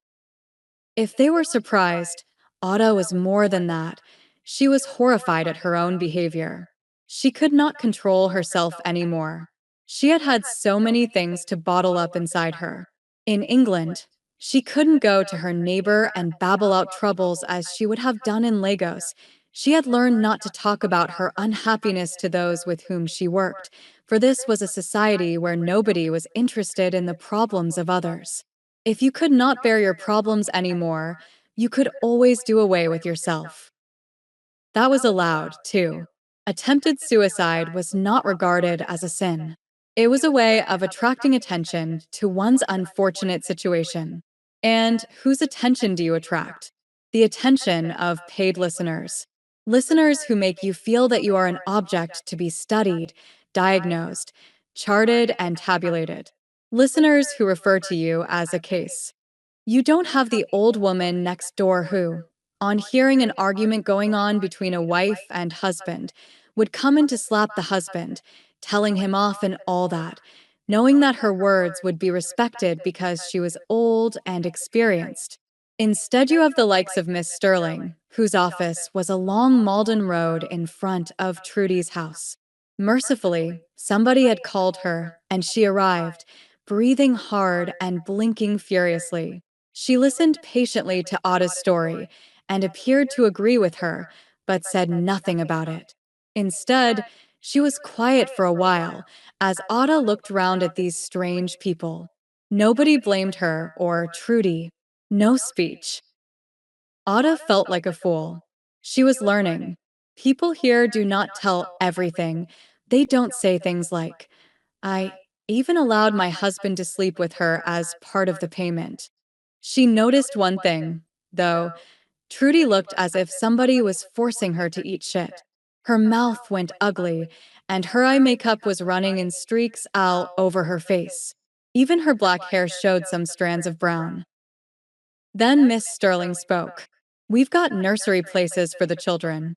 Your little girl could start on Monday, and when the baby is out of hospital, there will be a place for him too. Ada had exploded another myth. Second class citizens could keep their children with them, but just look at the price they had to pay. Vicky was still in danger, her marriage hung in the balance, and now all this rowing. She did not know whether to feel ashamed or grateful. She felt both, in a way, especially as it now seemed that her threats had been empty ones. There was no need for them. She would not apologize to Trudy. That woman was a rotten liar anyway. They removed her name from the council list of approved child minders and, still scared of Otta's threats, maybe, she left Malden Road and moved to somewhere in Camden Town so that even if Vicky had died, Otta could not have carried out her threats. She left the group and walked home, crying quietly to herself. It was a cry of relief. 6. Sorry, no coloreds. One morning, when Ada was rapidly tying her colorful lappa around her thickening waist in her haste to catch the train to work, her husband, who had gone out of the room, came in walking as if in a trance. He looked dejected, disappointed, and Ada thought she saw his hands shake. She looked up, the string of her lappa still between her lips, and her eyes started to beg for an explanation. Francis was not unaware of this, but for the time being he seemed to have decided not to tell her anything. Instead, he flopped down on the only available sitting place in the room their unmade bed. Sad news, he spat out eventually, as if he had a poison that tasted bad in his mouth. He reminded Ada of a snake spitting out venom. Francis had a small mouth with tiny lips, too tiny for a typical African, so when he pouted those lips like that, he looked so unreal that he reminded the onlooker of other animals. Not anything human. Ada, knowing him, did not hurry him. He might decide not to tell her at all, and then her whole day would be ruined with wondering what on earth it could be. So she took her time. "What sad news?" she asked, her heart thumping between her ribs. She was making a frantic attempt to make her voice sound unhurried, normal. Anything for a quiet life. Francis held up an envelope, an impersonal type of envelope, one of those. Horrible khaki-colored ones that usually herald the gas bill or the pink statement from the London Electricity Board. In any case, that type of envelope never brought good news to anyone. It is very, very bad news. And, believe me, I am beginning to lose faith in human nature, he went on, savoring Ada's suspense. She was not surprised to hear the latter statement from Francis. He was always disappointed in human nature when other humans refused to bend to his wishes. He now sat there, smacking and re-smacking his little wet lips like a toy mousetrap. Ada could no longer bear the suspense. She was impatient and was beginning to hate it all. She hated being treated like a native woman who was not supposed to know the important happenings in her family until they had been well discussed and analyzed by the menfolk. Well, Francis could not do that, not in their one-room apartment. He couldn't. So Ada wanted to know immediately. She threw caution to the wind, walked menacingly towards her husband, snatched the envelope to the amazement of the latter, opened it and ran her eyes through the contents. The message was short, to the point. No meandering. A certain solicitor, representing their landlord, would like them to quit and give up all claims to the tenancy of their one room in Ashdown Street, and within a month. This left a harrowing emptiness inside her. Ada left the letter on the table and went on dressing. There was no need to ask each other what they were going to do, because there was nothing they could do. Ada had known the notice would come. She had not actually had an open confrontation with any of the tenants. Neither had she had any disagreement with the landlady, because she did everything to avoid such clashes, but there were many factors working against her. In fact, to most of her Nigerian neighbors, she was having her cake and eating it. She was in a white man's job, despite the fact that everybody had warned her against it, and it looked as if she meant to keep it. She would not send her children away to be fostered like everybody else. Instead, they were living with them, just as if she and Francis were first-class citizens in their own country. To cap it all, they were Igbos, the hated people who always believe blindly in their ideologies. Well, if they were going to be different from everybody else, they would have to go away from them. When the fact of Vicky's admission to the hospital became known, everybody kept looking at Ada with an "I told you so" sort of sympathy. Even the childless landlady was able to take the news that Ada was expecting her third with equanimity because, at the time, she was sure that Vicky was going to die. Instead, 3 weeks later, Vicky had arrived home from the hospital, weak but alive and with a nursery place waiting for him. This was more than they could bear. Ada and her husband must go. It was a surprise to Francis, because he thought that by confiding in them and adapting to their standards, they would accept him. But he was forgetting the Yoruba saying that goes, "A hungry dog does not play with one with a full stomach." Francis forgot that, to most of their neighbors, he had what they did not have. He was doing his studies full time and did not have to worry about money because his wife was earning enough to keep them going. He could see his children every day and even had the audacity to give his wife another. One never knew, Ada and Francis might even have another boy. They should go as far as possible from Ashdown Street. They knew how difficult it would be for them, but that was the desired effect. Thinking about her first year in Britain, Ada could not help wondering whether the real discrimination, if one could call it that she experienced was not more the work of her fellow countrymen than of the whites. Maybe if the blacks could learn to live harmoniously with one another, maybe if a West Indian landlord could learn not to look down on the African, and the African learned to boast less of his country's natural wealth, there would be fewer inferiority feelings among the blacks. In any case, Francis and Ada had to look for another place to live. If it had been possible for them to find a new place, they would have moved within weeks of her arrival in London. But it had not been. During the days and weeks that followed, she had asked people at work if they knew of anywhere. She would read and reread all that shop windows had to advertise. Nearly all the notices had "sorry, no coloreds" on them. Her house hunting was made more difficult because she was black, with two very young children and pregnant with another one. She was beginning to learn that her color was something she was supposed to be ashamed of. She was never aware of this at home in Nigeria, even when in the midst of whites. Those whites must have had a few lessons about color before coming out to the tropics, because they never let drop from their cautious mouths the fact that in their countries, black was inferior. But now Otto was beginning to find out, so did not waste her time looking for accommodation in a clean, desirable neighborhood.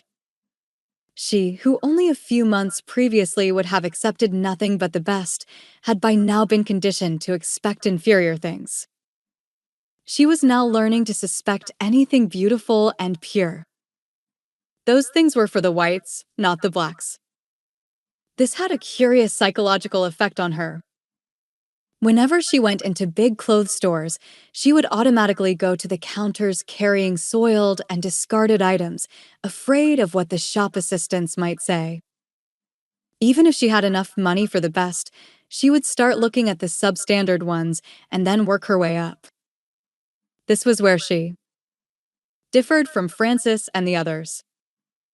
They believed that one had to start with the inferior and stay there, because being black meant being inferior. Well, Ada did not yet believe that wholly, but what she did know was that being regarded as inferior had a psychological effect on her. The result was that she started to act in the way expected of her because she was still new in England, but after a while, she was not going to accept it from anyone. She was going to regard herself as the equal of any white.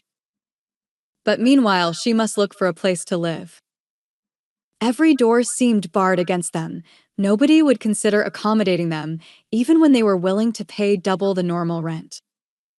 She searched all she could, during her lunch hour and on her way home from work. Francis would then take a turn. They had one or two hopeful experiences, but they were rejected as soon as it was known that they had children. The landlord and the landlady were walking on air. They had got the proud couple down at last. They started to complain about everything. When the children cried, the landlord would stamp upstairs, warning them that they were disturbing the other tenants. The landlady, still childless, claimed that Ada was showing off her children. Why must Ada allow them to toddle about when she came out to fetch water? She must lock them up in their room. The landlady complained to her husband that Ada was bringing them downstairs to distress her. Ada did not know what to do about this. If it looked like showing off, she was very sorry about it, because she knew what her ma went through when she didn't have another child after boy.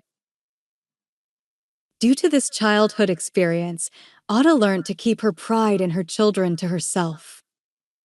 She was always wary of telling another childless woman what Vicky or Titi said, though she could babble endlessly to other young mothers like herself. But what was she to do? She told the babies not to follow her about. But pray, how could a mother tell her young children not to follow her about when those children had been all day in the nursery, in somebody else's care? The only way the children could keep an eye on their mother was by following her about. This was made more difficult because, though she cooked in their small room, the only tap water for the tenants was on the ground floor. This meant Ada had to go up and down a great deal. And when she was downstairs, the children would call to her, wanting to hear her voice for reassurance. Well, you know how the voices of children of that age are, especially to the ears of people who have never had children and who are dreaming that when they do. They will bring them up in such a way as to make them behave like decent children from the very earliest age. One of the peculiarities of most Nigerian languages is the fact that one could make a song of everything. Native housewives use this method a lot. If an older wife of a polygamous marriage wanted to get even with a younger rival who was the favorite of the husband, she would make up all sorts of songs about the younger woman. Many women would go as far as to teach their children these songs, which were meant as a kind of psychological pressure on the young woman. Of course, at Ashdown Street, neighbors would start singing as soon as they saw Ada coming. Most of the songs were about the fact that she and her husband would soon have to make their home in the street. What use would her education be then? The songs would ask, to whom would she show her children off then?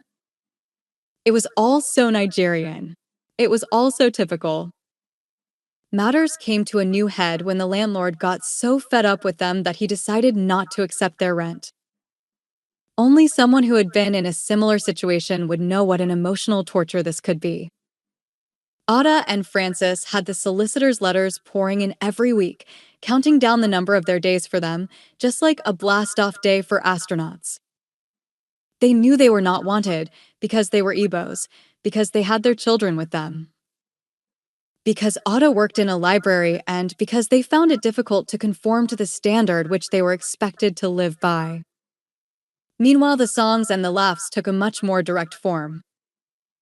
I can't wait to see them pack their brats and leave our house, the landlady would say loud and clear along the hallway to nobody, just like a madwoman roaming about in an open asylum. At the end of her proclamation, she would then burst into one of her improvised songs, sometimes dancing to it in a maniacal sort of way. All this jarred on Ada's consciousness, almost driving her crazy. She had to bear it without responding in kind because, having lived most of her formative years in a mission fee-paying school, she had long forgotten the art of hurling abusive songs at others. Sometimes, though, she would scream the bells of Aberdovey or the Ash Grove at the top of her voice, but her listeners did not understand what she was singing about. And even if they had, the songs were as inappropriate as wearing a three-piece suit on a sunny afternoon in Lagos. This went on so much that Ada started to doubt her senses. She would laugh loudly at nothing, just to show her neighbors how happy she was. The funny thing about the whole situation was that she was not unaware of the fact that her showy behavior was really uncalled for. But it seemed that, like Francis, she had lost control of the situation. just like a person living with a madman would. You come to behave and act like a mad person if you are surrounded by mad people. Was that what people call adaptation? She wondered. 2 weeks later, on the notice board in front of the post office in Queens Crescent, she read on a blue card of a vacant room. There was no sorry, no colors on it. Ada could not believe her eyes. And the vacant room was not very far from where they lived, just around the corner in Holly Street. To make sure the room would be kept for them, she decided to phone the landlady as soon as she got to the library. She would make sure she phoned when the other assistants were out of earshot, otherwise they would think her mad or something. She had it all planned in her head. She had worked and talked for almost 6 months in London, so she was beginning to distinguish the accents. She knew that any white would recognize the voice of an African woman on the phone. So to eradicate that, she pressed her nostrils together as if to keep out a nasty smell. She practiced and practiced her voice in the loo and was satisfied with the result. The landlady would definitely not mistake her for a woman from Birmingham or London, yet she could be Irish, Scots, or an English-speaking Italian. At least, all these people were white. It was stupid of her, though, because the landlady would find out eventually. She was simply counting on human compassion. When the landlady found out that they were blacks, she'd beg her, plead with her to give them a place to stay, at least till after her baby was born. Ada was sure her plea would move anybody, forgetting that her plight had failed to move her countrymen. The voice that answered the phone was that of a middle-aged woman. She sounded busy and breathless. Not a very cultured voice, rather like the voices of the shrieking women who sold cabbages at Queen's Crescent Market. Yes, the 2 rooms were still available. The rent was the exact amount Francis and Ada were paying at Ashdown Street. Yes, she would keep the rooms for them. No, she did not mind children. She was a grandmother herself, but her grandchildren were somewhere in America. Was Ada an American? The voice wanted to know. She sounded like one, went on the voice. She'd be very glad to have them, to keep her house alive. It was all so friendly, so humane. But what would happen when the landlady was faced with 2 black faces? Ada told herself that it would be better to postpone this discovery to the last minute. One could never tell, she consoled herself. The woman might not even mind their being black. Hadn't she thought she was American? Ada realized that perhaps she made a little mistake there. She ought to have jumped at the woman's suggestion and claimed to be American. After all, there were black and white Americans. Meanwhile, she walked, as it were, on air. The woman had invited her and Francis to come, and that was all there was to it. Why expect refusal when the woman had sounded so jubilant? On her way home on the platform at Finchley Tube Station, it seemed to her ears and mind that the train that curled gracefully into view was singing with her, sharing her happiness and optimism. It was going to be all right, the silent passengers seemed to be saying to her with their eyes, not their mouths. In fact, everywhere and everything seemed saturated with happiness. It was nearing the end of summer. The wind that blew carried an autumnal nip.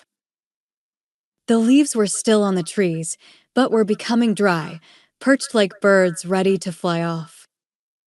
Their color was yellow approaching brown. 1 or 2 eager leaves had fallen already, but those were isolated ones, too few to matter. As far as Otto was concerned, it was still summer. The trees still had leaves on them. And that was all she cared about. She banged at their front door impatiently. Francis came out in his loose, unbuttoned pale green cardigan, his belly bulging like that of his pregnant wife. The tail ends of his shirt were hanging untidily out of his gray trousers. He peered at Ada over the top of his rimless glasses, blinking angrily. wondering what it was that had taken hold of her to make her behave so audaciously in a house where they were still like beggars. "Don't look at me like that," she cried with joy. "We've got a room. No, 2 rooms." She advertised for 1 room, but when I phoned, she said she had 2 vacant. And guess what? We will have to pay only the same £4 we pay here. 2 rooms for us in London. All this was too much for Francis. He had either been reading and concentrating hard, or he was sleeping before Ada's bang on the front door woke him. Either way, he was like somebody in a daze, and it was taking him quite a while to come out of it. He succeeded in jolting himself into wakefulness. Who are, what are, just a minute. Who is this person offering us a room, 2 rooms? Is she all right? This woman. I mean, she's all right, isn't she? Of course she is all right. We're going to see the rooms this evening. I told her we would come at 9. Janet will look after the children for us. We must take the rooms, Ada explained, her voice ringing musically. But Francis maintained that there was a catch in it somewhere. He went on probing Ada. You said you spoke to her. So she heard your voice then? It's amazing, I must say. Ada hoped very much that the woman would take them. The joy on Francis's face was like that of a little boy. He always reminded her of their little Vicky when he was pleased. She did not delude herself into expecting Francis to love her. He had never been taught how to love, but he had an arresting way of looking pleased at Ada's achievements. Ada hoped she would never stop achieving success. Maybe that would keep the marriage together until they got back to Nigeria. Children used to be one of the great achievements Francis appreciated, but in London, the cost, the inconvenience, even the shame of having them, had eroded his pride in them. As long as Ada could bring home little triumphs like this one, he would go on looking pleased. Ada did not tell him that she had held her nose when talking to the woman. Neither did she tell him that she chose 9 o'clock because it would be dark and the woman might not realize in time that they were black. If only they could paint their faces, just until the first rent had been paid. She dismissed this idea, mainly because she knew that Francis would not play. There was nothing she could do but to hope for the best. Even if it all failed in the end, she was thankful for the temporary happiness they were experiencing. Francis started calling her darling, talking to her just like ordinary husbands did to their wives. He even volunteered to get the kids from the nursery so that Ada could do the cooking. It was like a stolen hour. She was even beginning to think that Francis might be in love with her after all. All she need do was to bring up surprises like this once in a while. She did not allow herself to think that they might fail to get the rooms. The disappointment would be too heavy to bear. Janet, now very friendly with Ada, did not need much persuasion to come and babysit for them. She was as excited as Ada, and they spent the time before their departure speculating on how nice Ada's flat was going to look. 4, said Janet, 2 rooms made a flat. Didn't Ada know? The night air was nippy, but Holly Street was only 10 minutes' walk from Ashdown Street. At first, they walked quickly, burning with hope. But when they came near to Holly Street, Francis started to blow his nose, lagging behind as if he were going to face castration. He looked round him, the excitement of the evening still with him, and exclaimed, "Good Lord, the place looks like a burial ground." Ada had to laugh, the laughter of relief. Yes, the house was in a tumbled-down area with most of the surrounding houses in ruins and others in different stages of demolition. The area had a desolate air like that of an unkempt cemetery. Some of the houses had their roofs ripped off, leaving the walls as naked as Eve with no fig leaf for cover. The bare walls could be tombstones or the ruins of houses bombed by Hitler. Ada did not mind the ruins and demolition, because the more insalubrious the place was, the more likely the landlady would be to take blacks. They knocked at the door. A woman's small head popped out of a window, like that of a tortoise sunning itself. The head was like a mop being shaken at them. The voice was high and sounded strained, as it had been when it talked to Ada in the morning. She could not tell the age of the woman from this small head, full of loose hanging curls. But there was something she could tell. The owner of that head could either not see properly or was colorblind. Or maybe she actually did not mind their color. Ada started to shake, not from the nippy air, but from that sort of cold that comes from the heart. The room's the advertisement on the notice board. Francis yelled at the quivering head. Yes, shan't be a minute. Be down soon to show them to you. Just wait a minute. Then the head disappeared. It was looking as if they were going to be given the rooms. God, please let it be so, Ada prayed. The two of them were too astounded for words. Ada put both hands in her coat pockets to cover her bulging middle. She remembered she had not told the woman that, in less than 4 months, there was going to be another little Obi added to the group. That would be a problem for the future. For the moment, she must cover the baby up. They could hear the light steps racing down the stairs. Even Frances was beginning to be confident. The woman did not mind blacks living in her house. The steps tapped down the hallway and the light sprung on. Now the day of reckoning had arrived, thought Ada. The lights would certainly show them up for what they were. Niggers. The door was being opened. At first, Ada thought the woman was about to have an epileptic seizure. As she opened the door, the woman clutched at her throat with one hand, her little mouth opening and closing as if gasping for air, and her bright kitten-like eyes dilated to their fullest extent. She made several attempts to talk, but no sound came. Her mouth had obviously gone dry. But she succeeded eventual why. Oh, yes, she found her voice, from wherever it had gone previously. That voice was telling them now that she was very sorry, the rooms had just gone. Yes, both rooms. It was very stupid of her, she condescended, because she ought to have told them from the upstairs window. She would put their name down, though, because she was sure another room was going to be vacant down the road. She pointed to some of the wasteland further down. If there were any houses in the direction of her pointed finger, only she could see them. All that Ada and Francis could see was tumbled down ruins. She hoped they would understand. The room had just gone. She was breathlessly nervous and even frightened as she explained. Francis and Ada said nothing as the flood of words poured out. Ada had never faced rejection in this manner. Not like this, directly. Rejection. By this shrunken piece of humanity, with a shaky body and moppy hair, loose, dirty, and unkempt. Who tried to tell them that they were unsuitable for a half-derelict and probably condemned house with creaky stairs. Just because they were blacks? They stood there, as if rooted to the spot. The frightened woman hoped they would go. She begged them once more to understand that the rooms were gone.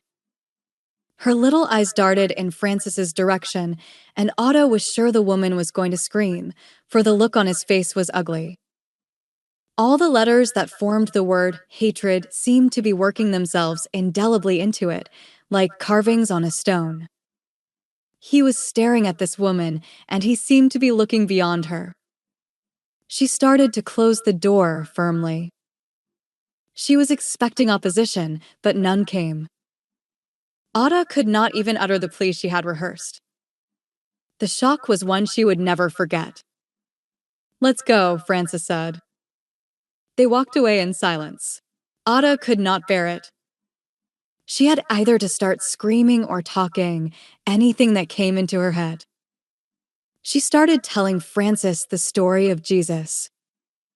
She went on and on, how they were turned out of all the decent houses, and how Mary had the baby in the manger. Francis looked as if he was in another world, not listening to her.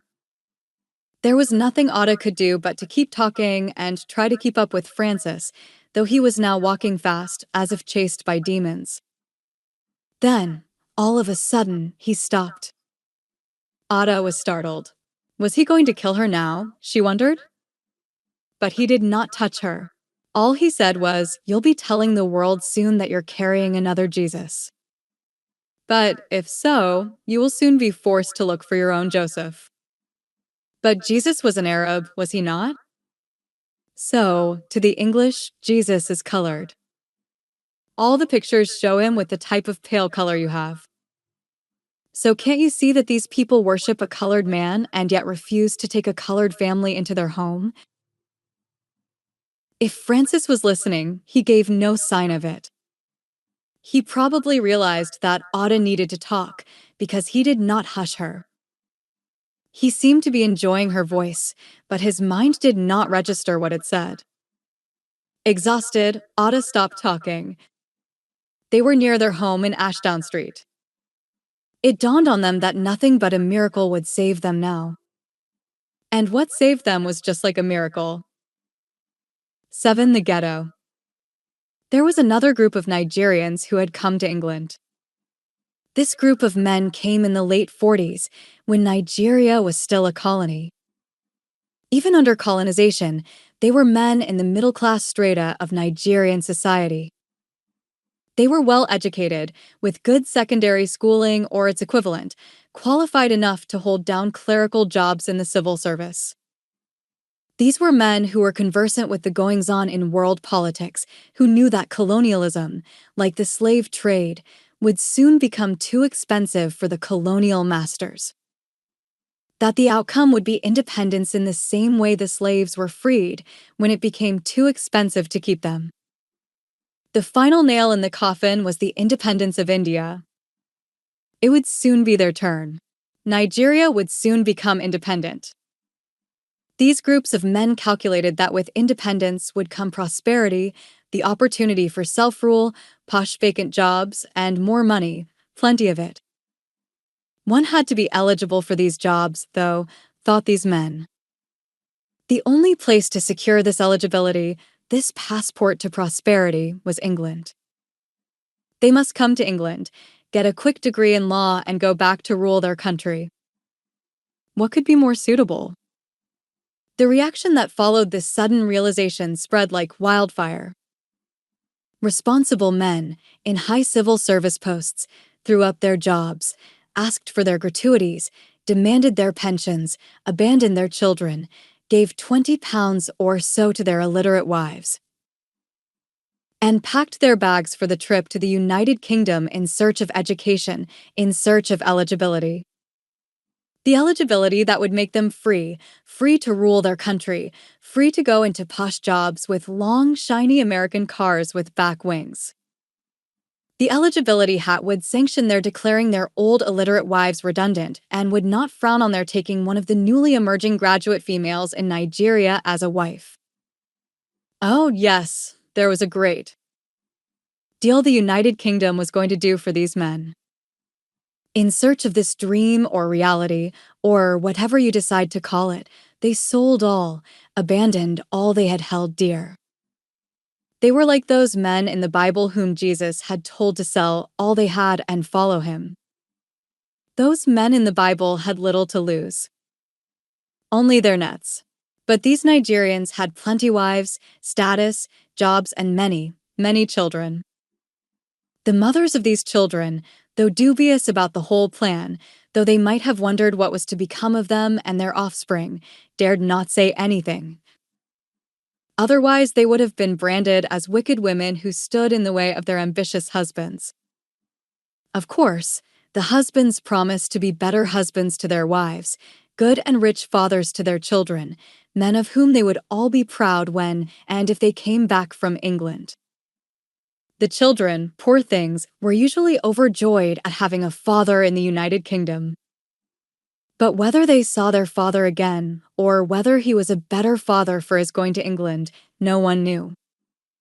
As is well known in such cases, many people were usually called, but few were chosen. Most of the first generation of Nigerian politicians who sprang up from everywhere after independence, just like mushrooms, were from among these men. Some of them actually made it. They came back to Nigeria, equipped with law degrees and a great talent for oratorical glibness. They had mastered enough political terms to turn the basic proposition of having enough food for everybody into beautiful jargon, which left their listeners lost in the muddle of long, jaw-breaking words. Some of these listeners sometimes wondered whether they were not better off with the white master, who would at least take the trouble to learn the pidgin English which they could understand. Not to worry, though, being independent and learning to be a world statesman demanded certain things. One must be well-versed in rhetoric, whether it made sense or not.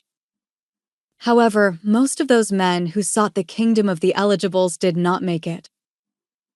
Like the seeds of that sower in the Bible, they fell on the wayside to be trodden upon by passers-by. They came, failed to gain a foothold in England, sought consolation in the pubs, got themselves involved with the type of women who frequented the pubs because it was just after the war.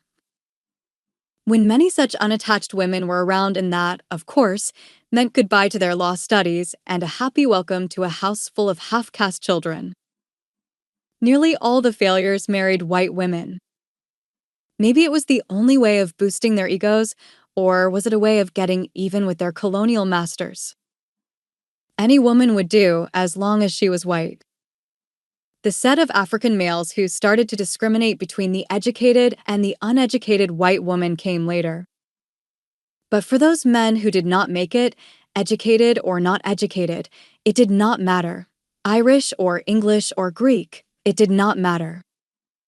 She was white. If they remembered or had pangs of guilt about their families at home, they stifled them with the consolation that, after all, they were married to white women. That, at least, would not have been possible at home. If they remembered their original dream, the dream of reading law and becoming an elite in their newly independent country, they buried it deep in their bitter hearts. It was such a disappointment, too bitter to put into words. When these men fell so disastrously, their dreams were crushed within them. The dream of becoming an aristocrat became a reality of being a nobody, a second-class citizen. There was one old Nigerian, Mr. Noble was his name at least. Mr. Noble was what they called him at the time. But Oda came to know later on that this was not the name his mother and father had given him. He was given that name when he came to England, when he became a second-rate person, when he became second class. In the early 60s, when Oda came to know this man, there were all sorts of stories going round about him. The stories were so many, so confusing, and so contradictory that he became a living legend.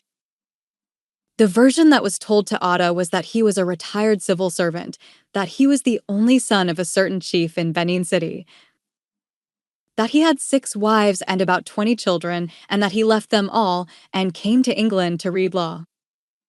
The long and the short of it was that he failed to make it. His failure was due to a gross miscalculation. The pension and gratuity. Money he brought with him was not even enough to see him through GCE or matriculation or whatever they called those examinations in those days. He kept failing and failing, and his money vanished, just as if he had gambled with it. But Mr. Noble was undaunted. He would work and study. He searched for work in all the offices his disappointed mind could think of, but with no success. He settled, instead, on becoming a lift man at a tube station. His work was to shout, "Mind the doors," all day and to collect tickets and sometimes pennies from fare dodgers. If he was disappointed with the work and the situation he found himself in, he drowned it in drink, frequenting pubs and nightclubs. His mates at work were not bad. They liked him because they turned him into a jester, a clown. They would invariably ask him to perform some African tricks just for laughs, and Mr. Noble would comply. Nobody knew what actually went wrong, but Mr. Noble started to behave like a child. Who said that society makes us? Was it Durkheim? Well, if he had said so, or something to that effect, he was right in Mr. Noble's case.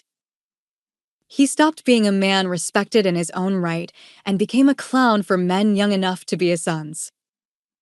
On one occasion, though was asked to remove his trousers, his mates wanted to see whether Africans had tails or not, because that was the story they were told during the war. Ada remembered her father telling some of his friends something like that, but she had been too young to understand. When she heard of Mr. Noble's case, she knew that such stories really were told. In any case, Mr. Noble removed his trousers for a pint of beer. It was then that he became so popular, and generous enough to be given the name Noble. He was such a noble man that he would do anything for his mates, even taking his trousers off. So Mr. Noble liked the name. It stuck to him like a leech. He found that by claiming to be Mr. Noble, things became a little easier for him. At least he had an English name. But his clownish performances nearly sent him to his master one quiet afternoon. Ada did not really know what had happened. The story was too illogical even for fiction. But people believed that was what had happened. Mr. Noble had his shoulders to show as proof, so there must be some truth in it.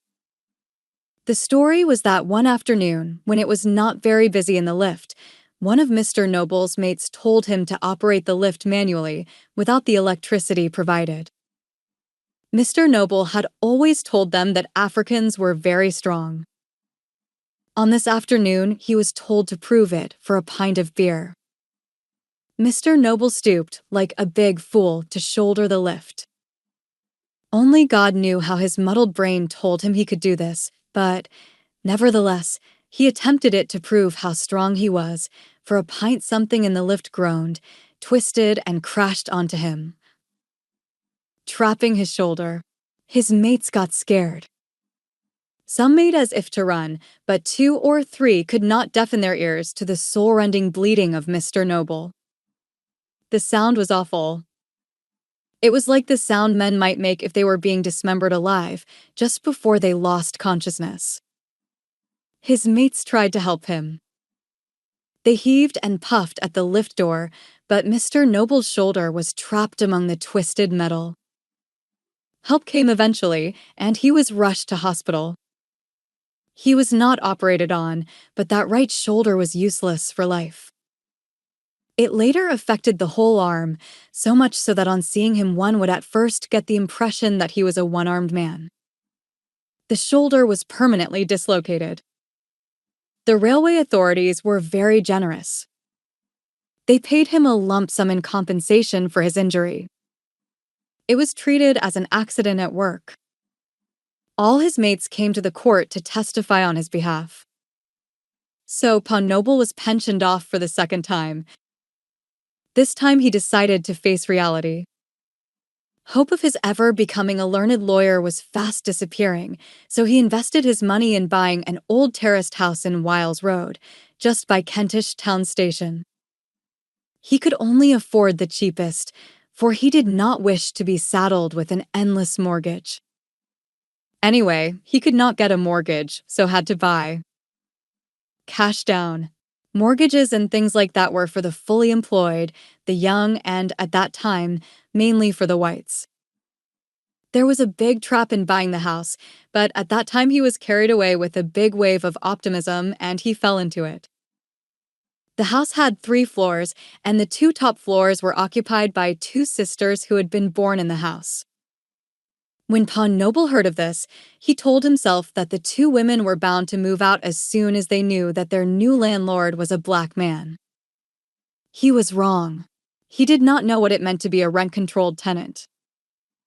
He thought that owning a house in England was like owning a house in Nigeria, where you had more freedom with your property. He had never heard of a situation in which the landlord was poorer than the tenants. He did not know that the law could be so strong on the side of the tenant. He bought the house, dreaming of all the improvements he was going to make with the big rent he was going to collect when the White sisters moved out. But the two women not only refused to move, they refused to increase their rent, which was less than £1 a week for the 2 floors. Mr. Noble went several times to the town hall at Euston to moan about his fate, but there was nothing the clerks could do. It was the law. You could not evict a controlled tenant. You could not increase their rent, not even when you wanted to use the money for improvements. Mr. Noble felt like going crazy. That was not the end of his trouble. He stopped going to the pubs, but not before he'd got himself one of the women who frequented them. This woman Sue was her name started to do her bit, blessing Mr. Noble with more and more children. It came to a point where there was no place for these children to sleep. Mr. Noble went to court again, but he lost. The old ladies were controlled tenants. He must not evict them, even though the 40-year-old son of one of the women lived with his mother and was a junior manager in an office. He refused to pay more rent to Mr. Noble. Mr. Noble came to the end of his tether. Having lived most of his life in Nigeria in a village where most people knew how to use psychological pressures on one another, Mr. Noble decided to use this type of pressure. He told the old ladies that his mother was the greatest witch in the whole of Black Africa. He told them that he had reported them to this great mother of his and that she was going to kill them. He kept making a song and dance of this information, even when he saw the old ladies in the street. If they were frightened, they pretended they were not. But Mr. Noble knew that they were beginning to be afraid of him. He was on safe ground because these poor old things, who were caught in the same situation as he was, could not prove his psychological cruelty in court. They pretended to ignore him. Meanwhile, Mr. Noble told everybody who would listen that he had reported the old ladies to his dead mother. Many Africans took him seriously because such things were possible at home. But the Europeans who heard him ruled it out as the raving of a crazy man. His wife, Sue, was amused by it all. Then the great winter of 1962-3 came. The weather was so cold that many old people could not even come out to leave their empty bottles for the milkman. The walls of Mr. Noble's house started to feel the strain of the weather. He could not repair it because the old ladies did not pay enough rent. One of the old ladies died. Mr. Noble shouted that his dead mother was acting on his behalf at last. The cold weather did not give up. It continued. It snowed without cease for weeks. In one of the cold weeks that followed, the other sister died. The son fled in terror. Mr. Noble boasted, "I told them so. My old mother killed them from her grave." But what Mr. Noble did not tell his friends was that the roof of the house leaked, that the stairs were cold and that they creaked, that the walls were damp and that the windows were cracked. So, the story clung. It became the thing to talk about his power in hushed tones. Everybody knew that Mr. Noble could kill. He enjoyed the popularity which this story gave him for a while, but stopped enjoying it when he saw that nobody would live in his house. The house was too old, too shabby for any white family. So he was calculating on his fellow Nigerians snatching up the empty rooms. He was not unaware of the housing shortage. But people were always hesitant about living there. The few who did so just as a stopgap until they found somewhere else. Nobody wanted to stay for long. So Pa Noble's rooms were almost invariably empty. Francis and Ada heard that Pa Noble had a vacant room. They knew about the dead sisters. They heard about his great power over others. They also knew that his wife Sue was a filthy woman who invariably stole bits and pieces from their tenants. But what were they going to do? Otto's baby was due in a few months, winter was fast approaching, and their present landlord would not change his mind. Otto did not at first like to take Janet's hints and talk to Frances about their going to see the nobles. She went on hoping it would never come to that.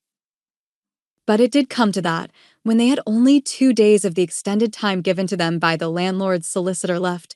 She decided to talk to Frances about it. She made sure she chose the right moment. These moments were usually when Frances was pressed with desire for her. She would encourage him to work himself up and then bring up important discussions like where they were going to live. On this particular occasion, Frances was like an enraged bull. "Why must you talk about it just now at 3 o'clock in the morning? Why, you wicked witch. Is it too much for a man to want his wife?" he thundered, shaking Ada brutally by the shoulders. She whimpered in pain, but she was not going to give in. Not until they had discussed the nobles and decided where her baby was going to be born. It was all right for Mary to have hers in the stable in Bethlehem, but that was ages ago and in the desert, where it was always hot. Not in England, where it could be as cold as a mortuary in winter, or so Ada had been told. Frances must be made to talk about it, and this was the only way. 3 o'clock in the morning was the only appropriate time. It was a time when it was too late for Francis to run to any of his girlfriends for help. It was the time when only Ada could meet all his wants. It was the only time when she and she alone, of all the women in the whole world, could satisfy him. Ada knew how vulnerable Francis could be at that time, so she sat by the edge of the bed, sparsely dressed, covering her head with her hands and looking down at her bulging midriff. Her voice, too, was part of the act, low and hushed, but she pressed her point. "Are we going to see the nobles or not?" "Yes, yes, we will," answered Frances, quickly rushing to her. She dodged, and this annoyed her husband, and he demanded, "What the bloody hell do you want?" "I've said that we will go and talk to them. What else do you want?" Otto was now standing by the sink and felt like laughing at Frances, standing there all flushed. How like animals we all look when we are consumed by our basic desires, thought Ada, standing there by the sink, like a wicked temptress luring her male to destruction. All that Francis needed to be taken for a gorilla was simply to bend his knees. "Yes, I heard you, but I want us to go there tomorrow, so that we can move by the weekend if possible," she said, maintaining her ground, her large, tired eyes lowered. If she looked up, the magic would stop working. Then Francis went on, pleading like a fool, "Oh, yes, we'll go tomorrow." "Is that all you wanted? Have I ever refused anything you said? Are you not like my mother to me in this country? Have I ever refused your command?" Ada had to laugh here. Her command, indeed. How funny men can be. Her laughter was mocking, but Francis took it for a laugh of acquiescence. She might as well give in to him, now, otherwise it would result in blows. She accepted what came to her after that, for the rest of the night, hoping and praying that her baby would not be born 3 months prematurely. She heard the church bell chiming 7 o'clock when Francis rolled on his side, like an exhausted drunk. It was all over, but they would see the nobles. It was a damp, windy day in September. Autumn was on its way already. It blew the cold rain onto their faces, but their hearts were panicky and their steps uncertain. Still they went on. They were going to the nobles. Francis had not forgotten his promise of the night before. Wiles Road was narrow, curving into Prince of Wales Road. Approaching the street from the Queen's Crescent side, it had a gloomy and unwelcoming look. But the part that joined Prince of Wales Road widened into a cheerful set of kept Edwardian terraced houses with beautifully tended front gardens. Those houses, the clean, beautiful ones, seemed to belong to a different neighborhood, in fact, a different world. As was to be expected, Mr. Noble's humble abode was situated in the middle of the gloomy part. There was a mighty building curving right into the middle of the street, shutting away the cheerful side from the gloomy one, as if it were determined to divide the poor from the rich, the houses from the ghetto, the whites from the blacks. The jutting end of this building was just like a social divide, solid, visible, and unmovable. This building, built with red bricks, was a school or something, and it pointed right in front of Mr. Noble's house, so that one side of it faced the good side of the street, and the other the forbidding side. His house needed no description. Just go to Wiles Road, ask for the black man's house, and it will be shown to you, Janet had said, and she was right. Francis and Ada had little difficulty in finding the house. It was unmistakable. It looked the oldest house in the street, sandwiched between two houses owned by some Greeks. These houses were old, too, but had been coated with fresh paint, and the front gardens still had flowers in them. The windows had white net curtains and their doors had brass knockers. Mr. Noble's house looked like a midget between two giants. His was neglected. The front garden contained piles of uncleared rubbish, and the fence needed mending. The whole house needed a coat of paint. Francis banged the curved, blackened knocker. The knock was faint and uncertain and was swallowed up by the music blaring from the television. It was the time when the Beatles were still handsome young boys doing their "He loves you, yeah, yeah" stuff. The "yeah, yeah" was echoing from the house. Francis would have to knock harder. Ada felt like telling him so, but decided to be quiet, otherwise they would go into the Noble's house still arguing who was right and who was stupid. The intensity of the knocks progressed from the first mild knock to a final thunderous one. The whole house shook, and two curtained windows on either side of the door made funny moves as if they were hiding the curious. Francis looked desperately right and left, like a man who felt like running. Ada looked at him, her silent, sad face asking what he was going to do. Francis thought better of it. Maybe remembering the price he had had to pay for coming this far, he decided to wait. Then they heard a pair of feet shuffling on a lino-covered floor. The owner of the feet was not in too much of a hurry. He was taking his time, all right. The door opened a little, and someone peered at them through the small gap.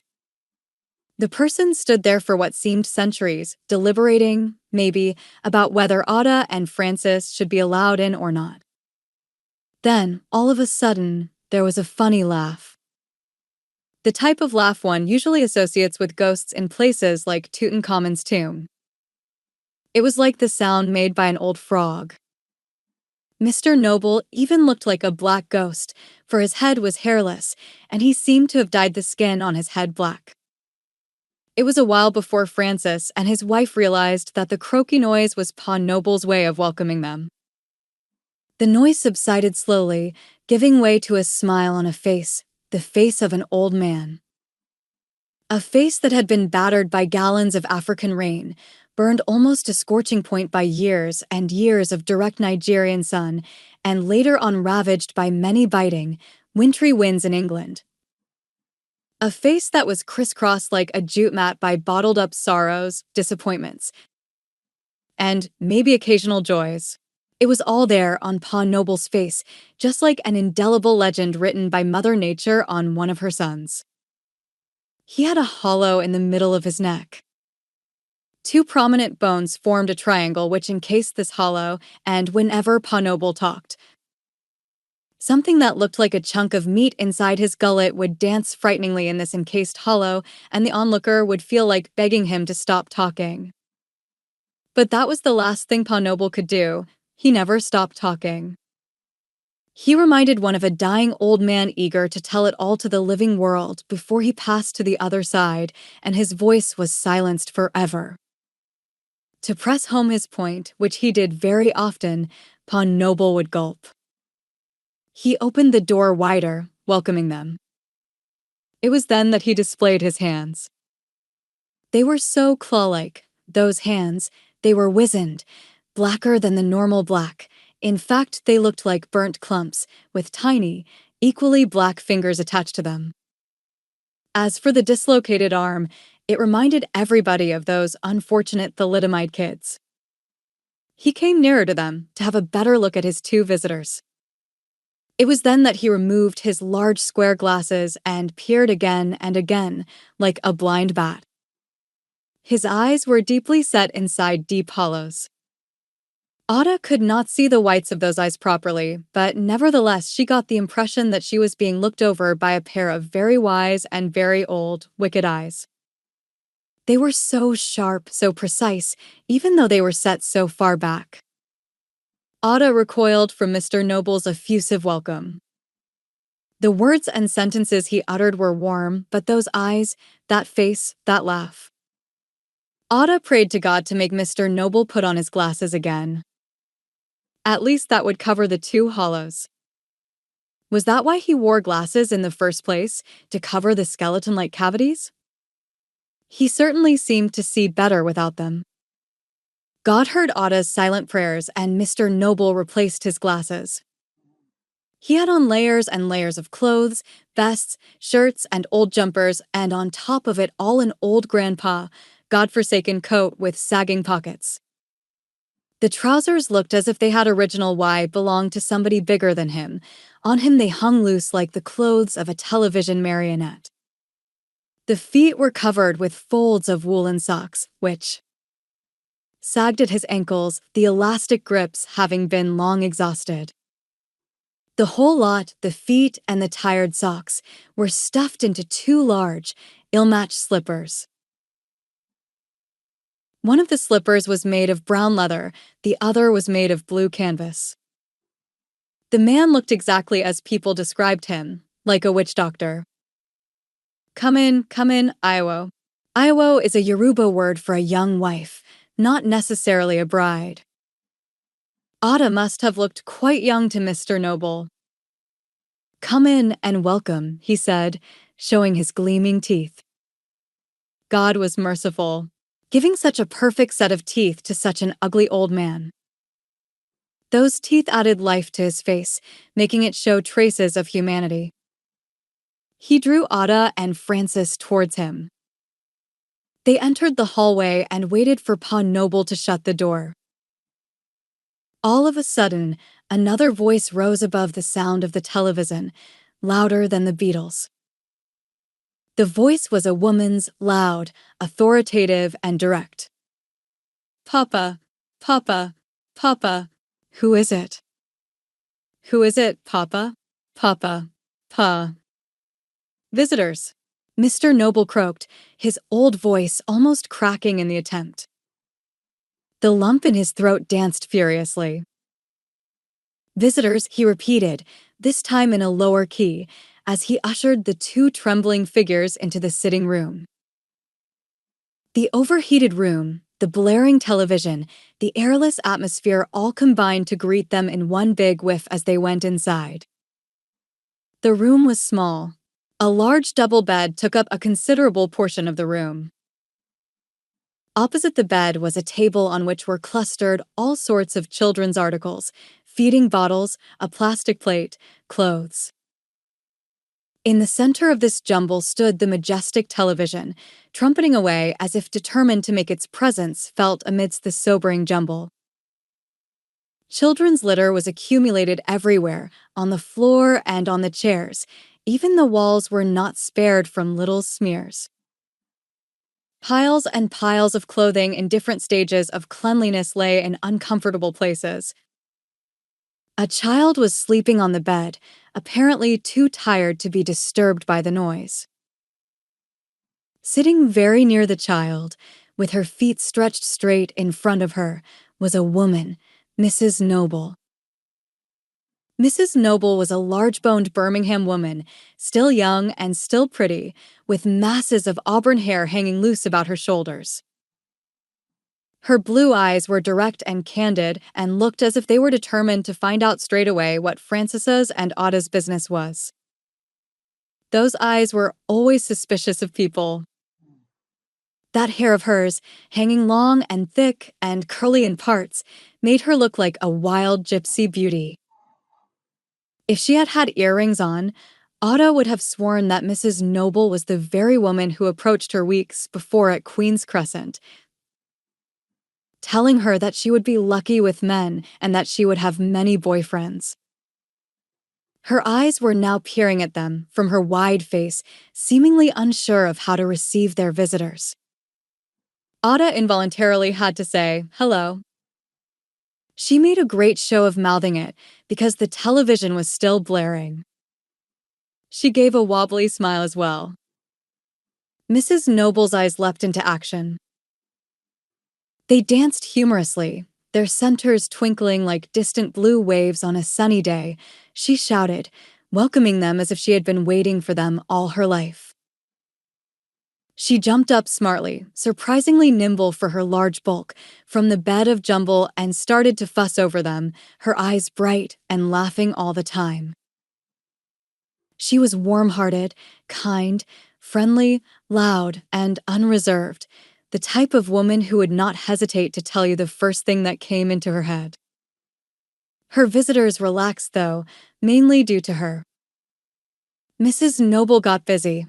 She lumped together 2 or 3 piles of clothes, some damp, others dry, to make room for Ada and Frances. She made a blind dive into one of the damp piles, fished out a towel, rubbed it energetically over 2 straight-backed chairs, and invited them to sit down. Pa Noble took Ada's white coat, which he hung on a nail behind the door. Francis refused to take off his coat because of his shabby jumper, so he sweated in the heat. It was then that Ada realized that she had made a mistake in allowing her coat to be taken. What would these people say when they realized that they were not just visitors but prospective tenants? They could see that she was pregnant. They would soon know that she had 2 other children as well. All that was not going to be easy to explain away. Maybe they had not noticed. So she made frantic attempts to do her breathing exercises. She held in her bulge, feeling the pain. She would relax after they had made their inquiries. Mrs. Noble was determined to play the role of the perfect hostess to the very full, quite oblivious of Ada's thoughts. "Oh," she exclaimed as Ada was settling on the chair provided. "Oh, that chair is too hard for you." Ada jumped. The woman's eyes had not missed a thing. Would Ada like to sit on the bed? It was much more comfortable, much softer, you know what I mean. She gave Ada a good wink of her blue eyes, a wink that was meant to be conspiratorial. But Ada looked blank. But Mrs. Noble roared with laughter. Whether she was laughing with or against her, Ada could not tell. But she learned later on that whenever Mrs. Noble felt she had cracked a joke, she laughed like that, forcing her listeners to laugh with her whether they saw the joke or not. Her laughter went on and on so that even Frances, who seldom smiled, had to join in. She was so infectious, that woman. Tea was served in chipped cups and mugs. Ada's arrived in a big mug, oversugared and too milky. "You must drink for the 2 of you," Mrs. Noble explained kindly. Ada shrank back with fear, avoiding Frances's eyes. Ada thanked her aloud, but in her heart she consigned herself to her maker. If only she would stop her natter, the air would be cleared for them to proceed with their request. But Mrs. Noble did not stop. She talked about everything, but about nothing in particular. She seemed to feel that she would be failing as a hostess if there was any silence at all. She drew Ada into the orbit of her topic by asking her if her children had started taking English food. This surprised Ada because she did not know that the Nobles knew they had other children. They probably also knew why they were paying them this visit. Their Nigerian neighbors had been doing a great deal of gossiping. No, they have not taken to English food much, but they are fond of chips, replied Ada. All children like fish and chips. Ours will not take boiled or roast potatoes, but you fry them and away they go. Just like that. I think children all over the world like fish and chips. It's an international food, not just English, Pa Noble said absent-mindedly, his eyes focused on the television. His wife looked at him curiously and asked, Papa, did you eat fish and chips when you were little? Papa, who until then seemed to have forgotten their existence, leapt back to life. He took out a small tin of snuff and administered the stuff to his nostrils, then wheezed and sneezed, then jolted himself upright and put the snuff tin back into one of his sagging coat pockets, clapped his claw-like hands in an unnatural sort of way, hunched up his stiff shoulder, and rubbed his hairless head. His wife sat back nicely, making herself comfortable among the piles of clothing, relaxed, ready to be amused. Papa Noble told them that he was born in a tree. His mother fed him on breast milk until he was almost 12. He had to be weaned because he was by then old enough to join the menfolk in the farm work. He never wore clothes until he was taken into the army. Yes, he said, all children in Nigeria were brought up like that. There was no food, people died of dysentery every day. He ate meat only twice in the year during the Yam festival and the festival of his father's gods. In fact, he only started to live when he came to England. And, of course, he started to enjoy life only when he met his Sue. Why did you not tell your wife that your father had a tail, Pa Noble? Ada blurted out. She felt sick. Why must Pa Noble descend so low? Just to be married to this woman? Mr. Noble simply laughed, or rather croaked, Iowa, you are very, very young and inexperienced. I hope you'll learn very soon. She's only a woman, Frances said by way of an apology. Mrs. Noble had been so amused that she started to laugh to herself. Frances, who like Pa Noble always had a certain tenderness towards any white woman, smiled at her. It seemed as if their friendship clicked in that smile. Ada felt betrayed, but she knew something. They were going to get the room they were asking for. Pa Noble was too old for Sue. 8 Role acceptance. One day, weeks later, when Ada, Frances, and their 2 young children had settled in at the Nobles, Ada felt unwilling to go to work. She felt uncomfortable and unusually heavy. She could have stayed longer in bed, but she had to be in the library by 9:30. Sad, and feeling very sorry for herself, as she usually did on such days, she dragged herself up, envying her husband who was still having a good snore. She felt like waking him up, just for the sheer joy of it. She was just stretching her hand towards him, on the verge of pulling him up, when the piece of humanity inside her gave her a gentle kick. It seemed to be saying to her, "What do you think you're doing, eh?" This gentle push was followed by arrow-like punches. One of the punches was so intense that she was jolted into reality. According to her calculations, she should have the baby at the beginning of December. As a matter of fact, she could have the baby any time, because it was almost due.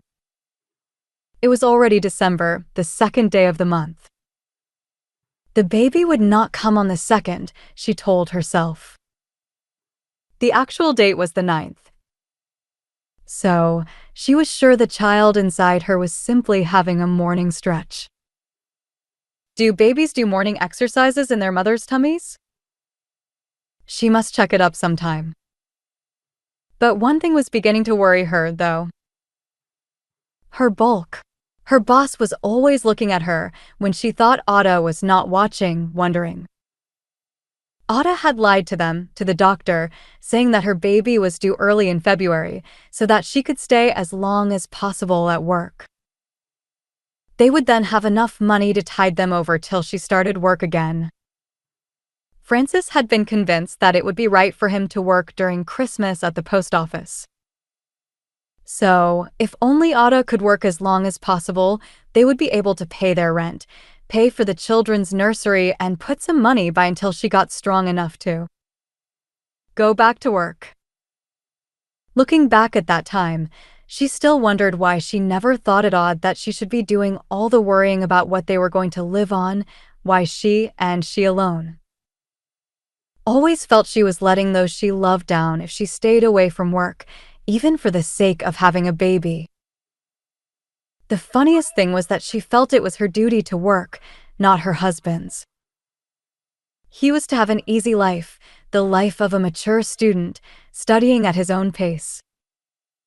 She got herself ready that morning and hurried to Kentish Town Station. When she got there, she realized that the railway men were having one of their go-slows. She had not known of this because she was so completely isolated from other people that if not for her visits to her place of work, she would not know anything that happened outside her home. Francis did not believe in friendship. The only friends he was beginning to cultivate were one or two Jehovah's Witness people who came to their room once or twice. Their bags were so big that they reminded Ada of the house of meat hawkers in Lagos. Ada did not mind them, they might even make a faithful husband out of Francis. But the Jehovah people could not tell her that there was going to be a rail strike. They never read the papers, it was a waste of money, Francis had maintained. They had neither radio nor television. They were so completely cut off from any type of mass media. Though Francis infrequently went downstairs to Mrs. Noble's to watch their television, Ada was banned from going there because the woman would be a bad influence on her. Ada did not particularly like Mrs. Noble and was too busy with her own lot, so she did not make any protest. She simply accepted her role as defined for her by her husband. There was a crowd of innocents there on the platform. Maybe they, too, like Ada, were completely isolated from the goings-on in society, or maybe they thought the railwaymen would have changed their minds in the night. The crowd waited, patiently, though muttering like angry bees. The pushes and nudges inside her became more determined. She wondered what the little devil wanted her to do. Scream right there on the platform? A kind, huge gentleman with a bowler hat, dark suit, briefcase, and tightly rolled umbrella vacated one of the wooden benches for her and motioned her to sit down. "We may still have a long time to wait," he said, smiling. His great big face looked like that of a little boy. Ada thanked him. She was sure he was a headmaster of a boys' school. What gave her the idea she did not bother to find out. She sat there. No train, but more nudges. The crowd started to drift away. One or two Keenies went on peeping and peeping into the dark tunnel as if to conjure up the train. But no train came. Ada knew by then that the railwaymen had been on strike that day for her sake. The pushes, though not constant, were too determined to be ignored. But what would Francis say? She wondered with fear. He would accuse her of laziness and would remind her that they needed her money. Oh God, she prayed soundlessly, please give Francis a sign, any proof to make him believe me. As you can see, dear God, I am in pain. Not just shy of work, but in real pain. Then she started to think again. Supposing she played it up, started to scream as if the devil was burning her insides. That would be nice. She would get the sympathy she wanted. She decided that that was what she was going to do. Francis would be given the most terrible proof he had ever seen. Well, He was asking for it, and she was going to give it to him. She felt happy. God had heard her prayers. With that thought in her mind, she felt happy. The little person inside her seemed to be happy with her. It seemed to have forgotten how to kick. It seemed to be having its elevenses or something like that. But how was she to start screaming when the baby was having its elevenses and she was feeling no pain at all? Should she start the pain, just to give herself something to scream about? Another fear gripped her. She suddenly remembered that with the other babies she had had, screaming was as exhausting as having the child itself.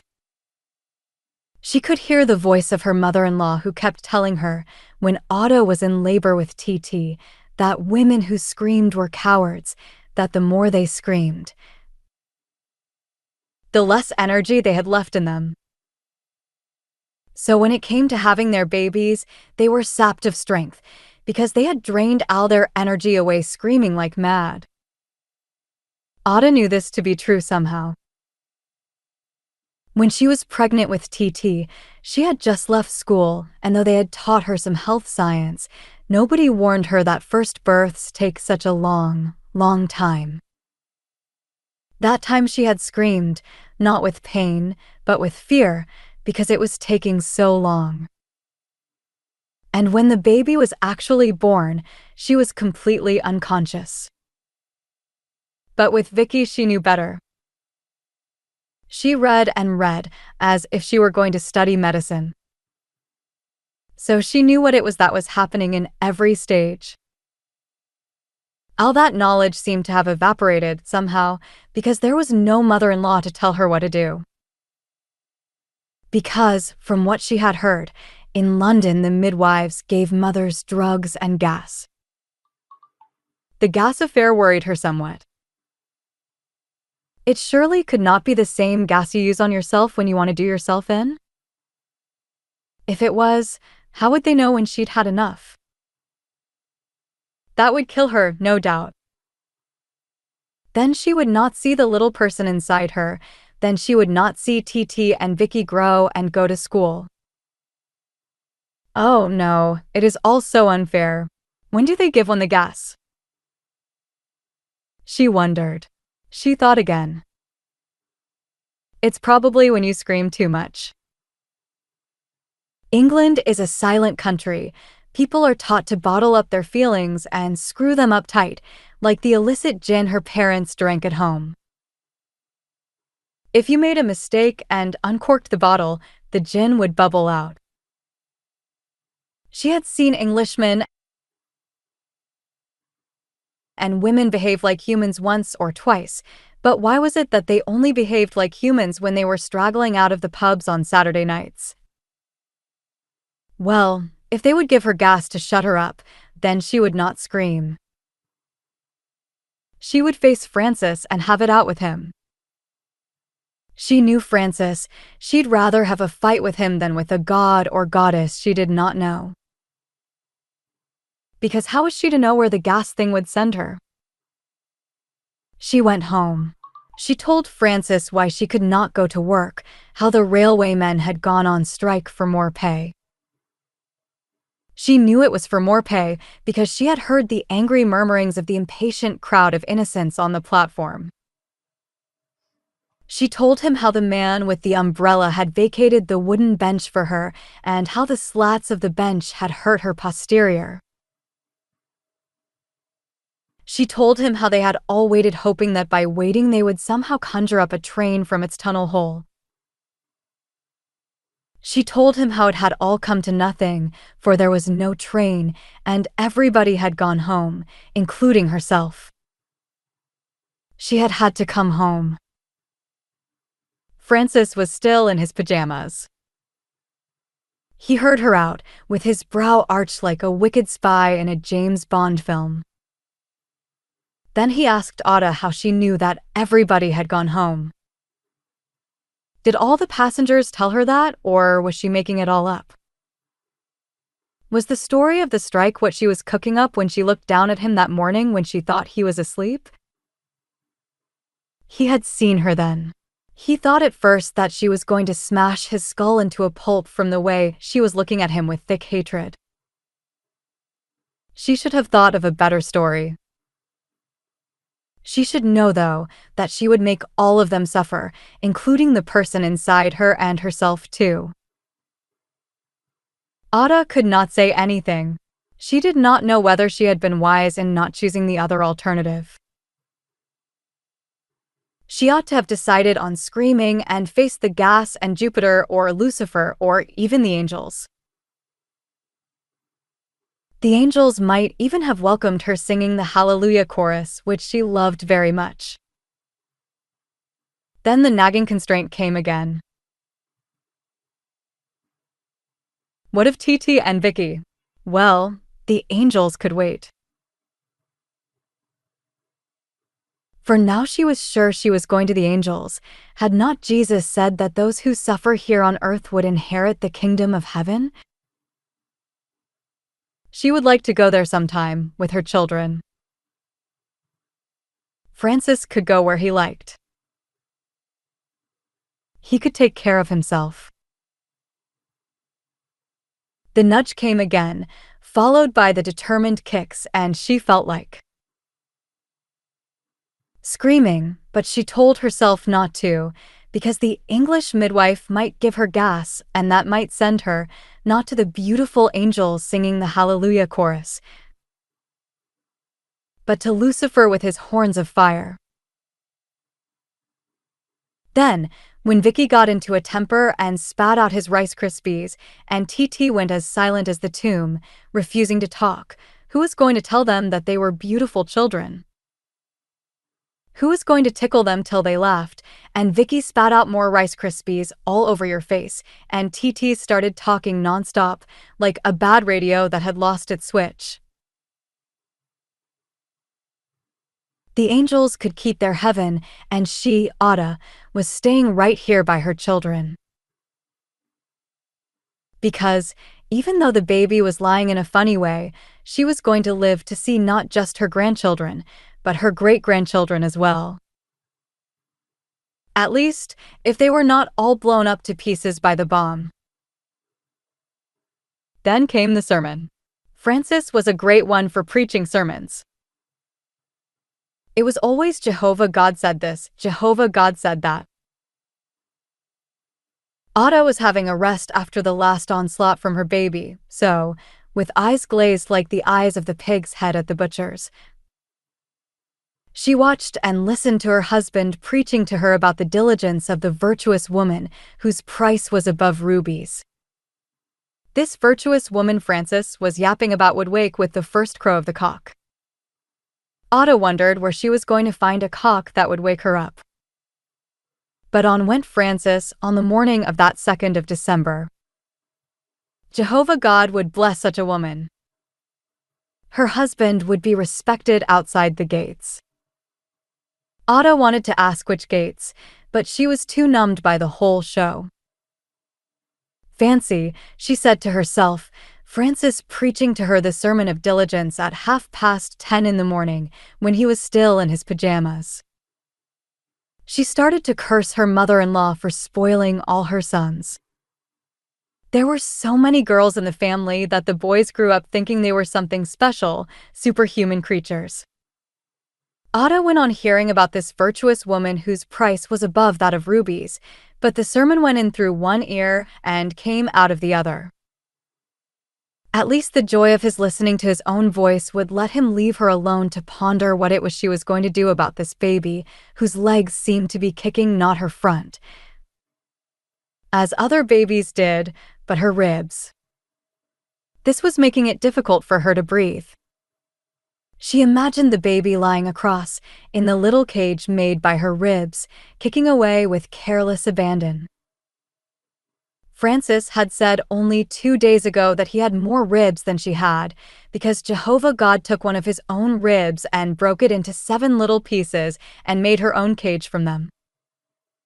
That was why she was called woman, because she was made from the ribs of a man, like himself. It made some sense when he was talking, woman being an English word which may be regarded as a compound word, wa and man. What would be Francis's interpretation of the Western Igbo word for woman, opoho, which had no relevance to the word for male? Okay. Francis would have to build another story for that, because the explanation for the rib structure would not apply at all. But he went on and on about how Jehovah was going to bless the virtuous woman. Ada had probably made a mistake and allowed her disbelief to show on her face, for Francis accused her of not believing him. Did she think he was lying? Why was she looking at him like that?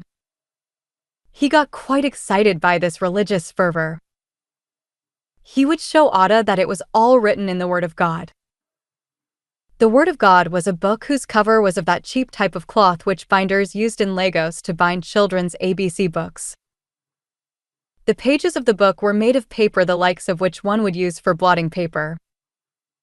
The difference between the leaves of that book and blotting paper was that blotting paper was bleached white, but the pages of this book were not white, nor yellow, but were crisscrossed with brownish fibers like the veins of a hand. Inside this book were pictures of Adam eating the apple and Eve talking to the snake. They both had fig leaves covering their sex. They did not look too unhappy after eating the apple, though Francis said they were, otherwise they would have been without the fig leaves.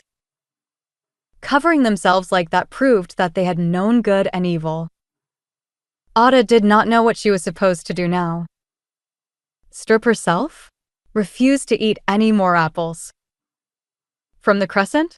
Francis himself was clothed in pajamas which needed washing.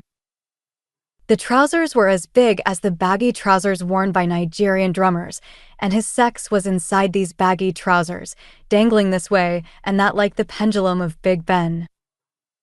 She had never seen Big Ben, but she was sure that a big clock like that would have a pendulum. Francis's sex was dangling just like that. It dangled much more furiously now, this way, that way, and back again, because he was excited. He was going to show Ada proof of what he had been saying about the virtuous woman. He was going to get the book called The Truth Shall Make You Free. He could not find it quickly enough. Ada knew he would start another sermon on paradise, then he would ask her to read a passage, then he would ask her if she understood, and she would have to say, yes, she did understand it all right. He would then call her sister, not wife, because Jehovah God ordained it so. Every female believer was to be called a sister and every male believer a brother. It did not matter whether the female was your wife or mother. It did not matter whether the male was your husband or father.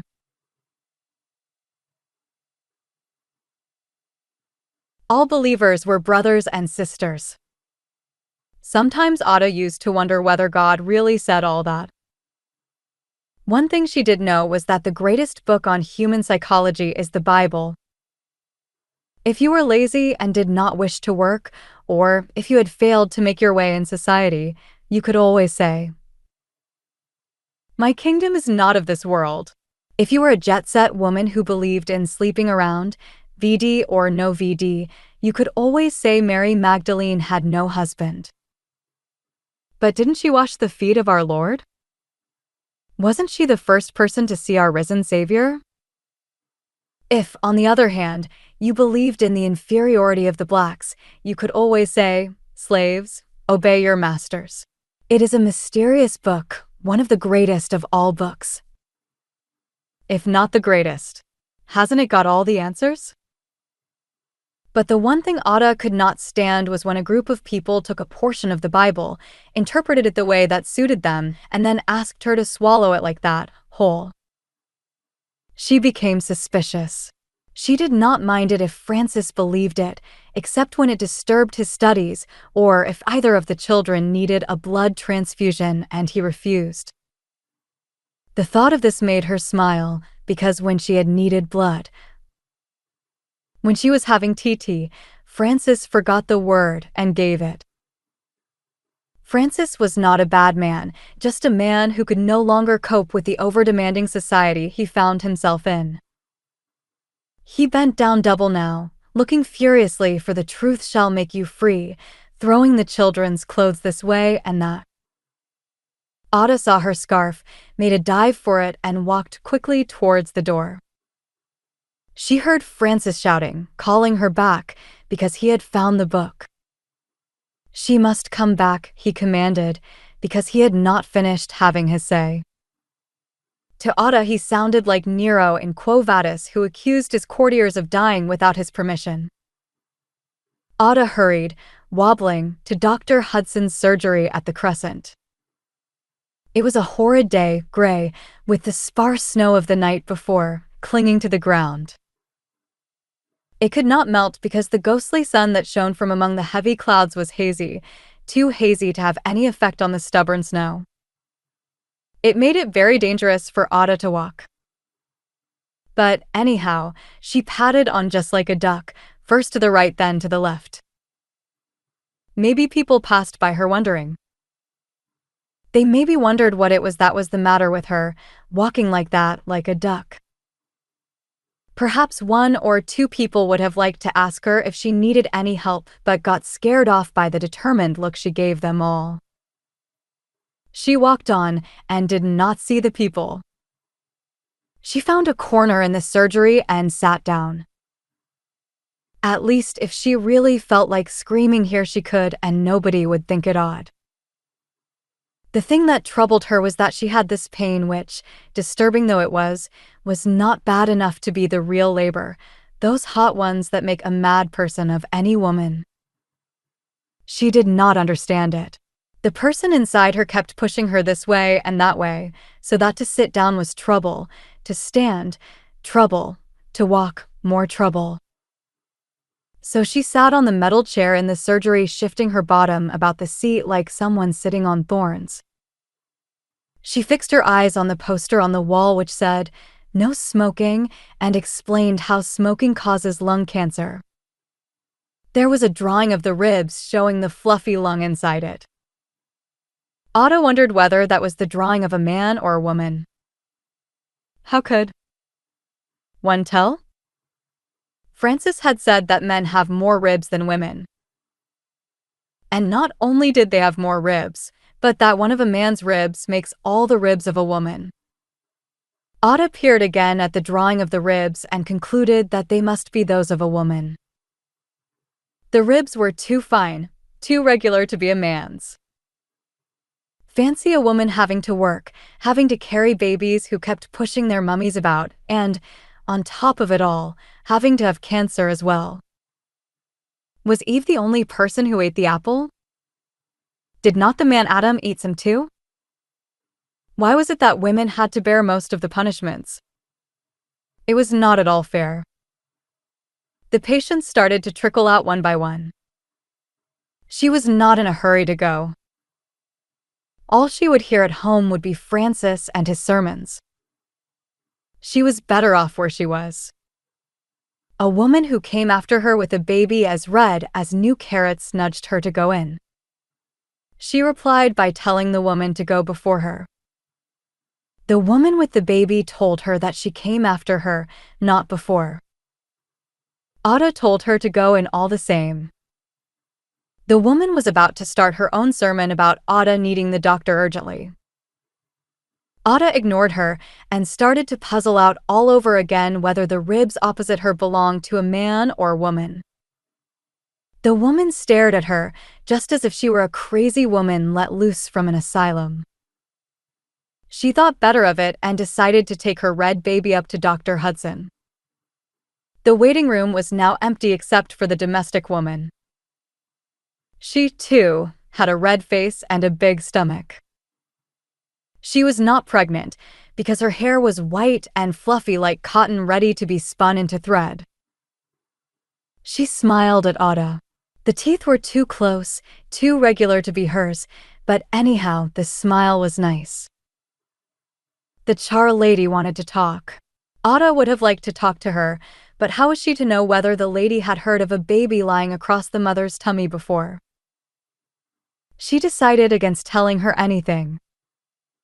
But the woman went on talking of this and that. Like Francis's sermon, it went into one ear and came out of the other. The charwomen stopped talking because they could hear voices coming down the stairs, the voices of the doctor and that of the woman with the baby like a carrot. The woman with the baby must have alarmed the doctor no end, for she dashed to Ada calling her dear, leading her up just like a big egg that might break and mess the stairs all over. She led Ada into the surgery and motioned her to climb onto the bed.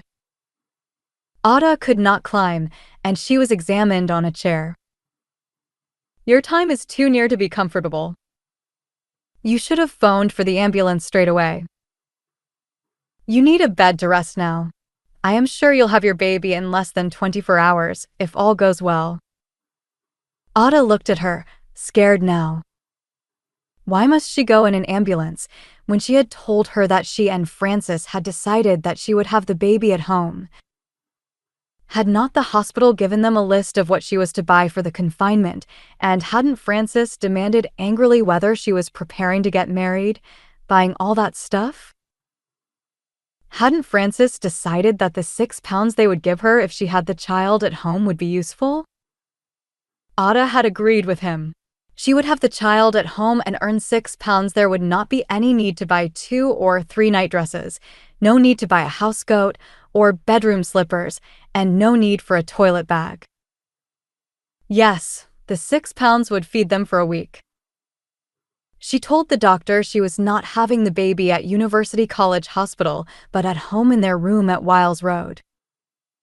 The doctor asked her why she had changed her mind, seeing all the trouble she had taken in booking her in at that particular hospital because the waiting list was long. Did Ada not know that the food was perfect there and that she could do with a bit of a rest from her family? How was Ada going to cope anyway? She only had one room, didn't she? Then what had got into her head to make her refuse to go into the hospital?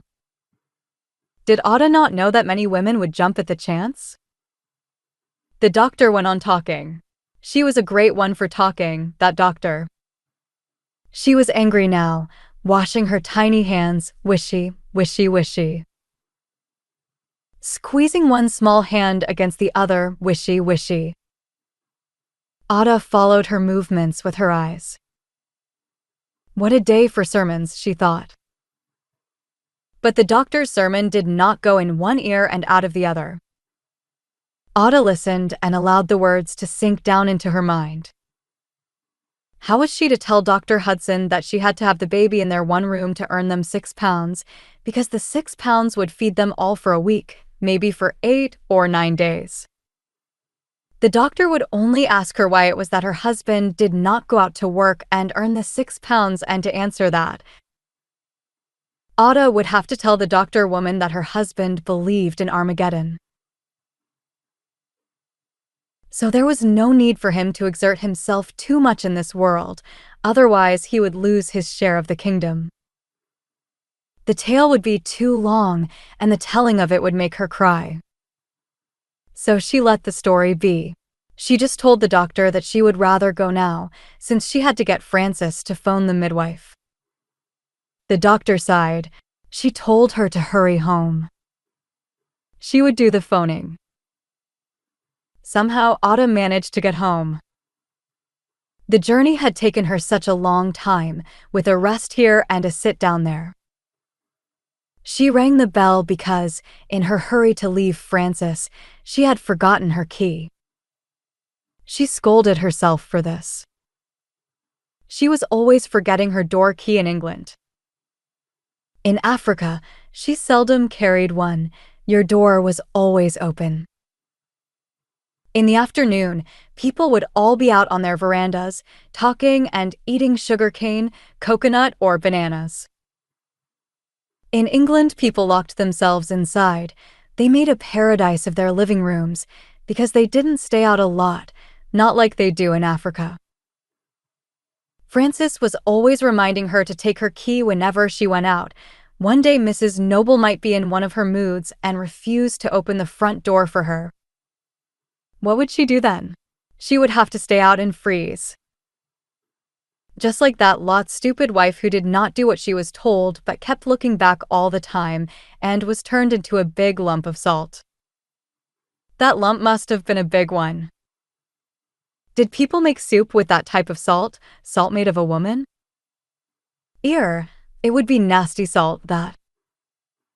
She was happy that she was not born in Sodom and Gomorrah. She rang the bell again, this time pressing it long and hard. She did not care now if it annoyed Mrs. Noble or Mr. Noble or even Francis. She did not care anymore. What she did care about was Francis getting annoyed and appearing in his cheap linen pajamas, with the baggy trousers and his thing in it swinging this way and that way because he had no underpants on. Ada prayed to God to inspire Francis to remember to put on his woolen dressing gown. The dressing gown fitted well. It was new, for he had bought it here in England. But the pajamas, though they had a Made in Great Britain label, were bought in Lagos. Ada wondered who told them in Britain that people in Lagos could do without superior things. She remembered looking at some of the biscuits Mrs. Noble was giving Kimmy, her black dog. She had touched the biscuits and, had it not been for the fact that people were watching her, she would have tasted one. Were those not the very same type of biscuits sold to people in Africa? And were those not the very ones her pa and her uncles used to bring for her and her brother boy from the army barracks when the war was over? Anyhow, they had not died.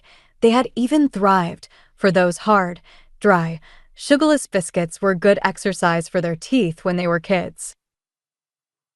Did they still sell such biscuits now in Lagos, when the devils had taken hold of the Japanese and they were pouring luxury foods and articles into Lagos at 2 a penny? She prayed harder now, because up the road she saw 2 women riding madly on 2 gray bicycles checking the numbers of the houses. She saw their black, shapeless coats and black hats. Their shoes were black and shapeless too. Just like men's shoes, they were. Ada guessed that they were the midwives coming to help her deliver her baby. Mistakenly they passed her, but Ada did not call them, for that would give her a few minutes in which to ring the bell once more and to tell Francis to cover himself up with the woolen dressing gown if he was still in his wrinkled pajamas.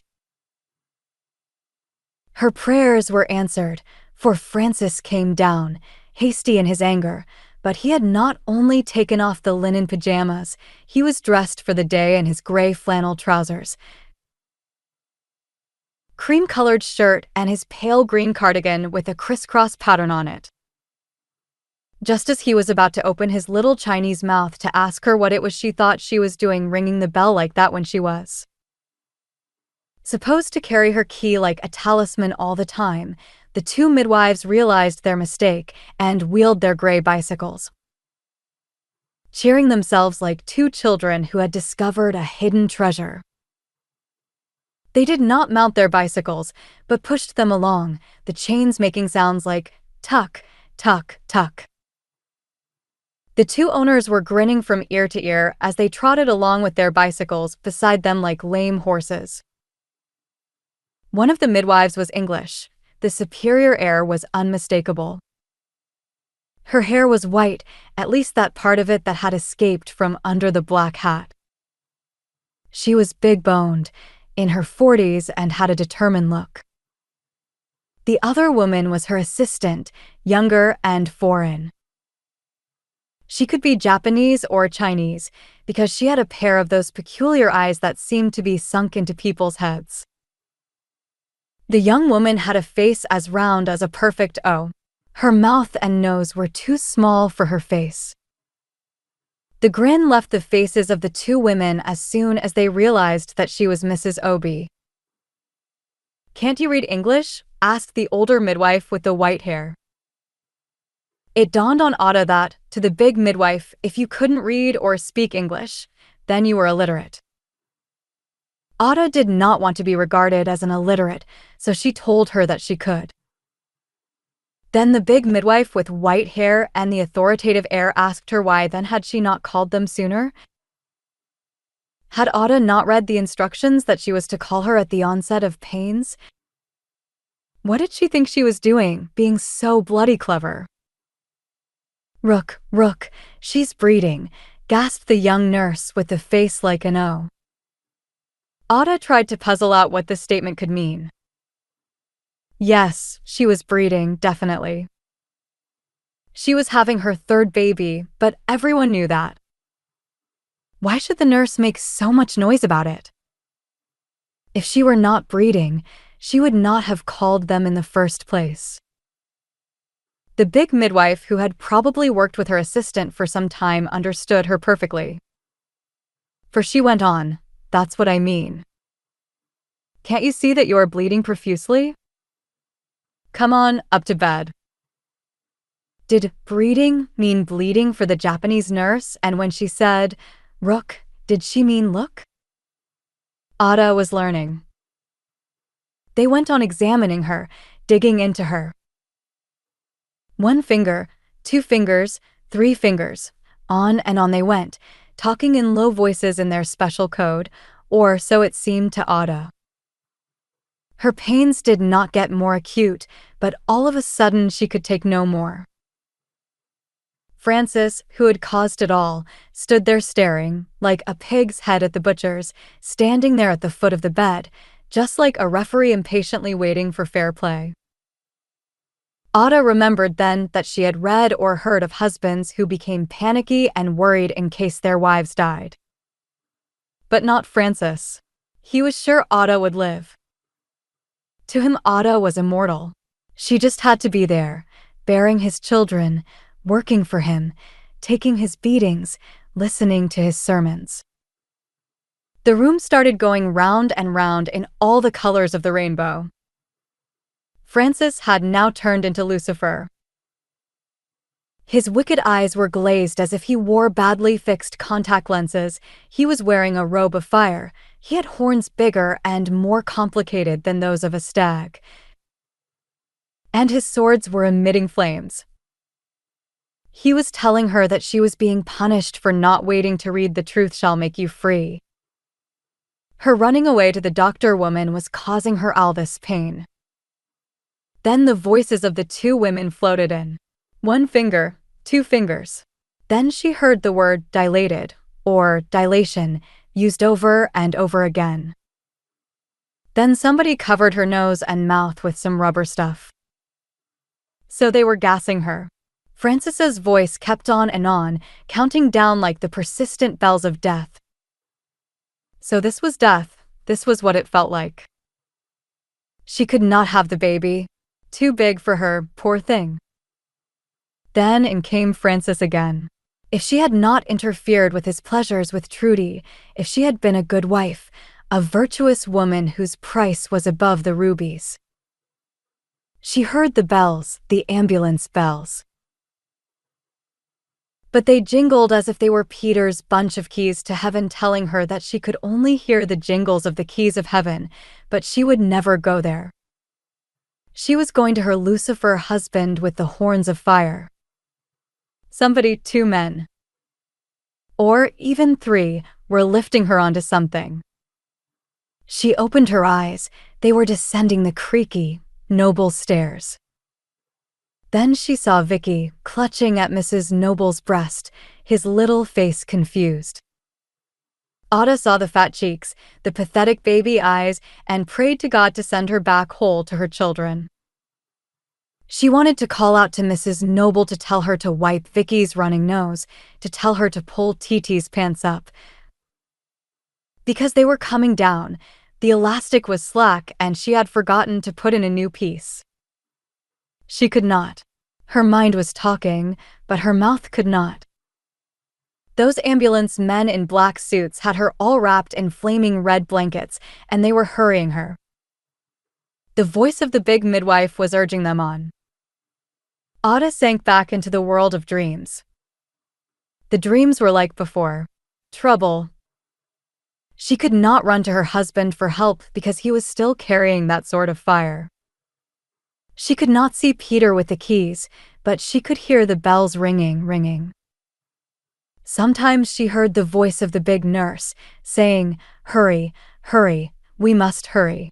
Then the voice of the little nurse said, "Good Lord." She tossed this way and that way, running round in circles. To run to Peter, trouble. To run to Francis, trouble. So she ran round and round, until a big, mighty voice cut through to her. "You know what we are going to do, madam. We are going to get the baby out for you. It is just a little prick and you won't feel any pain." The big voice was still talking and another moist hand was scratching her thigh with something needle-like.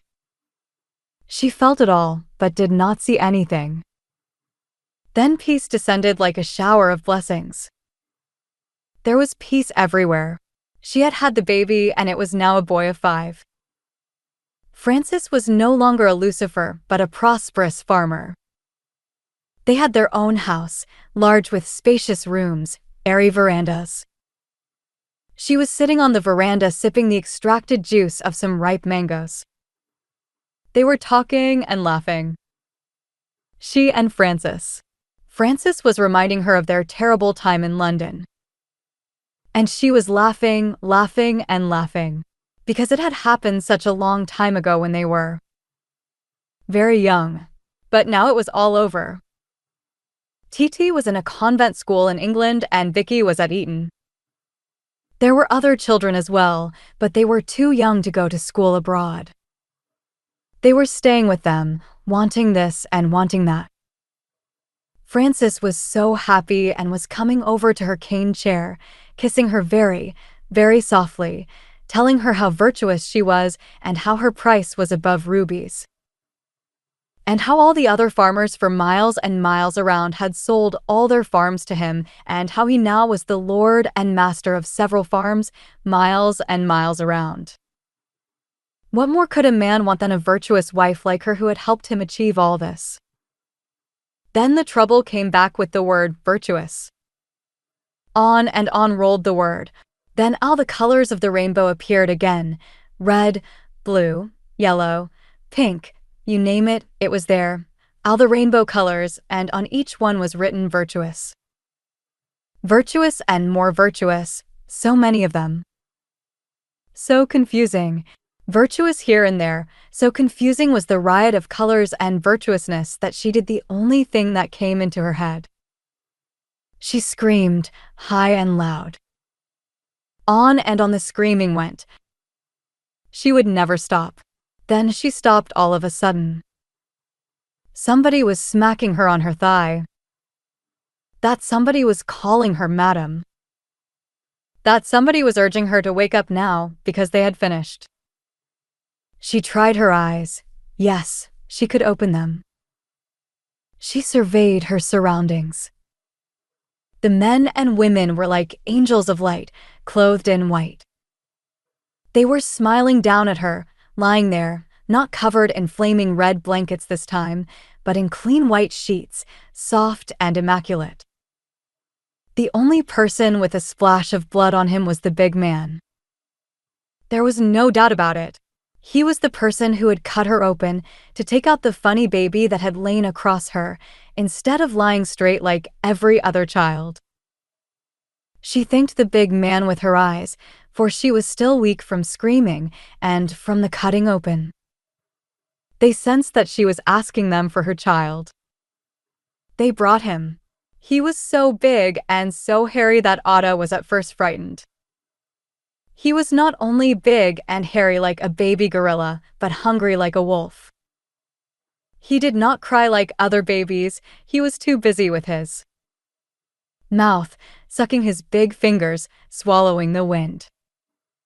Good Lord, was that the child inside her all the time? Thank God they got him out in time. He was so hungry, he could have eaten up her insides. "You've got a boy," the nurse that was holding him said unnecessarily. She smiled her thanks to them all and drifted into a peaceful sleep. 9. Learning the rules. Ada woke to find herself in a big open hospital ward. She was on a bed at the extreme end of the ward, next to the door. Surveying the whole scene with her tired eyes, she recalled her old school's dormitory. But instead of the beds containing young, black giggling girls, these beds contained women.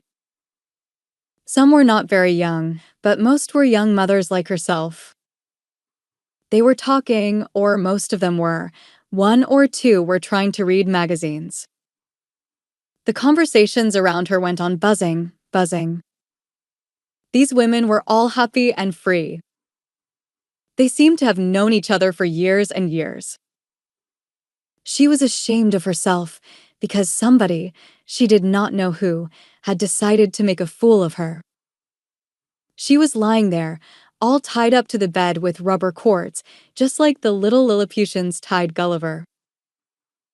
There was a rubber tube running from her arm connected to a bottle of something like water. The something like water inside the bottle dripped, a drop at a time, and the drip would run through the tube and into her arm. Or so it seemed to her. This drip was on the right-hand side of her. On the left was a big balloon-like bottle, white and clear. Inside this otherwise clean bottle, like the ones used for making wine in, was some muddy water. The water contained some soot in it. The water looked like the running sooty water on a railway line on a wet day. These invisible people, had tied her to this sooty bottle. They allowed a rubber tube joined to it to run through her nose, to the back of her mouth. To talk was difficult. To move was impossible. She simply lay there, trying to puzzle out why she was being singled out for this treatment. As if all that was not enough, a young nurse marched in with a stand, like the one attached to the bottle with the drip, and stationed it near her head.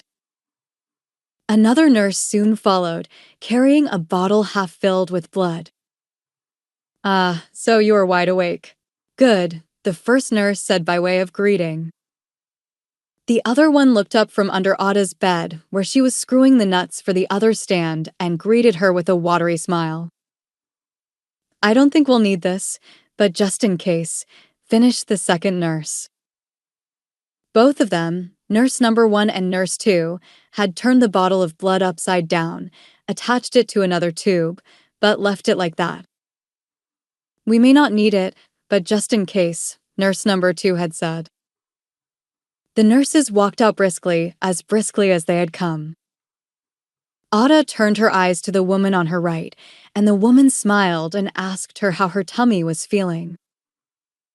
Ada tried to answer back, to tell her that at that moment a kind of mincer had been stationed inside her tummy by some angry gods.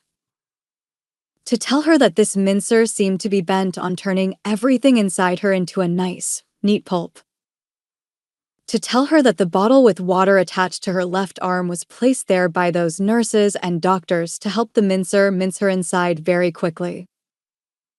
To tell her that while all this mincing and dripping was going on, her body was hot, her lips parched like a desert wanderer, and her head swinging round and round like the tub for spinning cotton. But Ada could not say a word. The rubber tube that passed through her nose to her mouth had seen to that. They were kind, those women in the ward.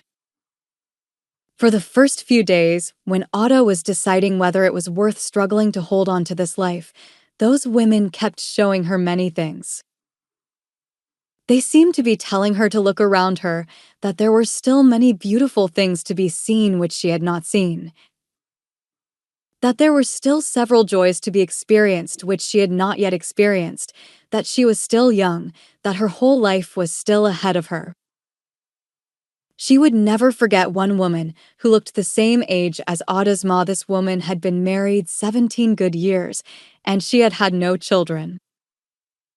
Never miscarried. And then all of a sudden God decided to visit her, just as he visited Sarah, the wife of Abraham, and she became pregnant and she too had a son.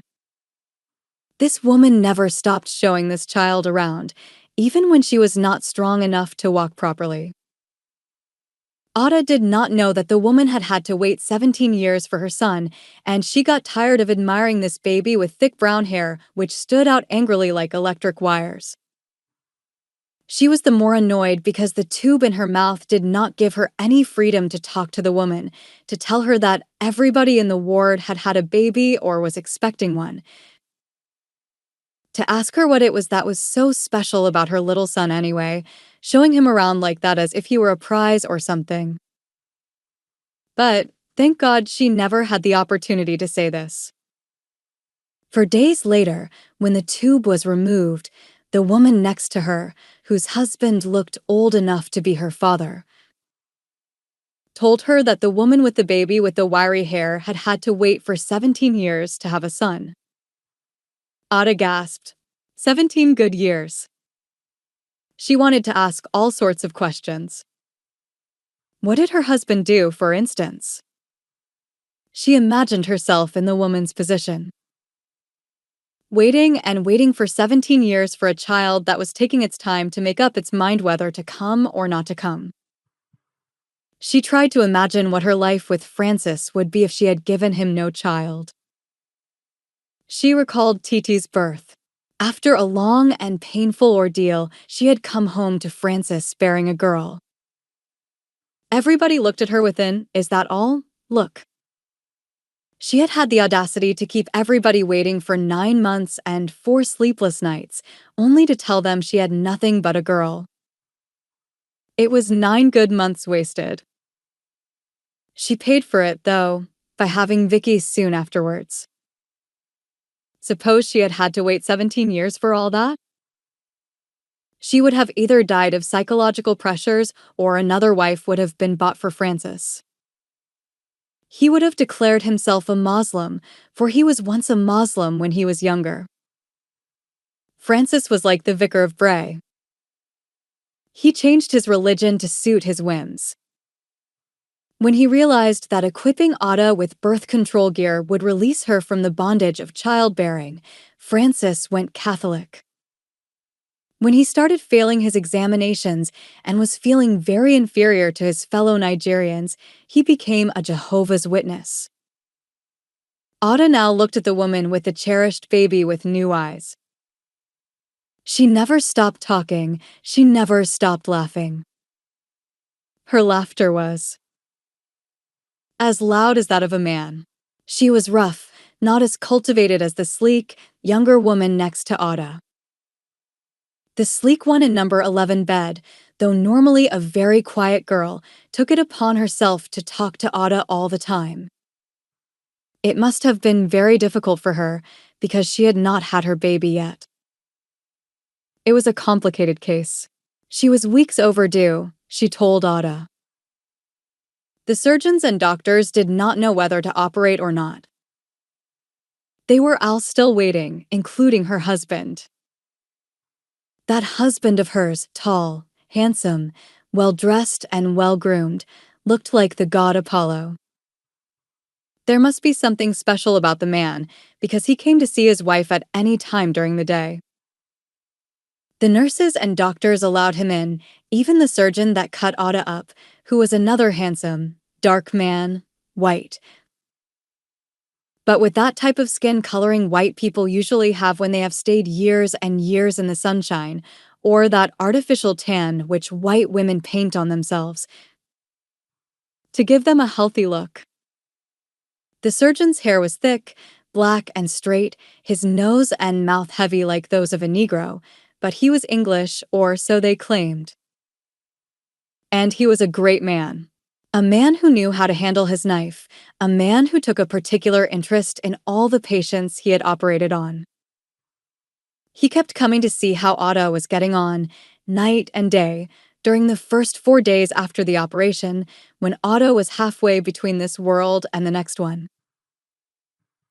This surgeon that knew how to handle his knife well, did not do any preaching and sermonizing to Ada about why she should try to live and all that. But he kept telling his white-coated disciples that few patients had died from his knife. And not only that, the scar always healed nicely without disfiguring the woman. Ada liked the surgeon and his confidence, even when, on some of those nights, it seemed to everybody, even to Ada herself, that she was going to be one of the few patients he lost. The man's confidence never left him. So Ada started to believe with him that she was made for this world and not the next. Not yet, anyway. The dark, handsome surgeon won. Ada lived and became a living specimen in that ward. Nobody called her by her actual name. She was saddled with several, just like titles.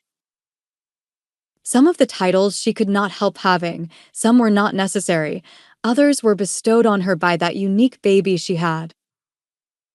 To the other women in the ward, she was Caesar. To the strings of young doctors who kept trailing in the wake of the surgeon, she was cord presentation, whatever that meant. To the night nurses, she was the mother of Muhammad Ali because her baby was loudmouthed, troublesome, and refused to be tamed. He would sleep all through the afternoon. If all other babies were crying their heads off, Bubu would sleep through. Their cries never disturbed him. But as soon as it was night and other babies in the nursery decided to sleep, then Bubu would wake, and wake in style, loud and demanding.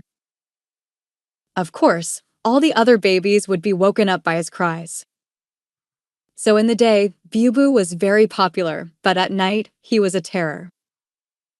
In the end, a special emergency nursery was fitted out at the end of the corridor for him alone, and Otto was free to go and see him there. Bubu was given VIP treatment, right there in the hospital. On the fourth day, they removed the tube that had sealed Ada's mouth. Those 4 days were like 4 centuries to her. So she could now talk, but could not move about on the bed, and her back was sore. She did not mind that, for was not her mouth free at last? She started pumping the sleek woman in number 11 with questions. How did she come to marry a man as handsome as her husband? What did it feel like, marrying a man who was almost old enough to be your father? How did it feel to be loved and respected as she was, being showered with presents of flowers, funny dolls that made mad music, beautiful boxes tied with beautiful ribbons and containing all sorts of things? 1 or 2 contained a funny jack-in-the-box, all different, doing different things. How did it feel to be treated with so much respect by the big, masculine-looking, but rather motherly sister of the ward?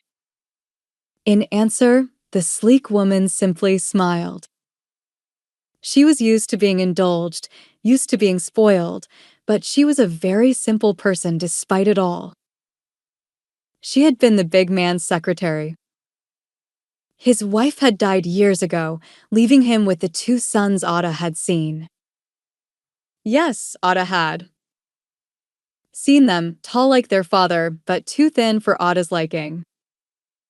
They needed to be fed more, Ada had thought. One was at a university reading law, the other was a partner in a certain firm, the sleek woman told Ada. Marrying their father was the greatest thing that had ever happened to her. She was an adopted daughter. She never knew who her real mother was or her father. She had tried, but failed, to find out whether her real parents were dead or alive. Her adoptive parents were good, she added quickly, too quickly for Ada, who could never guess how it could be possible for somebody else to love you as if you were their very own flesh and blood. They did love her, her adoptive parents, but she was determined to make a happy home for herself, where she would be loved, really loved, and where she would be free to love. She had been lucky. It seemed as if her dream was coming true. It is not coming true, it is true. You are now almost like a princess, Ada said, wanting to cry. Their conversation was interrupted by the arrival of the sleek woman's film star-like husband. Ada's attention was also diverted by the big surgeon and his group of 6 disciples. Ada, for once, did not want to see all these people. Doctor or no doctor, surgeon or no surgeon, why could not the man test her alone, without all those men with hungry eyes, like vultures looking on? They brought a flowered screen to give her a little privacy. She was sorry for this, because she liked to watch the way the sleek woman's husband usually sat by her bedside, taking her hand gently, both of them laughing quietly, sometimes just sitting there. He stroking her forehead, saying nothing, just sitting there, like lovers in the cheap movie pictures Ada had seen at home. You read about things like that. You saw actresses and actors acting things like that on the screen for money. It never occurred to Ada that such things could be real. As soon as the big surgeons started to expose her to the view of those student doctors, or surgeons, or whatever title they were going to be, called by when they qualified, Ada burst into tears. Why? What was the matter? Asked the big man. They concluded that it was the after-baby blues. Ada would not stop. She did not want to stop because she might be tempted to babble the truth to them. She might be tempted to tell them that for once in her whole life she hated being what she was.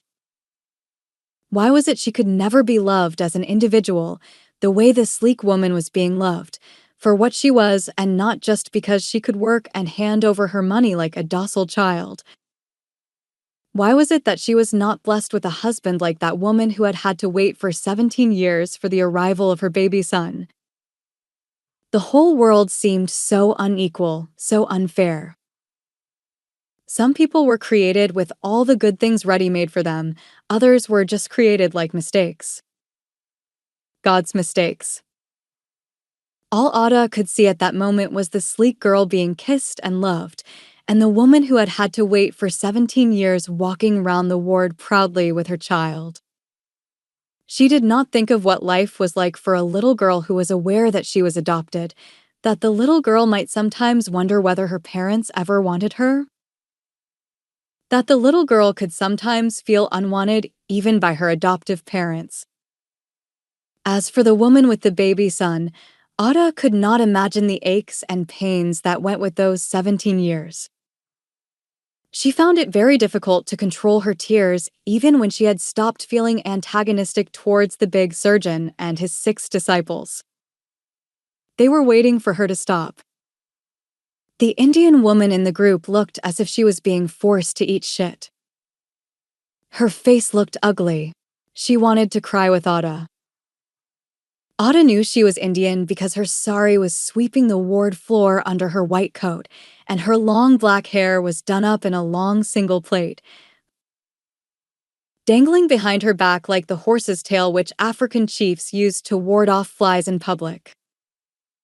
The surgeon made some sympathetic sounds, telling Ada not to worry. They would come again to talk to her. He whispered something to a nurse standing by. The disciples all smiled at Ada, sheepishly. The surgeon told her she was a good girl, for she was progressing very rapidly. They left her. None of them turned round to stare at her anymore. They just disappeared very quickly, like a group of silent, dumb people whose tongues had been taken from their mouths. The time for the visitors to rush into the wards had come. Ada was by the door. She could see anxious relatives clutching bunches of flowers and gifts, waiting impatiently for the big sister to say the word. These relatives were like children, waving anxiously at the mothers who, by then, had been tidied up by the brisk nurses. Most of the mothers had combed their hair, powdered their noses. They all had gay nightdresses on. They looked happy and expectant. Ada was happy for them, not because she was part of the picture, but because she was a good watcher. The only table that was bare in the whole ward was hers. She had no flowers, she had no cards. They had no friends, and Francis did not think flowers were necessary. Ada did not ask him why he did not buy her flowers. Maybe he had not noticed that the other women had flowers. She did not blame him for this, because in Lagos few people bought flowers for new mothers. She would point it out, though, so that he would learn for the future. Maybe he would even buy her flowers for tomorrow, she thought. That would be a miracle, though. Why was it that men took such a long time to change, to adapt, to reconcile themselves to new situations? The woman in number 8 was Greek, large and voluble. She had told Ada that she lived in Camden Town, that she had a little girl at home. The girl was the same age as Ada's TT. But the woman was gorgeous. She had about 10 housecoats, all with beautiful frills and edgings. She was a seamstress, she said. She sewed for Marks and Spencer's, so she had a great many substandard clothes which the firm allowed her to keep. That evening, she was wearing a large nylon nightdress with a satin bow in the front, tucked in nicely between her large breasts. She had let her hair down, and it was held in place with the remnant of the satin material. She looked like a blue flower, sitting there, large, decorative, smiling and waving at her husband, who was still outside. Ada started to worry about her nightdress. The nurses had kindly changed her into a cleaner one, but it was a hospital nightdress. They were like men's shirts, red-striped, with long, shapeless sleeves and collars. The background of the material was pink, but the stripes stood out just like red veins. Ada did not so much mind wearing the shirt-like nightdress with the blood-colored stripes. What she minded most was that she was the only woman wearing one. All the others had their own nightdresses. She was going to tell Francis about it. She would ask him to buy her one from Marks and Spencer's. Her special nightdress that was coming from Marks and Spencer's would be blue too, like the Greek woman's. But she would tell Francis she did not want so many frills and tucks. They would make her look like an over-decorated Christmas tree, and she would not like that. All she wanted was plain, straight blue nylon or terylene or anything, as long as it was soft, transparent, and blue. She thought a bit about its transparency and decided that Francis would not like that. He would accuse her of showing off to those doctors with the curious eyes and cynical smiles. No, she would not ask Francis to buy a transparent one. She would ask him to buy a double one that had something like a petticoat sewn inside. Those were very beautiful because the petticoats were usually edged with lovely lace. Yes, that was the one she was going to tell Francis to buy her. She would not mind if he bought only one. Because in a day or two she was sure she would get better and could sneak into the bathroom to wash her nightdress so that it would be nice and clean for the next day. But wouldn't Francis moan about the cost of the blue nightdress with the lacy petticoat? Wouldn't he accuse her of envying her neighbors, of wanting to keep up with the Joneses next door? What answer was she going to give? She thought and thought again. Why, Francis had never given her a present. After all, she had given him this Muhammad Ali of a son. After all, the son was going to carry his name, not hers, even though she was to carry the ugly cesarean scars all her life. And what of the pain she was still going through? Yes, she deserved a present from Francis. She did not. Mind if he bought it with her money, but she was going to show it round the ward and say to her sleek neighbor, "Look, my husband bought me a double nightdress with a lacy petticoat. Just what I was dreaming about." She was going to do that. Well, she was learning. When in Rome, do as Rome does. When in University College Hospital in Gower Street, do as they do in University College Hospital in Gower Street. Neat, that is. The gong sounded. The visitors rushed in, laughing, clutching more flowers, more parcels, more presents. Otto was just getting ready to watch as usual because Frances seldom came early because of the children. That was all right with her because Frances did not kiss in public. He could hardly ask her how she was feeling because to him Otto was always his and no illness. No god could take Otto from him, so why bother to ask how she was feeling when he was sure she would get better anyway? So they usually had nothing to talk about. Otto could only ask and worry about TT and Vicky. Vicky's face was beginning to accuse her. She told herself that it was a sure sign that she was getting better. A few days before, she was not even aware she had TT or Vicky. She was not aware of anything at all. So, Frances was not coming early and she was going to watch the crowd of happy relatives spoiling their women. A nurse rushed in after the relatives. She was coming to Ada with an uncertain smile on her face. It was a smile of embarrassment. She was behaving like somebody who has been entrusted with a nasty job. But she had to do this job nevertheless. She came to Ada, one hand holding her white cap, which looked as if it was falling off, and she was smiling this uncertain smile. She was talking to Ada, but her eyes were watching the visitors. She said, her voice low and husky, "Mrs. Obi, you must tell your husband, when he comes, to bring you your nightdress because, you see, you are not really meant to wear the hospital gown after your baby has been born. You only wear them in the labor room. But we thought that maybe you did not know." She smiled again and then disappeared.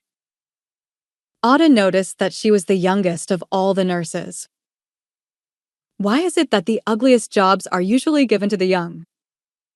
Part of their training? Couldn't the ward sister have made a better job of telling her that she was not allowed to wear hospital dress in an open ward? Not to worry, it all came down to the same thing. Frances must buy her a nightdress. But being told to do so in the way the young nurse did took the glamour off it. Now, it was imperative, it was a duty, an order which had to be obeyed. It would not be a present anymore. This left a hollow in her sore stomach. She was now sure people were talking about her. Look at that nigger woman with no flowers, no cards, no visitors, except her husband who usually comes 5 minutes before the closing time, looking as if he hates it all. Look at her, she doesn't have a nightdress of her own. Is she from Holloway, from a prison? Only patients from prison wear hospital dresses in the ward. Otto was sure that the granny talking and gesticulating wildly around the bed of her granddaughter was talking about her not having a nightdress. She was sure the short, stocky Greek man in a black coat, sitting rather uncomfortably in the straight-backed hospital chair, was talking about her. All the conversation buzzing around her, was about her. The buzzing went on and would never stop. She could even hear her name being mentioned, especially by the Greek man. She did not want to hear any more. She did not want to think any more. She did not want to see any more. She closed her eyes. She dived into the sheets, covering herself up. The world would not see her now. The world would not know whether she had a hospital dress or her own dress. Had she not covered herself up, just like a dead person? If the sleek woman, who was being talked to by her husband's 2 handsome sons, had noticed that Otto was doing something funny, she did not think it important enough to embarrass her visitors with it.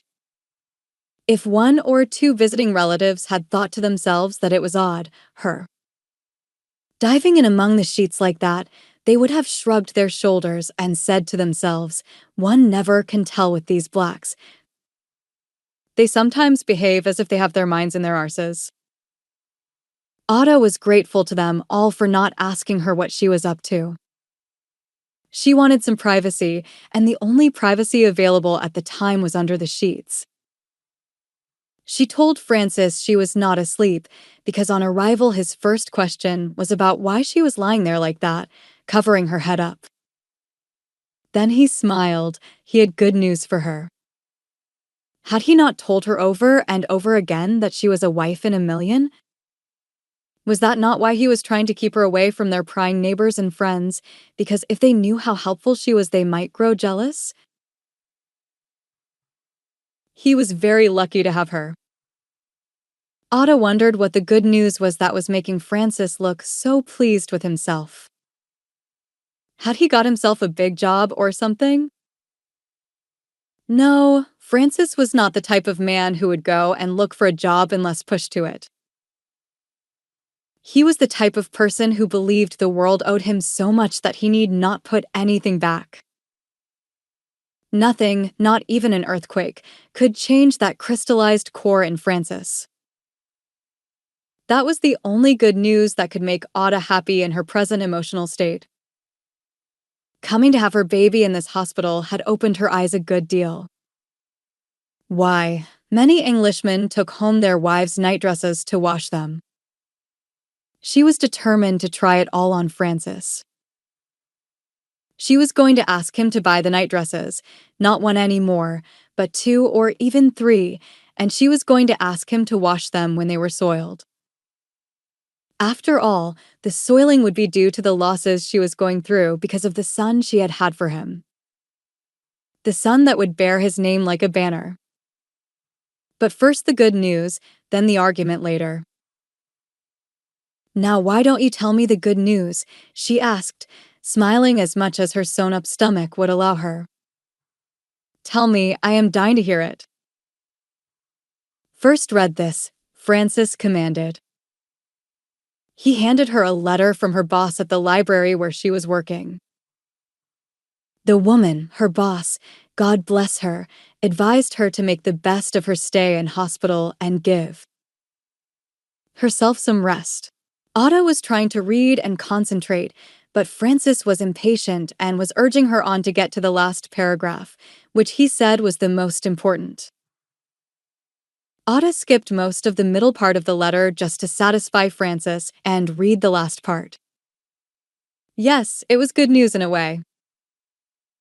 The Finchley Borough had decided to pay her a lump sum for the holidays she had not taken. Her boss remarked that she hoped Ada would use this money to take a holiday after her confinement and get some clothes for herself. She concluded the letter by telling her that the staff had collected some money and bought her a red woolen cardigan to go with the lapa with birds on it that she usually wore to work.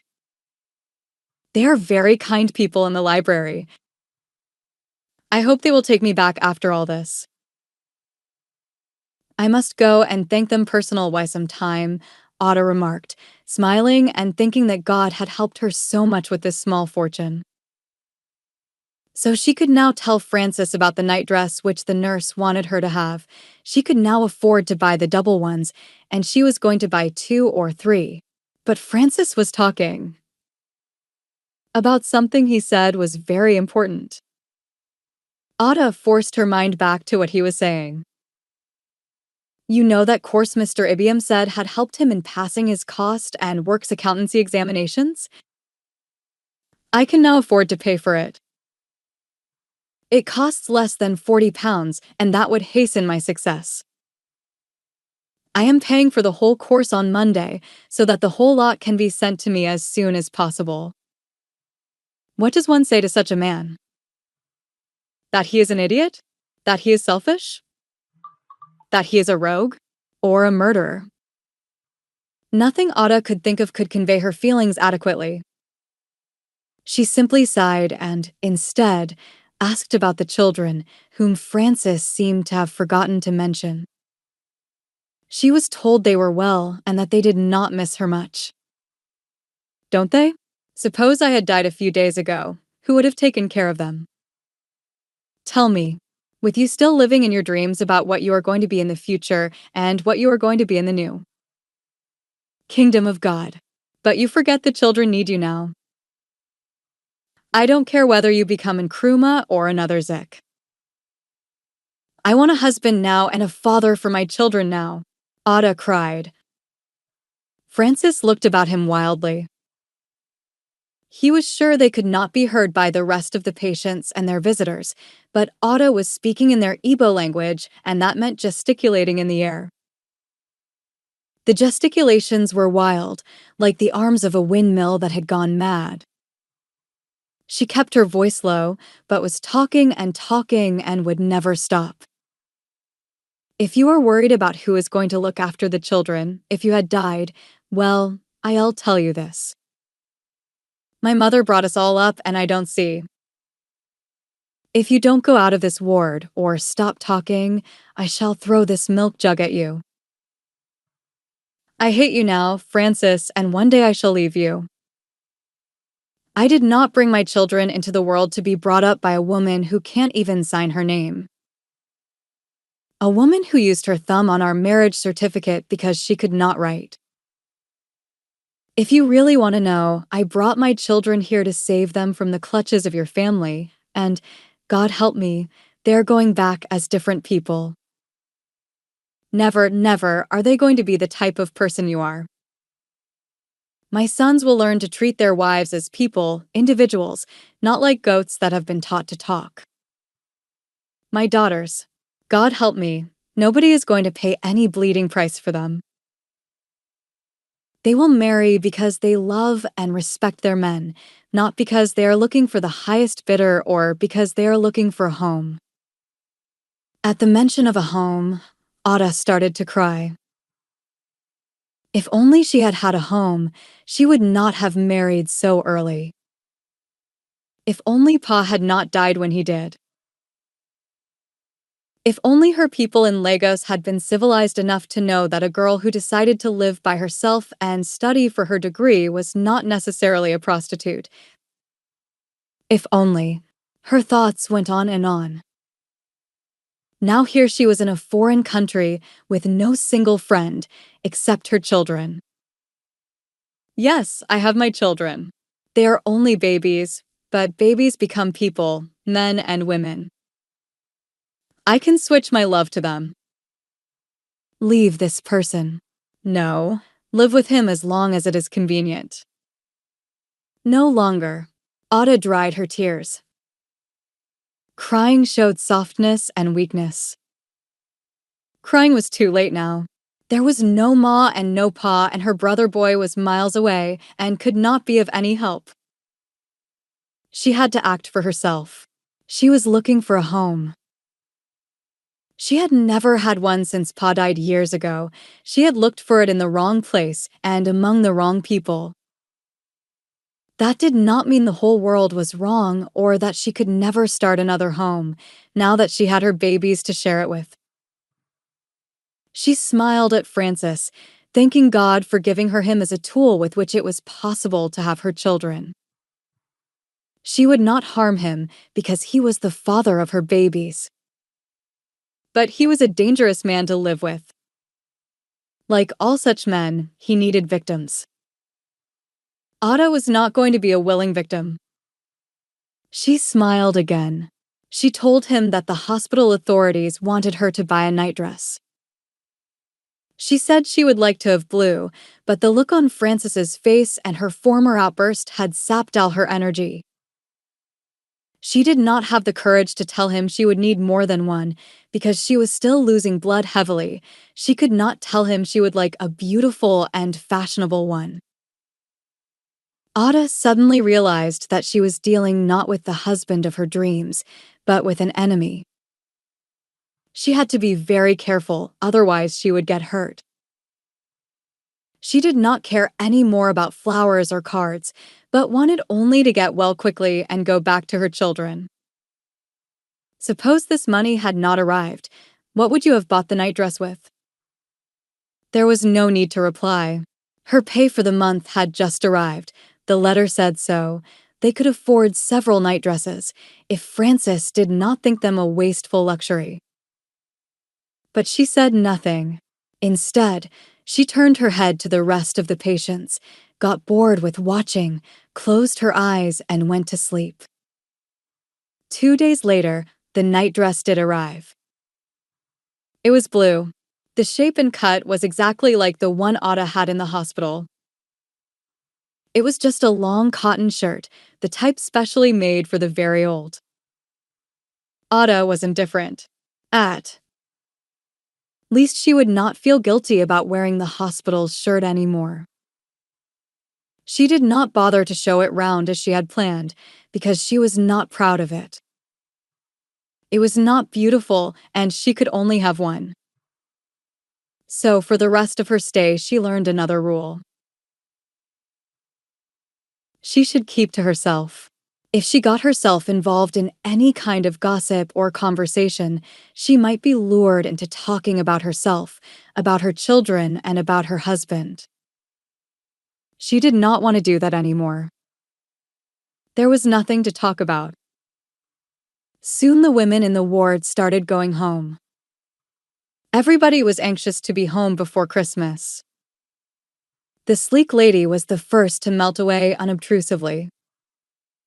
She had to go to another ward, she told Ada. She wished her luck during her stay in England and told her it had been nice knowing her and that she hoped Ada got better soon. Ada was so moved that she was tempted to act just as she would have in Nigeria. She wanted to ask the lady for her address, but something in the lady's politeness stopped her.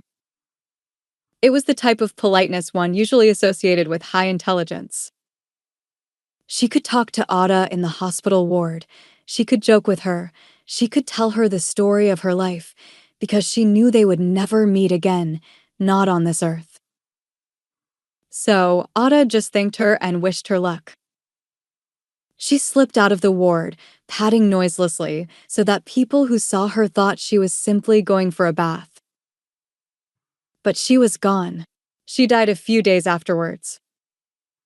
Nobody told the few remaining mothers the details. All they knew was that she had died. The nurses would reveal no more. Ada wanted to go home. Getting ready for home was another ordeal. You dressed yourself and dressed your new baby in its brand new clothes and new shawl. Then the baby would be shown round in his first civilian clothes, and everybody would coo and remark on how smart he looked. They would also congratulate the mother on her trim figure. These congratulations were not always very sincere, because all new mothers went home with that frontal bulge which disappears only with time. But on that day, the day the mothers leave the hospital, they would squeeze and stuff themselves into tight dresses or suits. One could watch these women with sympathy, trying to prove to themselves that nothing had changed, that they had not lost their figures, that they were still trim and nice, just as they were before their babies were conceived. That having the babies did not mean losing their youth, and that, like every young woman in the street, they could go about in ordinary clothes and not the tent-like outfits which had been their lot over the past months. Ada's African costume solved the figure problem for her. Her Igbo lapa would stretch and stretch so that there was no need for her to draw her tummy in. Her lapa would cover it all for her. She had asked Francis to bring her the one with Nigerian Independence, 1960 written all over it. She was going to show people that she came from Nigeria and that Nigeria was an independent republic. Not that the other women did not know, but Ada felt that she would like them to remember it always, that she came from Nigeria and that Nigeria was independent. Her problem was the baby's clothes. When she had had Vicky, the Americans had been so good to her, ordering all her baby's clothes from Washington. The shawls and the baby's blankets were all very soft and beautiful.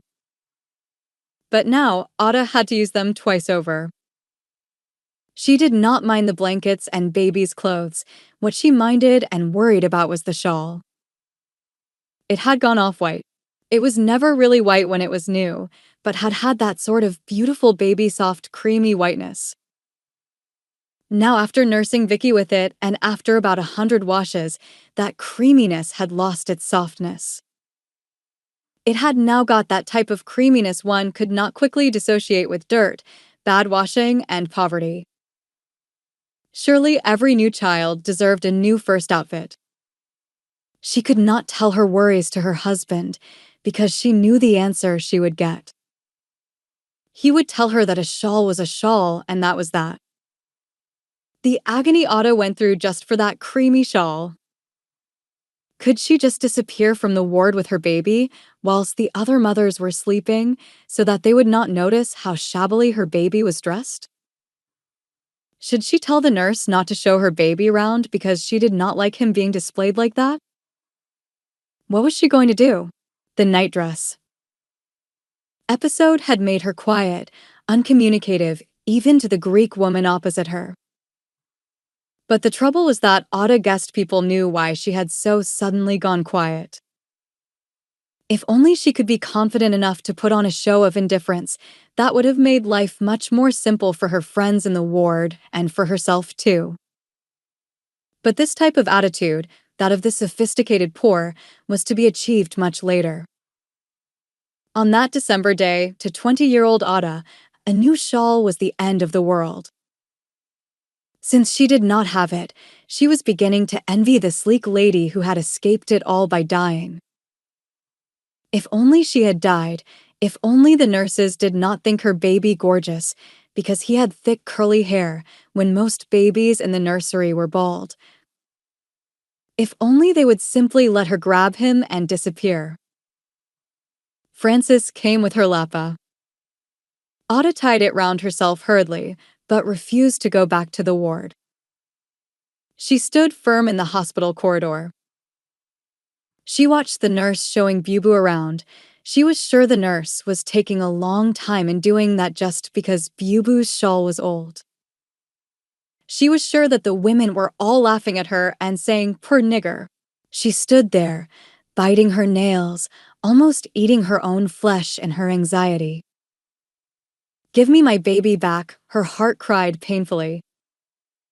But the nurse was showing them all, the women, the doctors, anybody who happened to be around, that this was their special baby, born miraculously, for whom the mother had suffered so. And was he not worth all the suffering and sacrifices? It was Francis who followed the nurse, listening to all the talk. Of course, he heard only the sweet words. He did not see that the baby's shawl was not new, that it was off-white and not soft. Men are so blind. In the taxi that was speeding her home to Vicky and TT, she wondered if the nurse could be really sincere. Did those women in the ward really admire her baby, or were they just curious to see what a new African baby looked like? Suppose one or two were really serious, sincerely admiring her Bubu, should she not have gone round to say a nice goodbye to them? She started to feel guilty. She had thought only of herself all the time and not those women who were doing their best to be friendly. What was happening to her? At school, she was never really happy, but she did not have this suspicious attitude towards other people. She tried to find the answer, but the only anchor she could find was her relationship with her parents-in-law and Francis. She knew she was not loved and was being used to give Francis an education which the family could not afford. Why should she blame them then? Had she loved Francis to start with? She had only begun to love and care for him later. But the love was short-lived because Francis did nothing to keep it alive. She felt she was being betrayed by the very man she had begun to love. Was that what love meant? This pain? She so wished she could tell her worries to someone. She wished Pa was alive. Pa would have understood. Since there was no one to tell, she had to put on a cloak of indifference. Francis could now do what he liked. She was not going to tell him what to do. She would only protest if his behavior started to affect her children. Was it this betrayal of Francis and his people that made her suspicious of the women in the ward? She wished, now, that she had said goodbye. nicely. But it was too late. Even if she went back tomorrow, one or two would have gone. She could never get that very same group of people in the same ward having their babies again. It could never be repeated. She had lost the opportunity of saying goodbye nicely. The only good thing she had learned was that she would never let such a thing happen to her in future. She must learn to thank people, even for their smiles and kindly nods. This consoling conclusion, this new code of conduct Ada learned from the hospital and from staying together with other women for 13 days, was to be with her for a long time. She now looked forward to seeing her children, whom she was going to love and protect. To her children, the indifferent attitude would never apply. You see, they were her children, and that made all the difference. The taxi stopped in front of the house in Wiles Road, and she scooped her babies into her arms. They were all alive and well. They had not forgotten who she was. 10. Applying the rules. It was a very cold winter that year. Before it started to snow, the air was biting, the atmosphere gray and thick with fog. On some days, you could hardly see beyond a few feet in front of you, so thick was the fog. Then the snow started to fall. It fell and fell as if it would never stop. It was thick on the ground, thick on the roofs of houses, thick in the air, falling, falling all the time. The ground seemed to have all gone white, never to change to any other color. Ada was lucky. She and her family cooked in the same room that served as living room, bedroom, lounge, bathroom. The only thing they had outside this room was the lavatory. The children seldom went out. There was no place in which they could play, so the same room served them as the playroom as well. Titi accepted their baby brother with a shy smile, saying, "It's a baby that." Ada agreed with her that Bubu was a baby. Vicky looked and looked at this new baby that was inheriting his old cot and did not really know what to make of it all. He would stand there by the cot, peering between the railings, and tell his mother that the baby is crying. Francis went to work for 2 weeks. Ada felt very guilty about this. She knew her man ought to go out to work for their living, but in her own particular family, she had been doing all the work. It seemed to her that she was failing by staying at home and letting Francis go out and work in that terrible winter. Francis would worsen the effect when he came home, telling her how very difficult it was to work as a postman in England during Christmas. You are given a big bag of letters and parcels as heavy as the load of Christian in the Pilgrim's Progress. And, like Christian, you are expected to carry the load, up the stairs leading into flats, and down the stairs to those living in basements. The load on his back was heavy, the work was kiling, going up and down like a mad yo-yo. The work was humiliating, treading the streets with the bag on your back, your nose running into your mouth, and worst of all, you were given a black band for your arm. As if you had lost your mother or something. Ada would shudder at this recital and feel awful, wishing she was well enough to go back to her library job to save her husband all this pain. The most frightful part of the whole business of post office jobs during Christmas was the English dogs. Those people, the English, they did worship their dogs. Ada gave a nod. Was that not the reason why they had a saying in their own language that you should love them and love their dogs? They love dogs, the English do.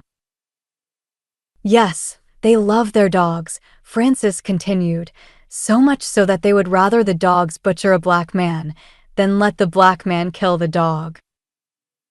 Ada considered this and decided that it was not fair that people should let their dogs butcher a black man. After all, the black man was only a postman, delivering Christmas cards and parcels. Had it ever actually happened, Ada wondered, or was Francis thinking it could happen and happen to him? She asked him this. Francis was sure not only that it could happen, but that it was going to happen to him. And he was sure he had heard somewhere that it had happened to a man he used to know. Ada did not want to ask where he heard it and what the name of the man was, because Francis might accuse her of wanting to know too much. But the picture Francis conjured up in her mind clung like a leech. She had seen the picture of the man Christian, dressed shabbily like Robinson Crusoe, climbing a steep hill with a staff in his hand, huffing and puffing. So that was how Francis would look, the big load on his back, puffing up and down the stairs. And then, all of a sudden, the mad English dogs would chase him, barking like mad, hungry to butcher him, to eat him up, and their owners would be standing there laughing and saying, "Poor nigger." This thought would send a chilling feeling through her veins, and she would shudder at it, the thought of Francis running for his life and the dogs in hot pursuit. The picture would not go away. It stayed there with her, so much so that when Francis left for the post office in the mornings, she would say to herself, "I may never see him again." The dogs may have eaten him up by the evening, but Francis usually turned up, ready to recite more horrid experiences. It was brutal of Shakespeare to say that cowards die many times before their deaths, because the cowards really suffer. What they imagine is so real to them that they actually suffer. Ada had never died before, and she had not been fortunate enough to see somebody who had died and then come back to tell her what it was like, but she had suffered the fear of death, and had seen Francis suffer the fear of being eaten up by the angry English dogs, so she knew that this fear could be real. Really painful fear. She took TT to a playgroup at Lyndhurst Hall, just round the corner from Wiles Road, next to the Athlone Street Library. Normally, it took her only 5 minutes or so to cover this short distance. But it was winter, and there was snow on the ground, and it was her first day of using her feet after the cutting up in the hospital. Her feet were reluctant to obey her. It seemed to her as if she had to learn to walk all over again. She held TT, now 3, tightly, but TT was so happy at the thought of escaping from their one-room mansion that she skipped up and down and up, on the dangerous snow. Ada let her go, her feet wobbling, her head light, and her vision blurred. It seemed to her that she was seeing lots and lots of colorful balloons in the air, blue, red, and yellow, but there was more blue than the other colors. So she walked with caution, taking her time. So this was what the sister of the ward was talking about when she said she was sure Ada was not well enough to look after 3 young children. Yes, the sister was right. She was not well enough. Anger welled up inside her. Was she so ill without knowing it, and Francis telling her the story of the dogs that would eat him up, and she blaming herself for letting her husband work? Anger mixed with her fear. Suppose it was going to be like this till the end of her days? Suppose she was going to remain a weakling with wobbly feet and eyes that would not focus and a brain that went round and round like the ripples in a pool. What would she do then? How would she study to be a librarian and then a writer, which she was sure she was going to be by the time she was 40? Let the dogs eat Francis up, she could not care less. She started to blame herself for worrying about it in the first place. All men work. Why should he want to be different? Had Ada not learned that in the hospital? Had she forgotten her resolution, the one she made then, that she was going to be indifferent to Francis's worries? Here she was 5 days after leaving the hospital, worrying about it all, forgetting everything she had learned. When she got to the playgroup, the woman who was running it congratulated her on the birth of her baby, but remarked that she looked tired. She should not have come. She would return TT to her at noon when the playgroup closed. She would collect TT in the mornings on her way and until Ada was really strong. Did she not realize that she had lost a lot of weight? She was surprised the hospital had discharged her so soon. She should have stayed longer, the kind woman observed as she made Ada a nice hot mug of tea. On her way home, Ada saw another student carrying a big bag, but she seemed to be walking very, very briskly, almost as if she was happy working for Christmas. She was a woman, and she was black. Ada leaned against the dirty supports of the overhead bridge off Carltown Street, watching this young woman clip-clapping the letterboxes as she went along. Ada thought she could hear her singing. Wasn't she aware of the dogs, the weight of the bag, the black band, and all that? Ada shrugged her tired shoulders, picking her way back to Wiles Road with care. When she came to the front of the cafe run by the Greek woman and her baldy husband, she rested again, savoring the smell of bacon and chips coming from the cafe. At last she got home and slept most of the day. Francis came back in the evening, telling her that he covered the worst houses ever built in England. He was sure those houses were specially built to torment him. Did Ada not know that those houses had their letterboxes on their roofs? Ada said, "Huh," and Francis said that roof was just a figure of speech. But that the letterboxes were almost on the roofs because he had to stretch and stretch to reach them. Ada listened and yawned on purpose. Francis's words did not cling this time. They went in through one ear and came out of the other without leaving a single scratch on her. That did not stop Francis, for he loved the sound of his own voice.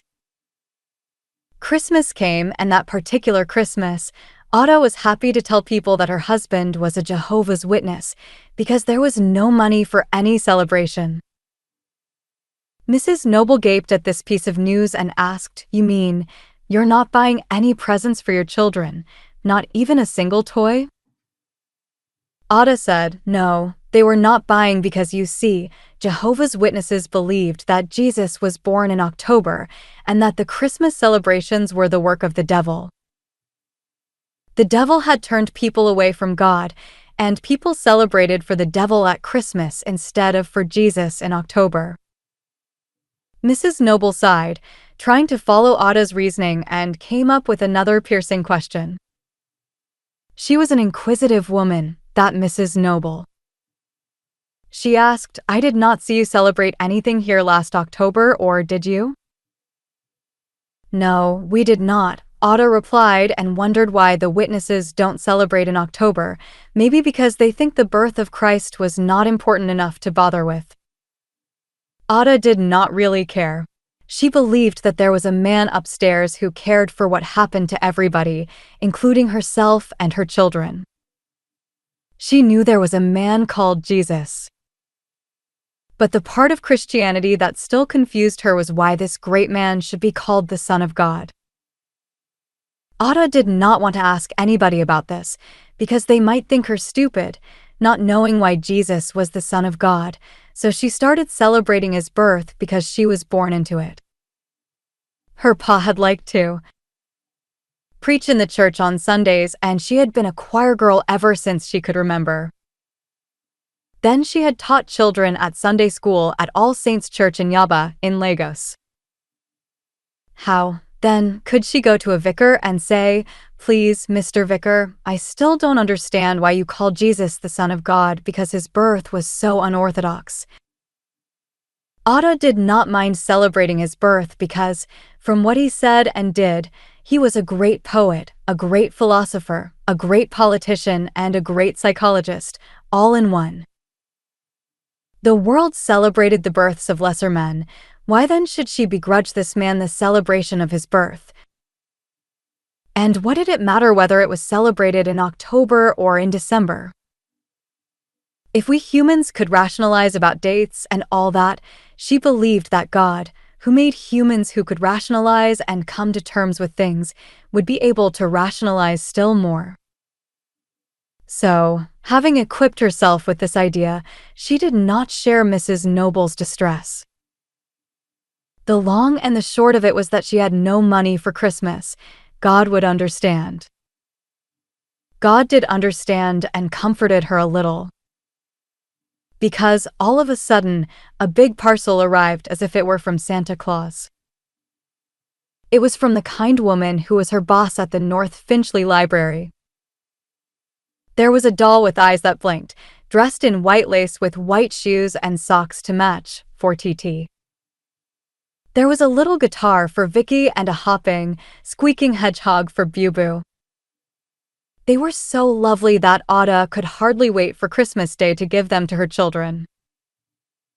That was the only thing that had worried her, her children having no toys, when every child had one at Christmas. The nobles made the situation worse. There was this man who was a salesman, selling from door to door. From him, the nobles bought a big doll as big as a child of 2, a big pram, big enough to take a real baby, and all sorts of things for their 5 children. The cost of it all was so outrageous that Ada called upon Jesus to have mercy on them all. Then Mrs. Noble explained to her that they were buying them on the Never Never. Ada did not know what the Never Never was, and she looked so blank that Mrs. Noble laughed, twisting her long red hair between her fingers. Mr. Noble then told her that here in England it was possible to buy many things without having a penny. You simply had to agree with the seller that you would pay every week or every month as the case may be, and then you signed a paper or two to say that you were sane and of sound mind and that you knew what you were doing when you promised to pay and all that. You then took the goods, just like that. Just like that? Ada said, unbelieving. Yes, just like that, Pawn Noble agreed. Ada's mind sped back to Lagos. If a salesman could be stupid enough to allow people to buy on their doorstep goods worth almost £100, just like that, the salesman would soon have to close up his business. In Lagos, people would not pay, and if the salesman's demands became too irritating, people would just disappear. Then she asked Pawn Noble, suppose I run away, taking all his goods with me. What will he do then? Pawn Noble laughed, you're thinking of home. Where will you run to here with all your children? It is not all that easy to find a new place to live, and people here usually leave a forwarding address. It is not easy to cheat here, because you'll be caught in the end. Ada did not need Pawn Noble to tell her how difficult it was to find a house to live in, because she had experienced it. So the nobles were going to pay every penny for what they were buying. But it will take a long time before you finish paying for all this. Pawn Noble agreed again, but told Ada that in England you worship 2 goddesses. One is Christmas, the other one is holidays. As soon as they finish advertising for Christmas on television and in the papers, the next big thing is the annual holiday. So he was sure they would finish paying before they started saving for their holidays. He ended up by suggesting that Ada should get some toys for her children since she was not a Jehovah's Witness like her husband. She was tempted to buy 1 or 2 small toys for £1 or 2 and 2. Lie to Francis that somebody had given them to the children, but how was she going to pay? From the £2 a week housekeeping money Francis allowed her? No, she would rather spend more on food and make do with the presents sent by Mrs. Conrad. In fact, she was not making do. The presents would do all right. They were new, they were beautiful, and they were appropriate. Why worry for more? She knew why, though. Because she wanted to buy them herself, not from the Never Never man, but to go to Woolworth's or the other toy shops, browse around, touching this and touching that, asking for the prices, and making her own selections, just like other mothers, bustling and rushing about in their Christmas busyness. Ada would have liked that, especially when she realized that in England, Christmas is celebrated more in the shops than in the churches. As for her children, were they not too small, too isolated from other children to be able to compare notes and find out what they were missing. The 24th was cold. For the first time in Ada's life, she had to spend Christmas Eve indoors. It was cold and damp, and there was the white snow. There was not a single masquerade, no fireworks, no bell ringing. It was all quiet, just as if Jesus had died, not like the celebration of his birth. Francis went down to the Nobles to watch their television, because there were going to be some special Christmas films on the BBC channel. Ada had to stay with her babies, putting them to bed, telling them to be good and go straight to sleep, because there was going to be a big surprise for them the following day. She felt so lighthearted that she sang to her children Adest Fidelas, and TT, who seemed to have heard the tune somewhere before, joined in. Vicky looked at his mother and sister, his little Francis mouth pouting, his sleepy eyes wandering from the one to the other, wondering what it was all about. Ada noticed that one of his ears seemed to move with the song, or was it her imagination? She touched the ear, but the child did not make any sound. Yes, there was something funny with that ear. It was definitely bigger than the other one, hanging down like an elephant's ear. Ada stopped singing. Funny. She had never noticed that one of Vicky's ears was bigger than the other one. It must have been natural, otherwise he would have winced with pain when she touched it. She ought to do something about it, though, now that she had discovered the difference. It was shame for God to make a simple mistake like that, allowing one ear to be bigger than the other one. She could not correct it now. It was too late, it was too fixed. So she picked up a jar of Vaseline, which she bought for the baby's bottom, and rubbed it liberally in Vicky's big ear. Whether that was intended to ease the non-existing pain, or to correct the defect, or to ease her own mind, Ada did not know. But she felt better, having done something about the ear. Then she went to sleep. Christmas morning was like any other morning, except that there was so much silence in the street. Snow had fallen in the night, and there were no footmarks at all to smear the carpet of white. It was so silent, so peaceful, that Ada understood now why the carol Silent Night belongs to that time of the year.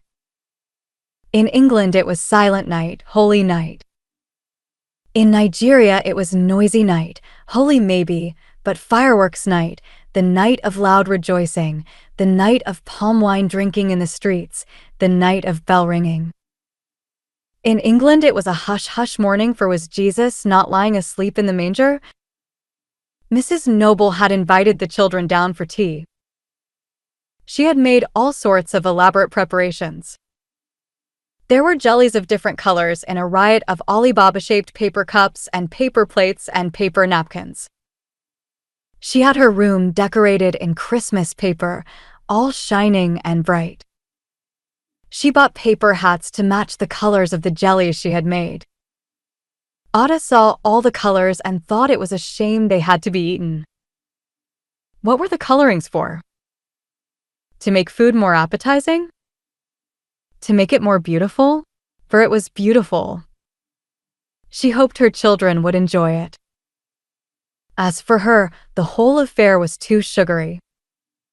She was not brought up with that taste. Anything sugary tasted like cough medicine to her. Ada got the children ready for Mrs. Noble's tea party. She told TT to eat everything on her plate because Mrs. Noble would be very angry if she made a mess of her food. TT understood some of the reasoning Ada was trying to pump into her. That was all Ada could do, and then hope for the best. It puzzled her, though, why people should be forced to eat everything that was set before them. In Nigeria, the situation seldom arose. You finished all the food quickly and wanted some more, especially when you were a child. But here you had so much to start with that food became a bore. She knew that though she might never have enough money for other things, she would never allow her children to go hungry. There was no room for that. She cleaned TT and put on her red dress with spotty pockets, which Ada had bought from one of the shops along Finchley Road. The dress had been too big for TT, but Ada hemmed it up to size because she did not know if she could afford another dress like that for a long time. She sat TT down in the middle of the bed and told her to stay quiet and still so as not to mess up her new white tights. She then proceeded to Vicky. Then she saw the ear again. It was hanging down more than ever. It was getting bigger and bigger. There was no doubt about it. To cap it all, Vicky was sitting down quietly, too quiet for Ada's Vicky. Panic took hold of her. Was Vicky sick again? Was the meningitis, or whatever the illness was called, coming back again? Was this another type of the same illness back to visit them again, and on Christmas Day? She did the only thing that came into her head. She yelled for Francis, who, as usual, was downstairs watching the Nobles' television. Francis came up almost immediately because, unlike Mrs. Noble, Ada seldom called her husband for anything. In fact, sometimes she was grateful to the Nobles for accommodating him for so long, because otherwise it would have meant his staying in the same room, getting in Ada's way, telling her she ought to have done this instead of that. He came to ask her what it was that made her call him like that when she knew that he was watching a pantomime on television. She then told him that Vicky's right ear was getting as big as that of an elephant. Ada was sure it was going to be bigger than an elephant's before morning, because it had grown bigger since the day before. Francis examined the ear and decided they had to call a doctor. A doctor on Christmas Day? He will not come and Vicky will die. Trust this child to be ill on a day when there is no doctor available. Ada cried. Look, doctors are supposed to call on you at any time you're ill. It is the law, Francis explained as he struggled into his coat on his way to the telephone kiosk. I must call him out. Christmas or no Christmas, Vicky is ill and that's that. But it is Christmas, Ada persisted. At home in Nigeria, you can't get a doctor out on Christmas Day unless you are a millionaire or something. Well, it is different here. You can get one on Christmas Day. With that announcement, Francis walked out, jingling the coins he was going to drop into the telephone slot in his hand. Fancy getting somebody out in this weather and on this day, just because a child was ill.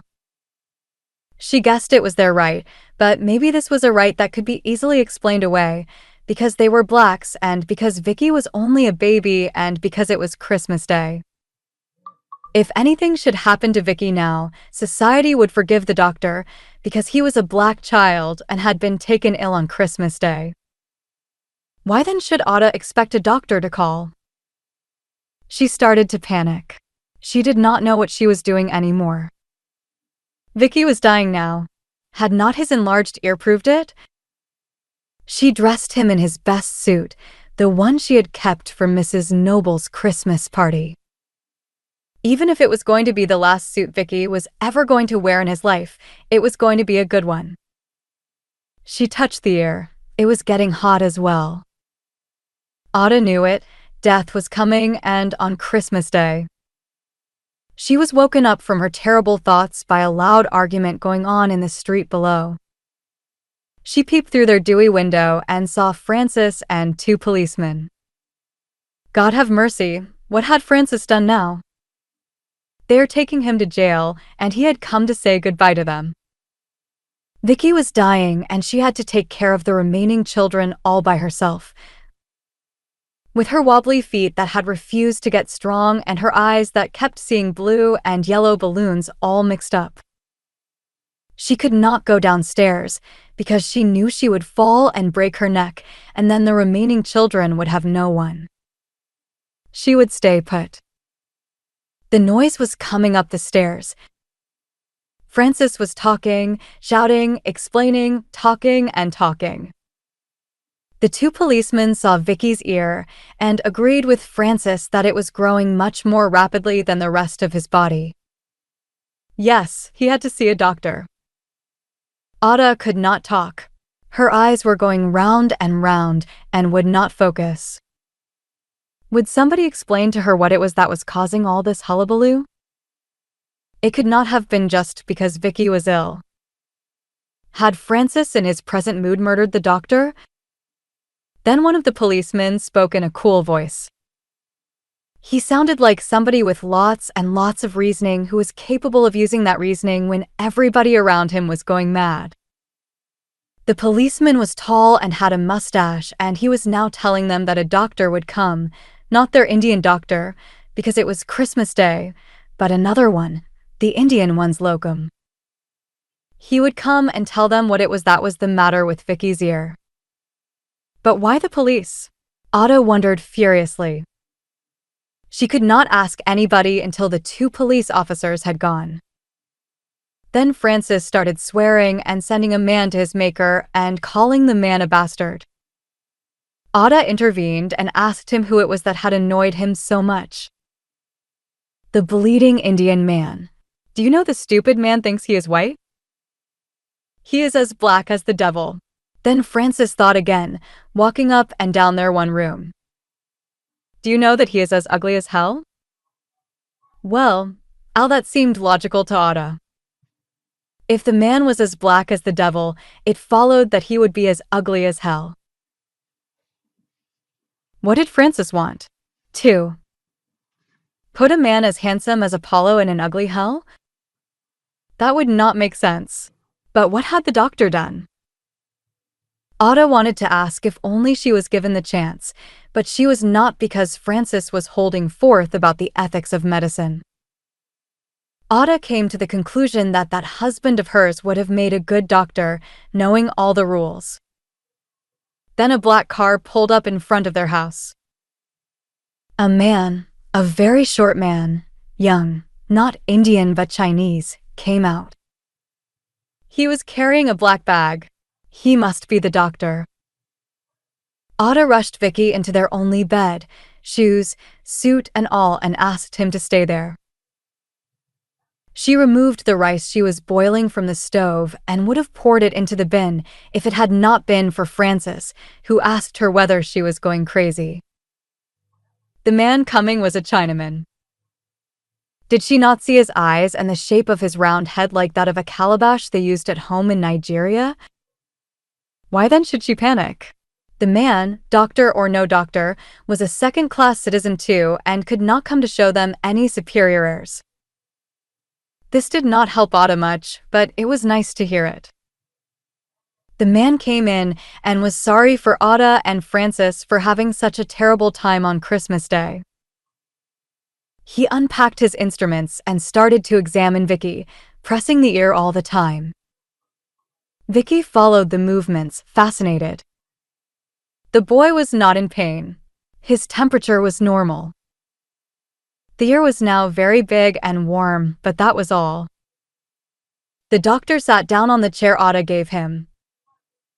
His sharp Chinese eyes roamed round the room. He seemed to be scratching his bottom, but was doing it gently. He was a Chinese, but one of those Chinamen who were either born in England or who had come here as children. He got up from his chair, scratching all the time, and then asked a funny question. Have you any bugs here? You know, bed bugs. Ada prayed for the ground to swallow her up. The doctor wrote a letter which she and Francis were to take to their doctor. The doctor, the Chinese one, noticed their discomfiture and said, "My grandmother in China used to kill bugs this way." The doctor spread his well-kept hands wide in gesticulation.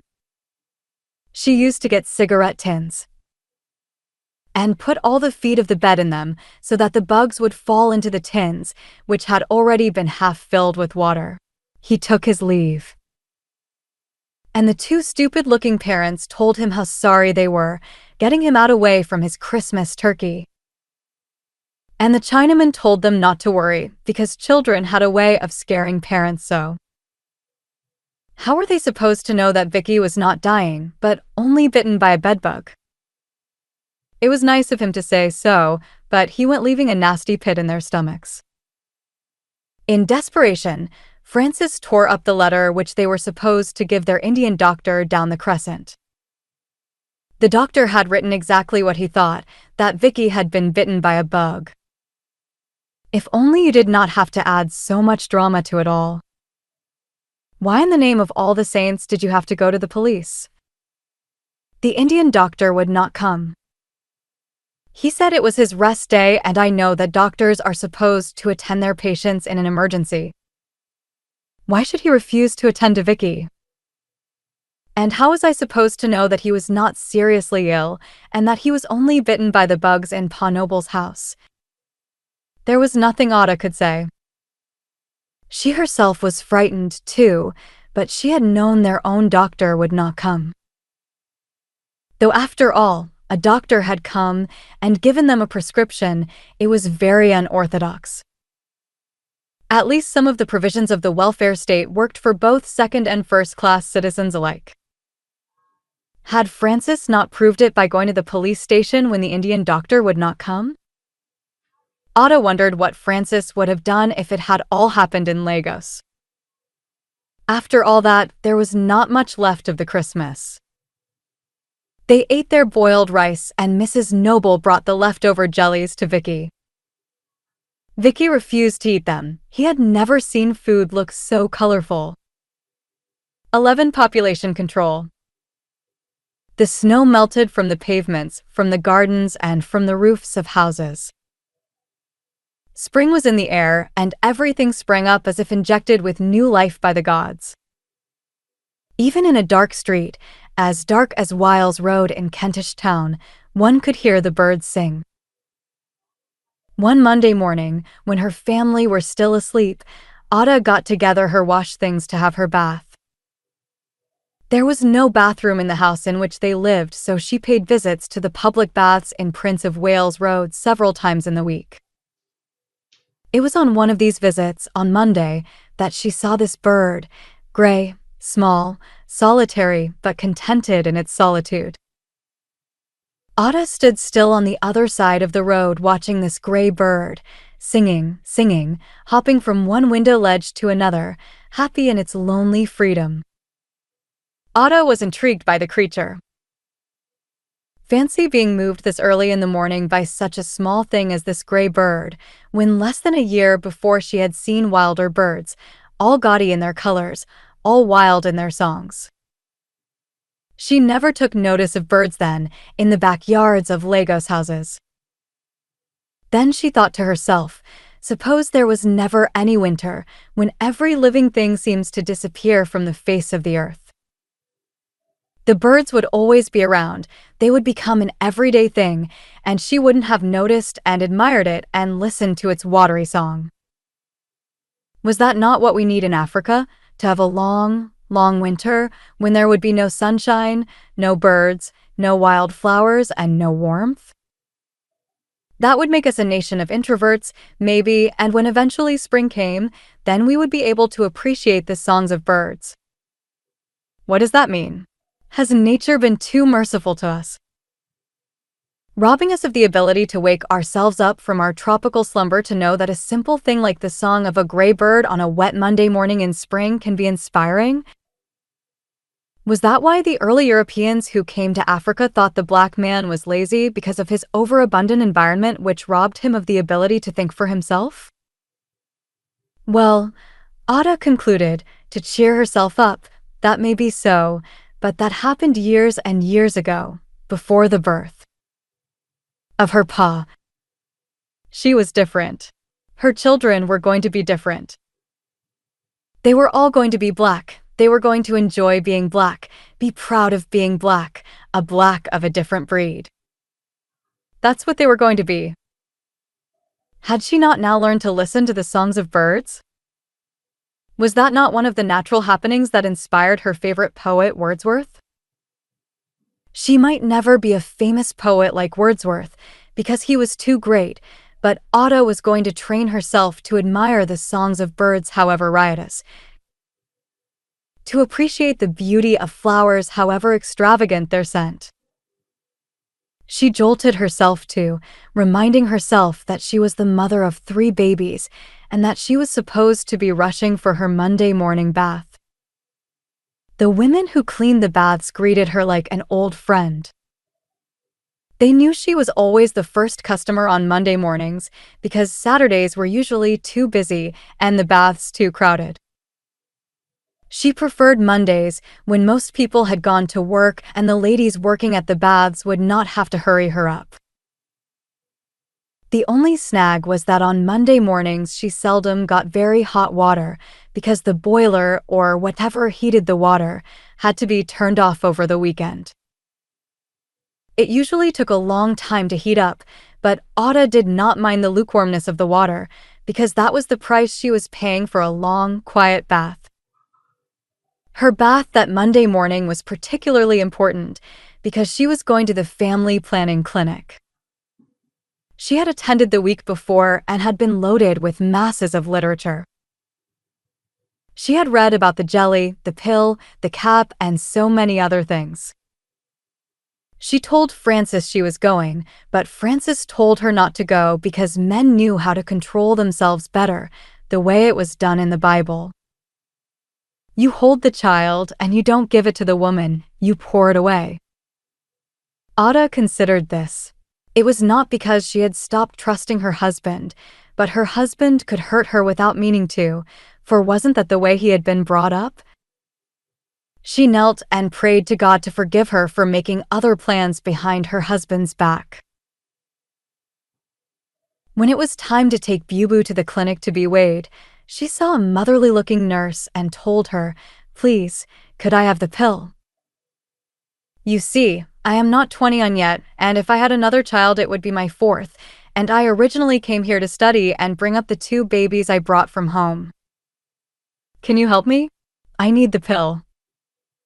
The woman smiled and tickled Bubu on the cheek.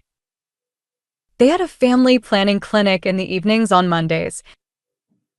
She would get the literature for Ada to read, and she could decide with her husband which would suit them best.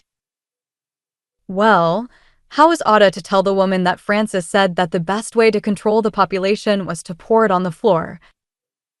Ada could not bring herself to tell the nurse that. The last nail in the coffin was when the woman brought a form which Ada's husband was supposed to sign to tell them that he was all for it, that he wanted his wife equipped with birth control gear. There was going to be trouble over that, for Francis would never sign a thing like that, and he would raise hell if he realized that Ada got the literature without his permission. What was Ada going to do? Why was it necessary to have a husband brought into an issue like that? Could not the woman be given the opportunity of exercising her own will? Whatever happened, she was not going to have any more children. She did not care which way she achieved this, but she was having no more children. 2 boys and a girl were enough for any mother-in-law. If her mother-in-law wanted another one, she could get her son another wife. Ada was not going to have any more. It was not going to be easy for her to forget the experience she had had recently having Bubu. That was a warning. She might not be so lucky next time. Francis announced that she had read his 2 chapters scheduled for the day and that he was tired of reading and that he was going down to the Nobles to watch their television. Ada encouraged him to go. She wanted to read the birth control literature in detail. Ada fished the now rumpled leaflets out from under Bubu's cot where she had hidden them. She read them again and again. 3 facts stuck. One was that the pill is the one you swallow just like aspirin. Secondly, the jelly is the one you allow to melt inside. The cap, which was the third thing, was the one you fitted in. Ada chuckled and was amused at it all. Fancy making a special cap for your other end instead of for your head. Well, these Europeans would stop at nothing. She was not going to choose the cap though, as it would be too messy, messing around with one's insides. No, she would go for the pill, that was less complicated. The jelly? No, Francis would notice and ask questions. But how was she to make Francis sign the form? The thought came to her that she could sign it for him. But that would be forgery. She imagined herself at a court and the magistrate sending her to jail for 7 years for forging her husband's signature. But at the end of it she would be alive, and once alive, she might be allowed to look after her children. But if she did not forge the signature, it might mean another child, another traumatic birth, another mouth to feed, and she was still not getting anywhere with her studies. The price she would have to pay for being an obedient and loyal wife would be too much. She forged the signature. She saved and scraped from the housekeeping money to pay for the first lot of pills. The money had been saved, the form signed, and, to add to her joy, she now had another library job waiting for her at the Chalk Farm Library. She was going to keep this job, no matter what. She was not going to allow herself to get pregnant again. Never. But first she had to have this Monday bath, in case she had to strip herself to be examined or something. She had told Francis that Bubu was such a big baby, gaining weight every day, that the people at the clinic would like his photograph taken that Monday evening. It pained her, having to resort to the very method she had always used when she was little. That horrible tendency to twist the facts. But what else was there for her to do? She prayed to God again and again to forgive her. She had to take Bubu with her, because if she had not, Francis would have said, "I thought you told me that the people at the clinic were going to take his photo." Because he was such a beautiful baby, so she took Bubu with her. At the clinic, she was shown into a waiting room where there were other women waiting. 2 were undressed with their stockings rolled down round their ankles, just as you are when you are expecting, and the doctor wants to examine you. They reminded Ada of the prenatal clinics. She was now used to that sort of thing, stripping yourself naked to be examined. It did not bother her anymore. She asked herself, why should it worry me? I've only got what you've got. Why should I be ashamed of my body? It did not matter anymore. 3 screens were set up in the middle of the square room. Women were to undress behind the screen and then sit down and wait to be called one by one into the doctor's room to be equipped with birth control gear. Ada saw a young West Indian mother and purposely went and sat down beside her. She wanted to be on home ground because she was frightened and because the young girl was the only woman there holding a baby. Ada could look after her baby for her when she went in to be equipped, and she could look after Ada's. That would be fair. With such noble thoughts in her mind, she greeted the West Indian girl with a friendly smile. The girl smiled back, showing a golden tooth wedged in between her ordinary teeth. They soon started to talk. She, the West Indian girl, was going to be trained as a nurse, so she needed some form of birth control during her training. Her husband did not mind. So, months before, she was given the pill. But she cried to Ada, see what the pill had done to her. She pulled up her sleeves and showed Ada a very fine rash. The rash was all over her face and neck. Even her skinny wrists had not been spared. She was covered with the kind of rash that reminded Ada of the rash caused by prickly heat in Africa. Do they make you scratch?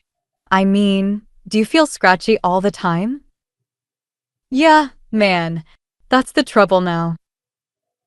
I don't mind the appearance, but they itch all the time. Ada looked at her face again, and as she did so, the girl started to scratch the back of her skirt. She was trying to hide it from the other women, trying to hide the fact that her bottom was itching. God have mercy, thought Ada. Her bottom as well? Then she asked the girl, have you got the itch down there as well? The girl nodded. She had it all over her. Ada called to God to have mercy on her again. What was she to do now? She was not going on the pill if she was going to end up looking like somebody with chickenpox or scratching like this girl as if she was covered with yaws. No, she was not going to have the pill, and she was not going home empty-handed with no birth control. She thought about the jelly and knew that it would only work when husband and wife are in agreement, for he would have to wait until it melted before coming on. So the jelly was out of the question for her. She could only go for the cap. That almighty cap which is specially made for one's inside. She had to think quickly. Francis might not know. The business was always done in the dark anyway. But suppose he felt it? Supposing he saw her fixing the cap in their one-room apartment with no bathroom and with the toilet as filthy as a rubbish dump? She could not fix the cap in the toilet, for what would happen if the cap fell? It would have collected enough germs to send her to her maker in no time with cancer of the bottom. Otto was sure you could get cancer easily from under there. What was she going to do now? If only Francis would be reasonable. Whatever happened, she was going to risk it. A cap was better than nothing. It came to her turn to go and see the doctor and the midwife who fixed you up with your own special size of cap. It was a messy job. They kept trying this and that and kept scolding Otto to relax, otherwise she would go home with the wrong cap that would not fit her properly, and that would mean another child. The fear of what Francis would say and what he would write to his mother and her relations loomed, full of doom, in her subconscious. Only she could feel it. The other two females, who were now tut-tutting at her and growing impatient and telling her to relax her legs, could not see the same picture that Otto was seeing. It was the picture of her mother-in-law when she heard that Otto went behind her husband's back to equip herself with something that would allow her to sleep around and not have any more children. She was sure they would interpret it that way, knowing the psychology of her people. The shame of it would kill her. Her children's name would be smeared as well.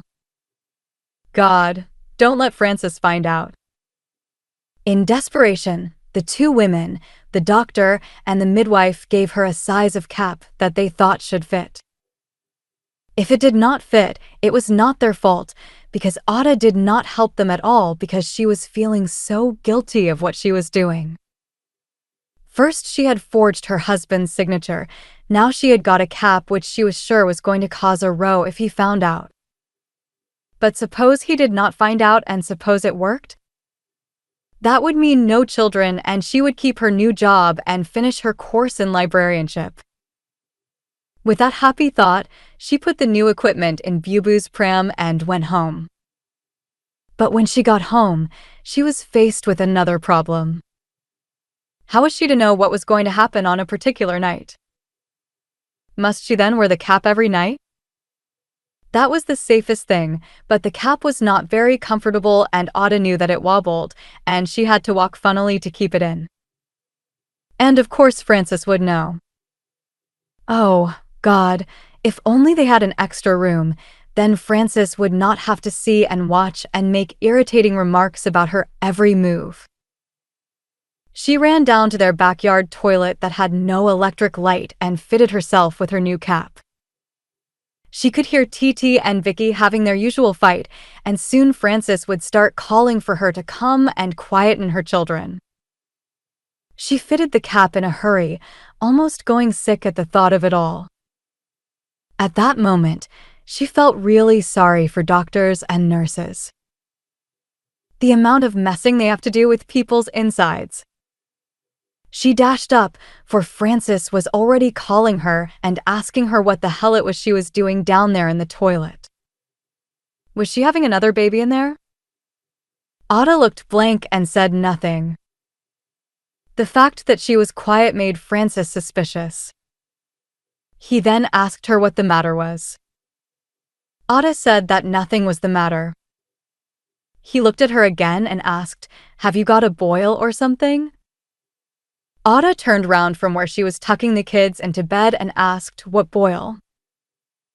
And Francis, still looking intensely at her, replied, "Boil in the leg. You walk funny." Ada smiled, a wobbly, uncertain sort of smile, for her heart was beating so fast and so loudly, the noise was like a Nigerian housewife pounding yams in her odal. Her heart was going bim, bim, bim, just like that. She was surprised and shocked to realize that Francis could not hear the guilty beating of that heart of hers. She thought everybody could hear it because it was so loud to her that it hurt her chest, making it difficult to breathe. But she managed a smile, that sort of lying smile. And it worked wonders. Then she said, just to press home another point, "You were calling me so loudly when I was down there in the backyard that I ran up the stairs, and I bumped my toe on one of them. And it hurts a bit." Francis arched his brows but said nothing. Soon it was midnight, and the row which Ada had dreaded flared up. Francis got the whole truth out of her. So she, a married woman, married in the name of God and again married in the name of the Oboshi, the goddess of Abusa, came to London and became clever enough within a year to go behind his back and equip herself with a cap which he, Francis, was sure had been invented for harlots and single women. Did Ada not know the gravity of what she had done? It meant she could take other men behind his back, because how was he to know that she was not going to do just that if she could go and get the gear behind his back? Francis called all the other tenants to come and see and hear about this. Great issue how the innocent Ada, who came to London only a year previously, had become so clever. Ada was happy when Pa Noble came, because at least it made Francis stop hitting her. She was dizzy with pain and her head throbbed. Her mouth was bleeding, and once or twice during the proceedings she felt tempted to run out and call the police. But she thought better of it. Where would she go after that? She had no friends and she had no relations in London. Francis made it clear that he was writing to his mother and father. Ada was not surprised at this. But she was frightened, for despite everything she still respected her mother-in-law. But her son Francis was severing the ties of friendship that existed between Ada and his family. She knew that, after that, things were not going to be the same anymore. She cried then. She was lonely again, just as she was when Pa died and Mom married again, and she had to live in a relative's house. Her marriage with Francis? It was finished as soon as Francis called in the nobles and the other tenants. She told herself that she could not live with such a man. Now everybody knew she was being knocked about, only a few weeks after she had come out of hospital.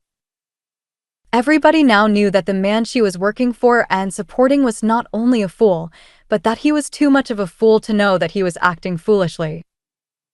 Pa Noble reminded Francis of Ada's health, and God bless the old man, he sent all the inquisitive tenants away. There was nothing bad in Ada getting birth control gear, Pa Noble said, but she should have told her husband.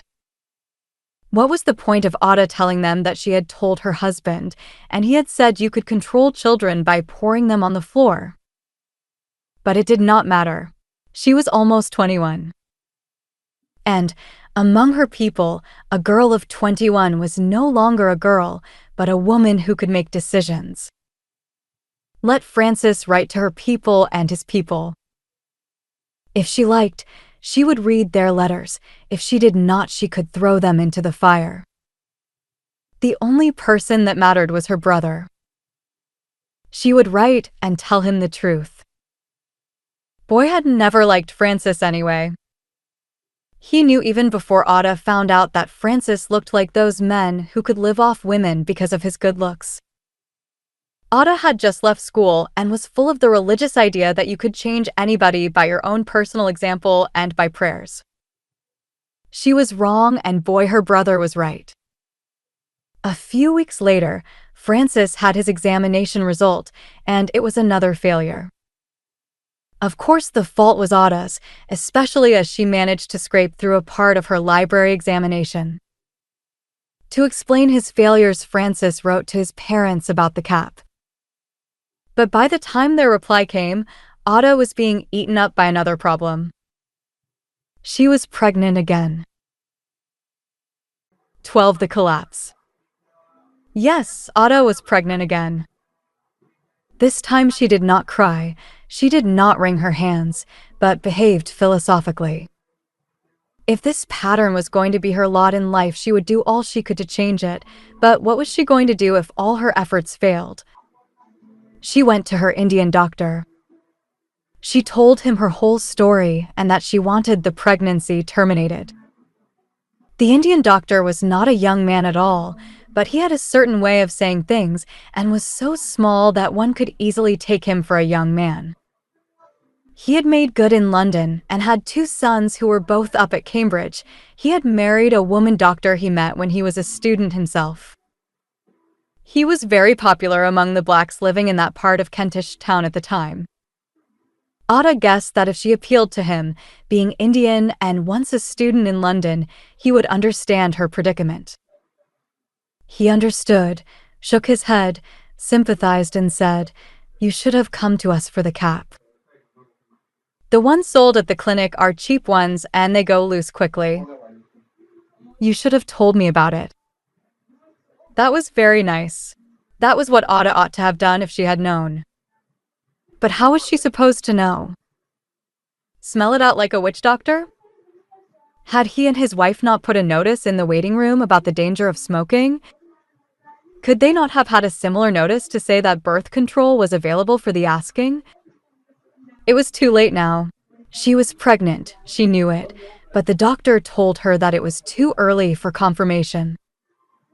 He would give her some white pills. Ada was to take them and they would work. Ada wondered what those pills were meant to do for her. But in her state of apathetic resignation, she did not ask questions. The pills were going to terminate the pregnancy. If the pregnancy was going to be terminated, what was the point in telling Francis? How did she know he would not misunderstand? Even if he did understand, how could she be sure he was not going to repeat it to the nobles, to his parents, and to everybody? Could she tell Francis and say, "Look, I am telling you this under the seal of the confessional. You must not repeat it"? That would be impossible. She now saw this situation as a challenge, a new challenge. When she was little and alone, the challenge had been that of educating herself, existing through it all, alone, all by herself. She had hoped that in marriage she could get herself involved in her man's life and he would share the same involvement in hers. She had gambled with marriage, just like most people, but she had gambled unluckily and had lost. Now she was alone again with this new challenge that included her children as well. She was going to live, to survive, to exist through it all. Someday, help would come from somewhere. She had been groping for that help as if she were in the dark. Someday her fingers would touch something solid that would help her pull herself out. She was becoming aware of that presence again, the presence that had directed her through childhood. She went nearer to it in her prayers. She never knelt down to pray in the Orthodox way. But she talked to him while stirring peppery African soup on her cooker. She talked to him when she woke up in the morning. She talked to him all the time, and Ada felt that he was always there. There was no time to go to church and pray. Not in England. It took her years to erase the image of the Nigerian church, which usually had a festive air. In England, especially in London, church was a big gray building with stained glass windows, high ornamental ceilings, very cold, full of rows and rows of empty chairs. With the voice of the vicar droning from the distant pulpit, crying like the voice of John the Baptist lost in the wilderness. In London, churches were cheerless.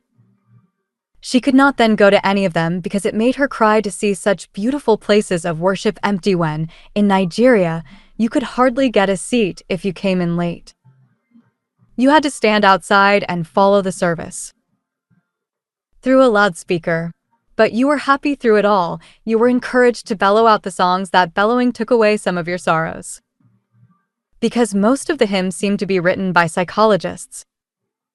One was always sure of singing or hearing something that would come near to the problem you had in mind before coming to church. In England, you were robbed of such comfort. London, having thus killed Ada's congregational god, created instead a personal god who loomed large and really alive. She did not have to go to church to see this one. He was always there, when she was shelving books in the library, when she was tucking her babies up to sleep, when she was doing anything.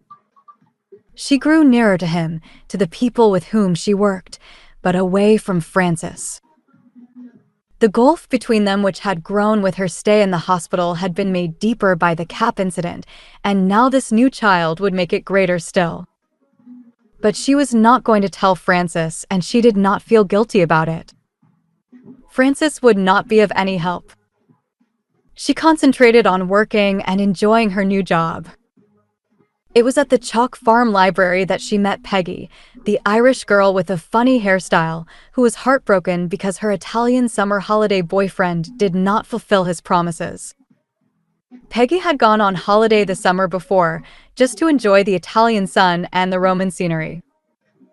She got involved with this handsome Italian youth, surprisingly tall for an Italian, but Peggy said he was Italian. It was love at first sight, and many promises were made. Peggy was a library assistant, and the young man was reading engineering in a university, the name of which Ada had forgotten. The young man seemed to have forgotten the promises he had made Peggy, and she was threatening to go to the address he gave her to find him and give him a piece of her mind. The talk was always of this young man, and what Peggy was going to do to him, and how she was going to get her own back. Peggy never really told Ada what it was she had given him that pained her so much. But she let Ada know that she gave so much that she would regret it all her life. She was 23, not very beautiful, but small and fun to be with. Then there was the big boss, Mr. Barking. He was thin and bad-tempered, but without a touch of malice. His daughter had married a worthless fellow, and he was determined to squash that marriage if it cost him his life. That daughter was ill because of the mental cruelty being inflicted on her by this no-good husband. Mr. Barking never talked about his wife. He had got so used to her being there, in his home, that she was never discussed. That wife of his made good chicken sandwiches. Ada had seen Mr. Barking munching and munching away at lots of chicken sandwiches in the staff room, and sometimes they made her feel like having one. Bill was a big, handsome Canadian. Ada did not know why he had come to England in the first place, because he looked down on anything English. He used the word Britisher for the English, just like the Americans do. Even his Christmas cake was flown out from Canada. His mother sent him clothes, food, everything. He would not study for the British Library Association examinations because he did not trust the British system of education. He had married the children's librarian the year before. Her name was Eileen, and she was tall and beautiful, a more perfect match you could never imagine. But Bill knew a little about everything. He liked black writers. Ada did not know any black writers apart from the few Nigerian ones, like Chinua Achebe and Flora Nwapa, and she did not know that there were any other black writers. Bill tut-tutated at her and told her what a shame it was that an intelligent black girl like her should know so little about her own black people. Ada thought about it and realized that Bill was right. He was an intelligent man, that Canadian, and Ada liked him a lot. During the staff break, he would talk and expand on authors and their new books. He would then request it, and the Camden Borough would buy it, and he would read it first. Then he would pass it on to Ada, and she would pass it to Peggy. Peggy would pass it to any other members of the staff who were in the mood to read books. It was through Bill that Ada knew of James Baldwin. She came to believe, through reading Baldwin, that black was beautiful. She asked Bill about it, and he said, "Did she not know that black was beautiful?" Bill was the first real friend she had had outside her family. She had a tendency to trust men more because her pa never let her down. She had already cultivated the taste for wide reading, and Bill, whose wife was expecting a second child within 2 years of their marriage, was always in the mood for literary talk. Ada was fascinated. She even started reading Marx and was often quoting to herself that if the worst came to the very worst, she would leave Frances with her children since she had nothing to lose but her chains. She got into the light-hearted atmosphere in which the library staff did their work. There was another girl, a half-caste West Indian, one of the people who found it difficult to claim to be black. She liked Ada because Ada was at that stage forcing everybody to like her. The people at that library made her forget her troubles. Everybody seemed to have troubles then. Bill's wife was having another baby and their flat was very small. He was toying with the idea of going back to his old job, for he had been a radio newscaster in Canada. Why did he come here in the first place? Ada had wondered. He gave the hint, very tentatively, that he was running away from his mother who seemed to have organized a girl she wanted him to marry.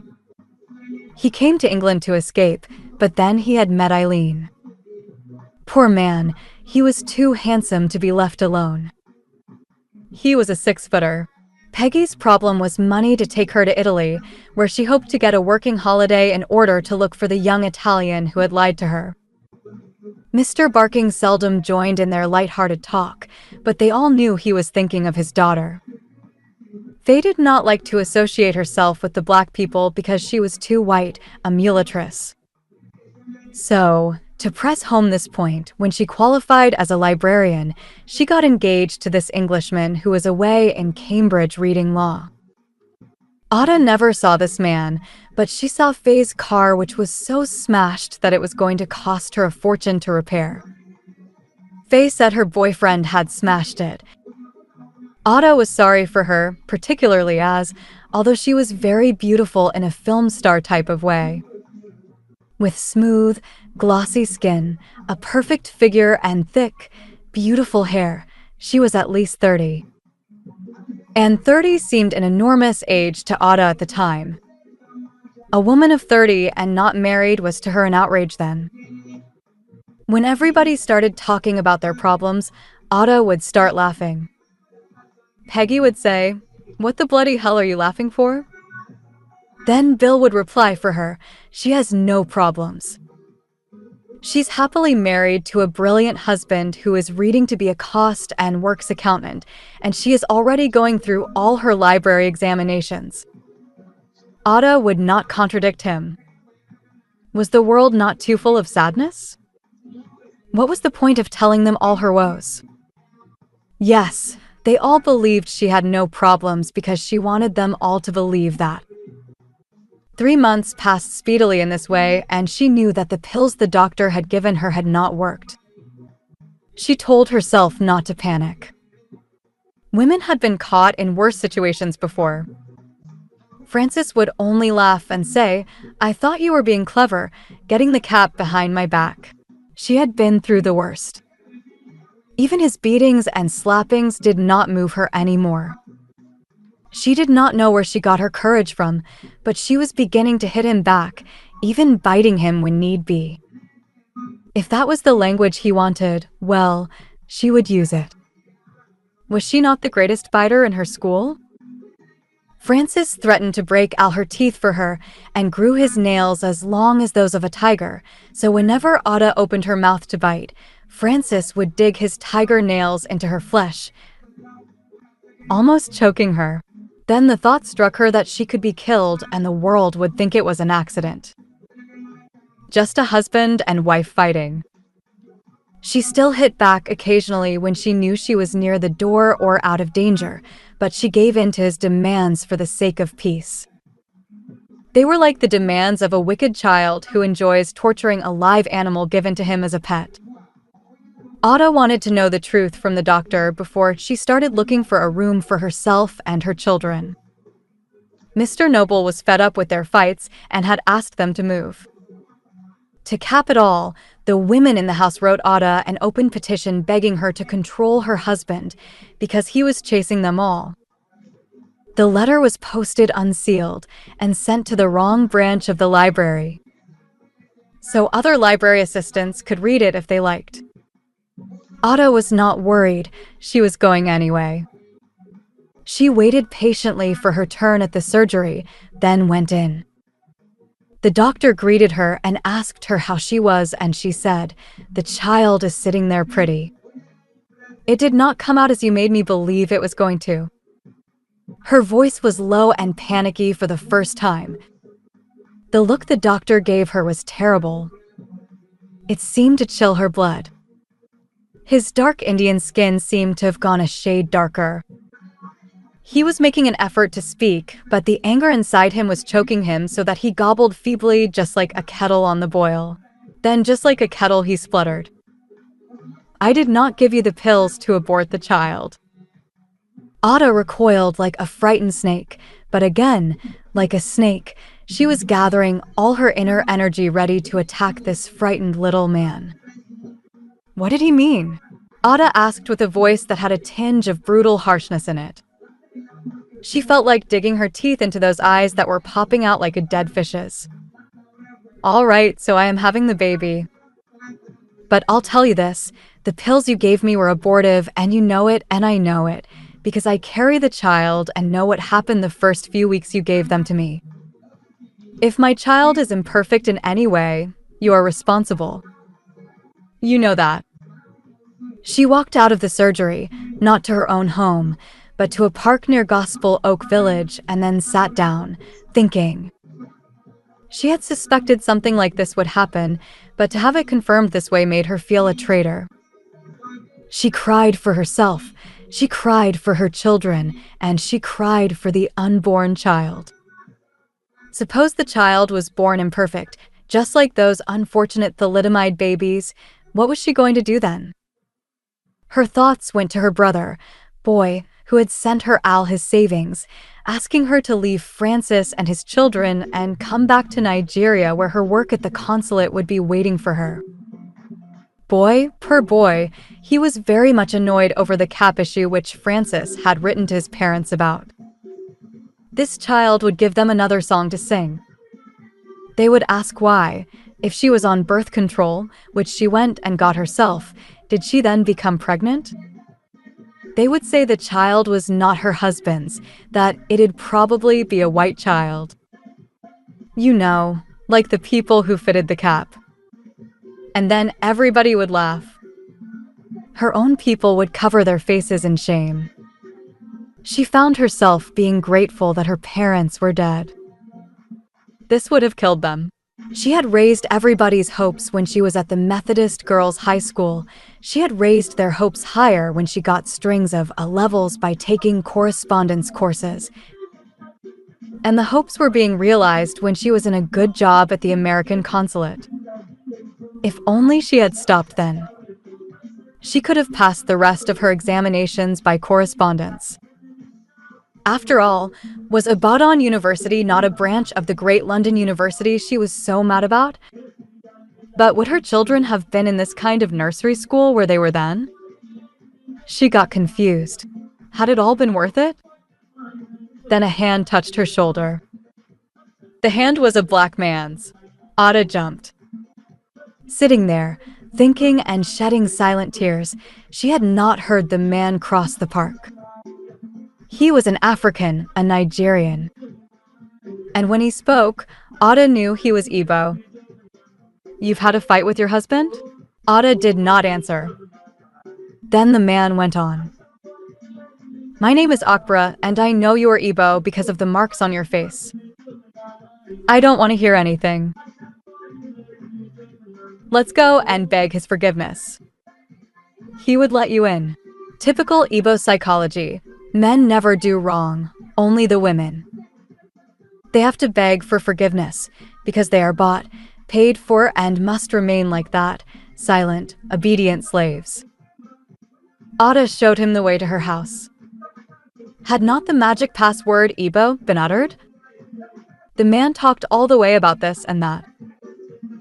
He had a wife, too, with a baby boy, and he had read law. They had been here some time and were getting ready to go home in about 4 months. His wife was a secretary and he worked in the civil service here. He had now finished his studies. But he told Ada they still quarreled, though he would never beat his wife. He had outgrown that, but they still quarreled. These quarrels did not mean the end of marriage. He reminded Ada of an old Igbo saying. Don't you remember, or have you forgotten, the saying of our people that a husband and his wife always build their home for many things, but particularly for quarrels? A home is where you quarrel in. Ada nodded. She did remember. She should have asked Mr. Okbro whether the old people lived in one room, whether the men gave babies to their wives in such quick succession.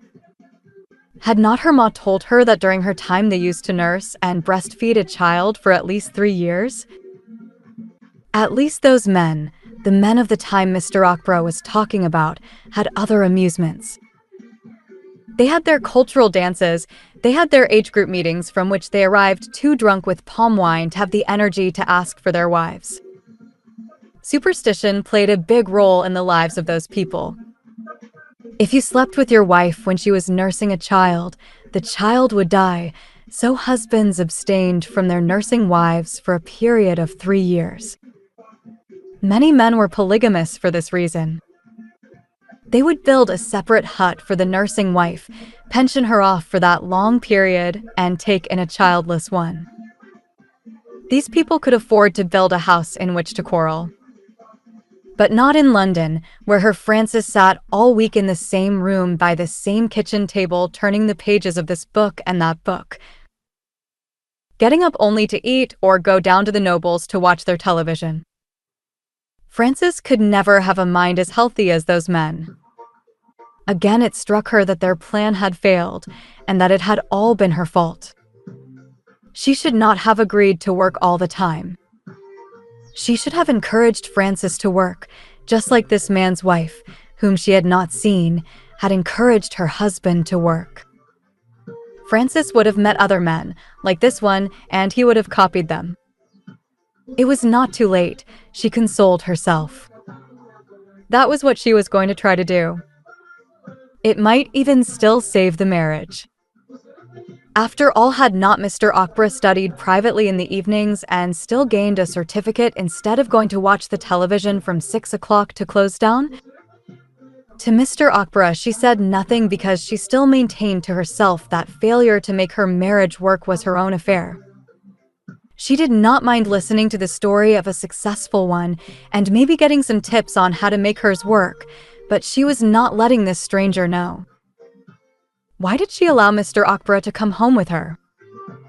Ada herself did not know the answer. She did not tell the man anything, even though her mind was crying for someone to listen to her, to understand her.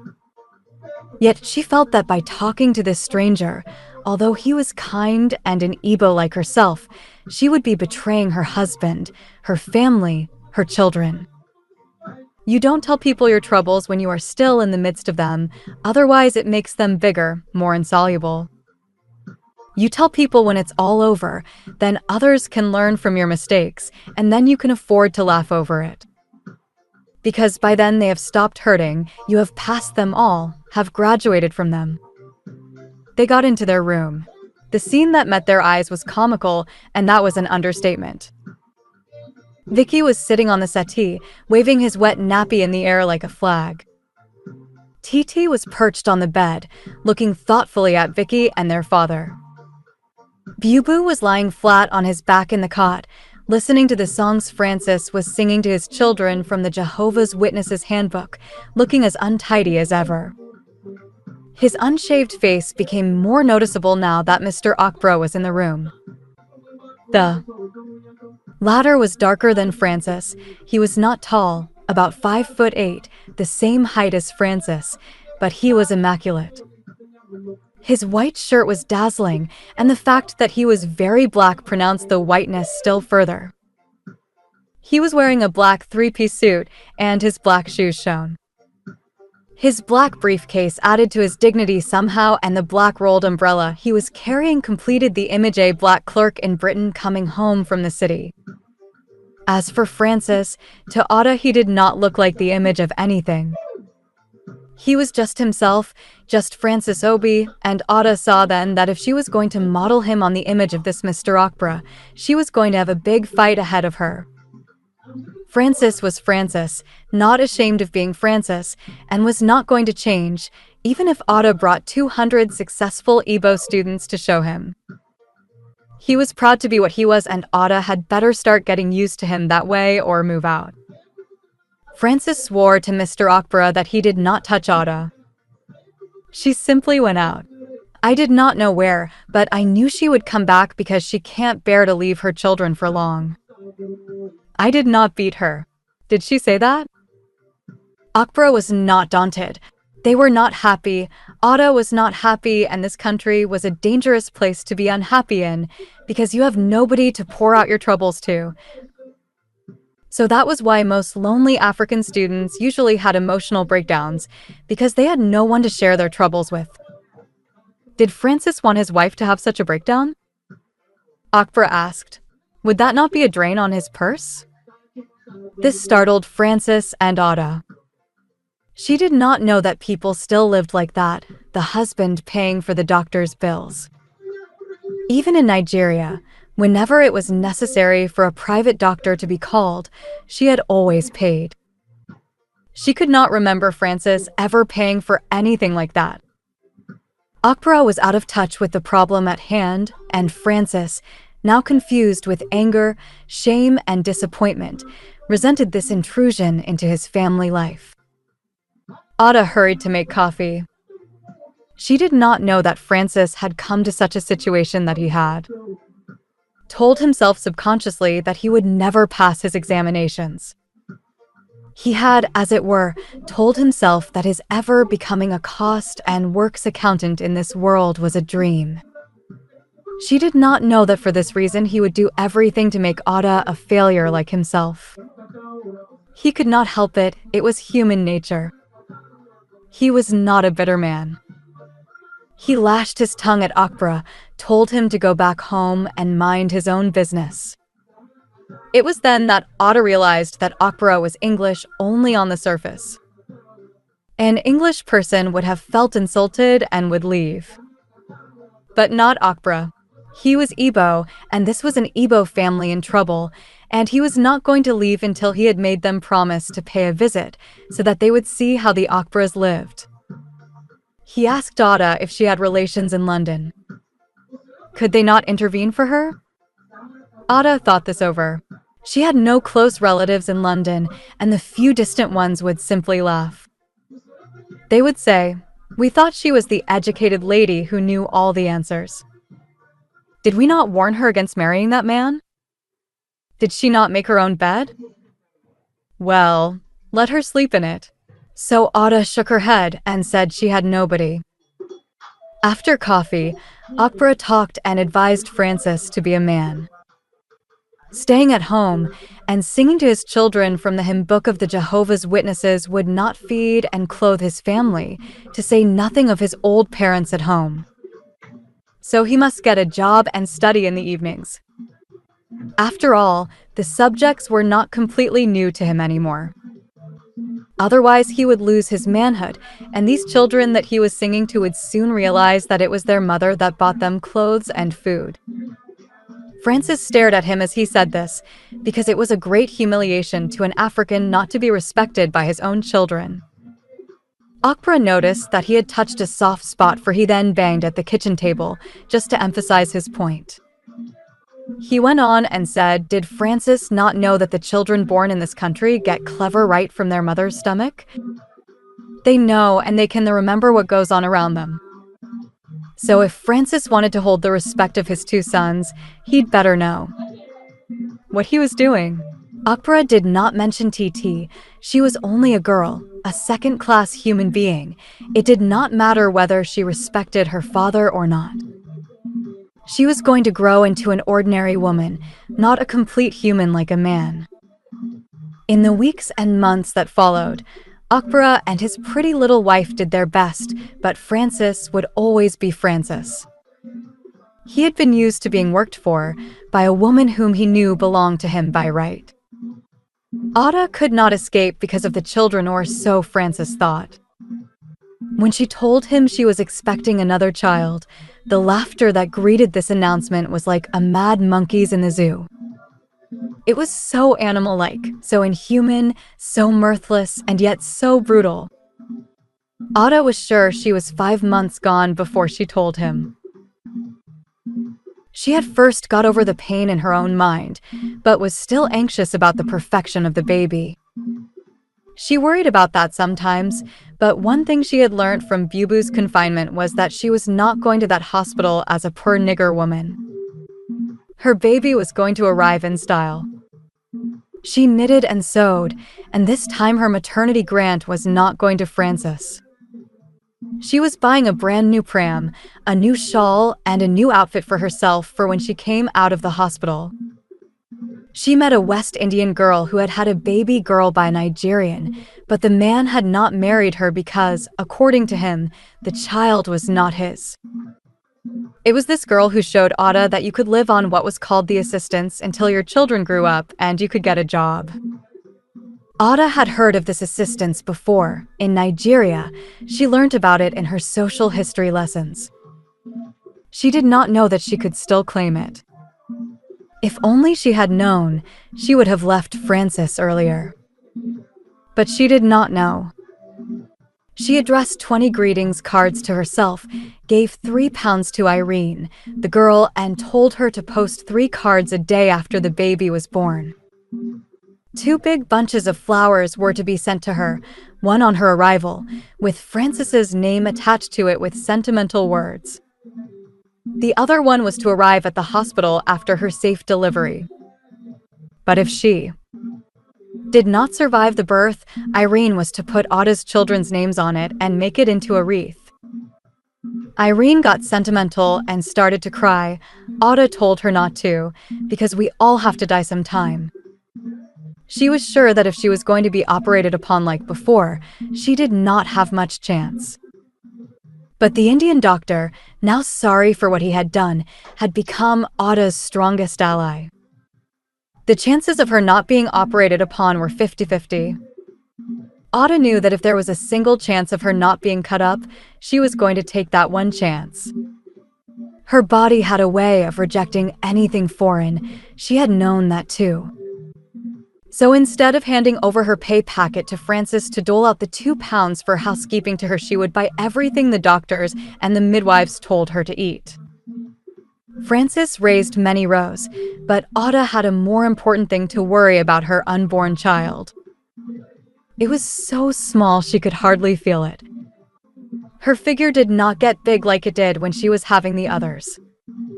But she kept strictly to the diet prescribed.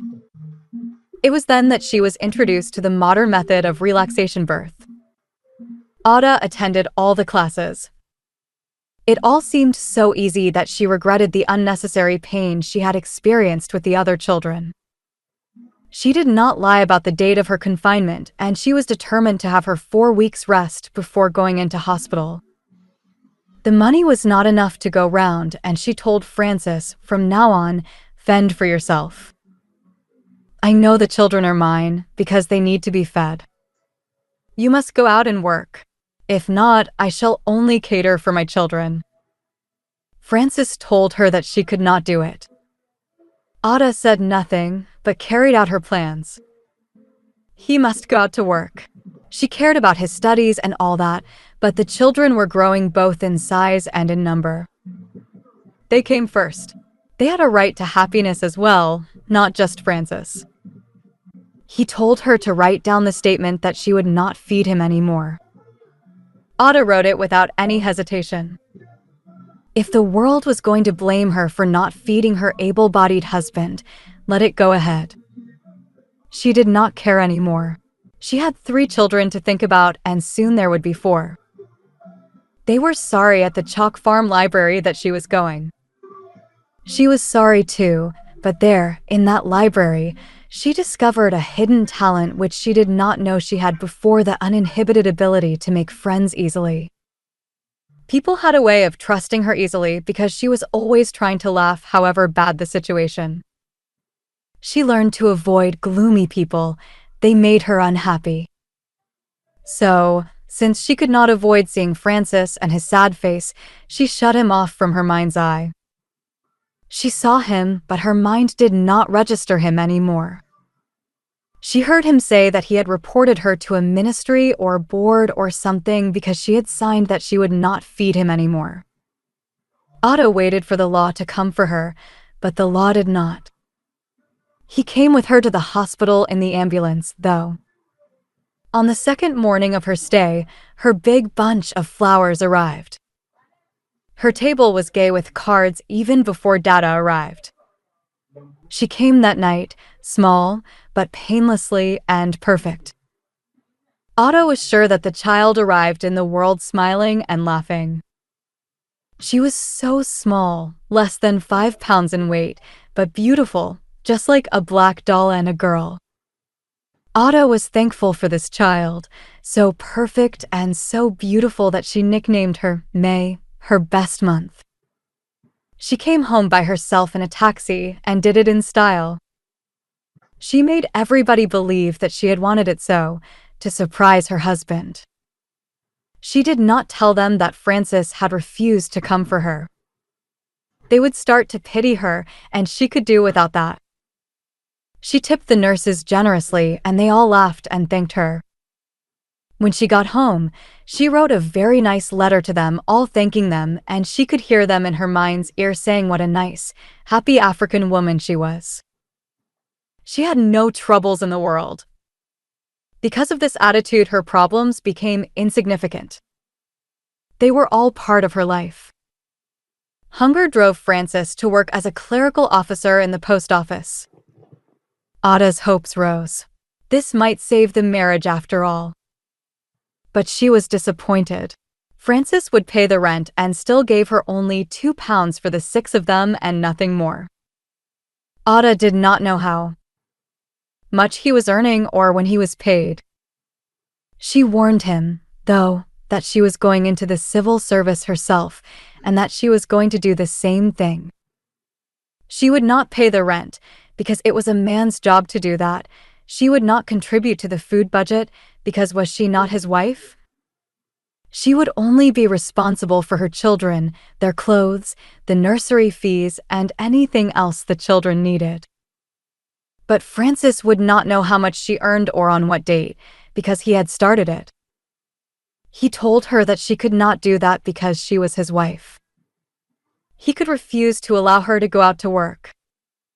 Then Otto retorted saying, "This is England, not Nigeria. I don't need your signature to secure a job for me." But Otto hoped and prayed that this new sense of awareness and of pride in himself would continue.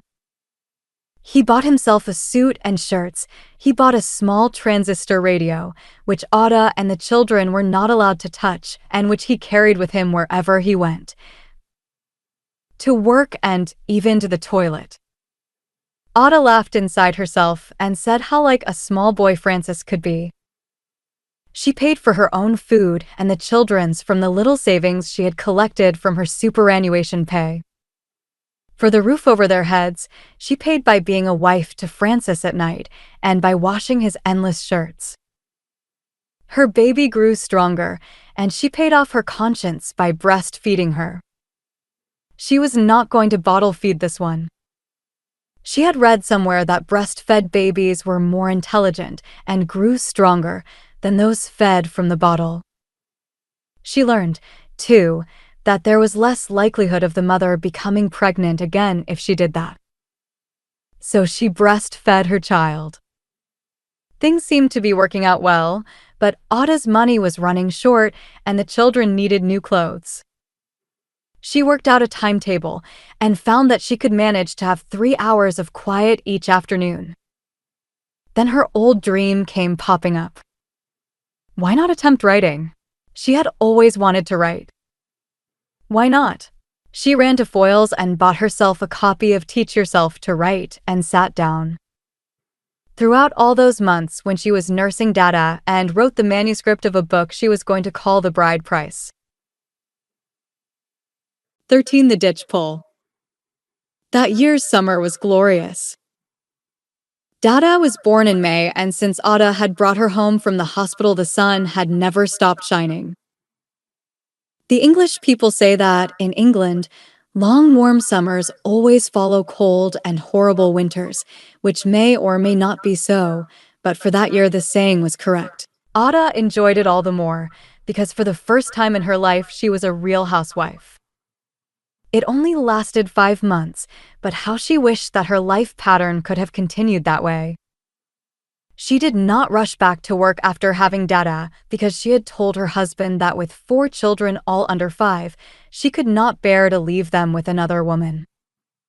Titi's name had been put down for a nursery school attached to Carlton School, just off Queen's Crescent.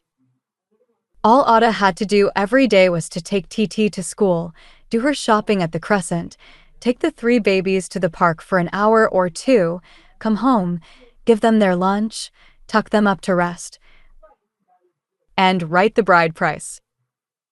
If Francis had been an Englishman, or if Francis had not been Francis, but somebody else, it would have worked and Ada would willingly have packed up her studies just to be a housewife. She had been reading a great number of women's magazines and was surprised to read of mothers saying that they were bored just being housewives. She was not that type of woman. There were so many things she planned to do, and she did them.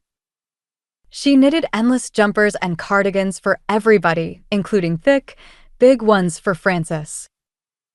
It was a way of telling him that that was all she asked of life. Just to be a mother and a wife. But Francis was from another culture. There was a conflict going on in his head. What was the point of marrying an educated woman? Why had his parents been asked to pay a big price if all she was going to do was to come to England and start modeling her life on that of English women, not wanting to work? Just sitting there doing nothing but washing the baby's nappies? To him he was being cheated. He had to work, study in the evenings, and on Saturdays whilst Ada sat there doing nothing. He started to stay away from work on any pretext. When it rained heavily, Francis was sure he would catch cold. He would not leave home until it was about 10 minutes to 9, and he was supposed to be at work by 9. Ada pointed out to him over and over again that it would take him at least 30 minutes to get to his place of work. But Francis did not listen to her. The first glamour of his new power, the power gained by the knowledge that, for the first time in their married life, he was bringing in the money, had died. He saw that Ada was not moved by this new power because the money he gave her for housekeeping was just enough to buy his own food. Ada did not mind. When she had spent all her superannuation, she was going to start taking in clothes to sew for the clothing factory off the Crescent. The man who owned the factory was pleased with the specimen she had shown him and promised to give her a part-time job when she was ready.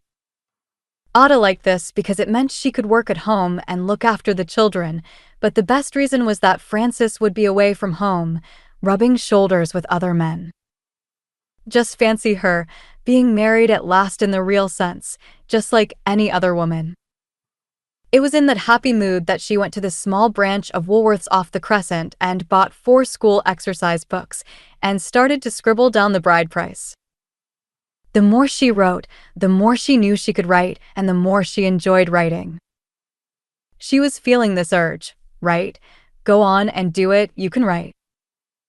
When she finished it and read it all through, she knew she had no message with a capital M to tell the world, because it was full of scenes with sickly, adolescent love sentiment. A recent film which she had seen not long ago awoke the same feeling in her as that first literary attempt of hers did. The story was over-romanticized. Ada had put everything that was lacking in her marriage into it. During the time she was writing it, She was oblivious of everything except her children. Writing to her was like listening to good sentimental music. It mattered little to her whether it was published or not. All that mattered was that she had written a book. In her happiness, she forgot that Francis came from another culture, that he was not one of those men who would adapt to new demands with ease, that his ideas about women were still the same. To him, a woman was a second-class human to be slept with at any time, even during the day, and, if she refused, to have sense beaten into her until she gave in. To be ordered out of bed after he had done with her, to make sure she washed his clothes and got his meals ready at the right time. There was no need to have an intelligent conversation with his wife because, you see, she might start getting ideas. Ada knew she was a thorn in his flesh. She understood what he was going through because he was suffering so. But although she was sorry for him, although she understood all that was happening to him, she was not going to be that kind of a wife. Francis could beat her to death, but she was not going to stoop to that level. But all the time she kept hoping that his long stay in England would change him. Did they not come to England for further studies? Surely he would change somehow. Ada knew that she was changing herself. Many things that had mattered and had worried her before had become less important. For instance, it did not matter to her anymore whether she became a librarian or a seamstress. What mattered was that she should not be bothered with unhappiness, because she wanted to radiate happiness to all those around her. And when she was happy, she noticed that her children were happy too. But when they saw their father slapping her or telling her off, they clung to her, afraid, their eyes roaming this way and that way in childish terror. She was going to show the bride price to Francis, to show him that she could write and that she had not been wasting her time as he thought. But first she must take the manuscript to her friends at the Chalk Farm Library. Bill read it, and so did Peggy and the others. She thought they would laugh and tell her that it was a good first attempt. But Bill took it quite seriously. She should show it to somebody in publishing. This scared Ada. She did not know anybody in publishing. She did not know whether she could type the whole lot. It was so enormous, that manuscript. The words, simple, not sophisticated at all, kept pouring from her mind. She had written it as if it were someone talking fast, who would never stop. Now Bill said it was good, she should get it typed out, and he was going to show it to somebody. It was imperative now that Ada should tell her Francis. She renewed her books, tucked them all neatly in between Bubu and Dada in the pram, mopped Vicky's running nose, and they all marched to Carlton School to collect TT from the nursery. But Ada was deep in thought as they crossed Haverstock Hill into Prince of Wales Road, pushing the pram with Vicky trotting by her side, the sun shining in the sky. The day hot and merry like any day in Africa. People were passing her this way and that, all in colorful, sleeveless summer dresses, one or two old people sitting on the benches by the side of the crescent in front of the pub smiling, showing their stiff dentures, their crooked hats pulled down to shade their tired heads from the unusual sun. She walked into the crescent where the smell of ripe tomatoes mingled with the odor from the butchers. But she saw none of this. Her mind was turning over so fast. Could Peggy and Bill be right? Could she be a writer, a real one? Did she not feel totally fulfilled when she had completed the manuscript, just as if it was another baby she had had? I felt so fulfilled when I finished it, just as if I had just made another baby, she had told Bill, and he had replied. But that is how writers feel. Their work is their brainchild. This is your brainchild. You are the only one in this whole world who could have produced that particular work. No one else could. If they tried, it would just be an imitation. Books tell a great deal about the writers. It is like your own particular child. The phrase kept coming and going through Ada's mind. Brainchild, brainchild. Frances must see it. They might never publish it, she knew, but she was going to use that as a stepping stone.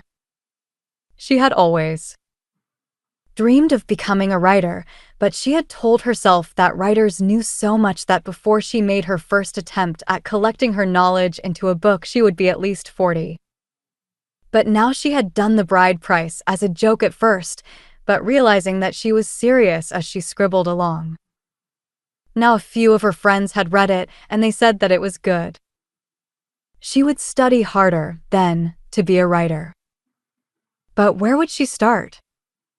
There was such a lot, and such a diverse lot, one had to know to be a writer. She could not write in any African language, so it must be English, although English was not her mother tongue. Yes, it was the English language she was going to use. But she could not write those big, long, twisting words. Well, she might not be able to do those long, difficult words, but she was going to do her own phrases her own way. Ada's phrases, that's what they were going to be. But first she would need guidance. The simplest books she could think of were the Bible and the complete works of Shakespeare. Her pa had taught her how to read by the Bible, St. Matthew in the Bible, that part which said that there were 14 generations after David before the birth of Christ. She ended up knowing most of the words of that part of the Bible by heart. As for Shakespeare, she had never stopped being fascinated by him. It was going to be a lot of work, but it could be done. Then she thought again. It was all right mastering the language. What of the subject matter? She could not just keep writing from memory, just like that, at random. There must be a purpose. There must be a pattern somewhere. She could not find the answers to these questions at the time, but she knew they must be answered before she could write anything publishable. She was not just going to be a writer of ordinary novels. She would have too much competition in that line. She would have to specialize somehow in some special thing. The only practical knowledge she had was connected with librarianship. You don't go about writing about how to file orders or shelve books according to Dewey or the Library of Congress. She could write about the people who came to borrow books, but she had to know about them. What discipline teaches people about people? Psychology? Sociology? Anthropology or history? She knew about the others, but what does a sociologist study? She would ask Francis. He ought to know. She would let him read the manuscript first, then she would ask, where do you learn about people and what do they learn in sociology? She told Francis about The Bride Price in the evening. But he replied that he would rather watch The Saint on the new television which they had hired. Ada pleaded and wailed at him that it was good, that her friends at the library said so. He should please read it. She said that Bill thought it should be typed out because it was good. Then Francis said, you keep forgetting that you are a woman and that you are black.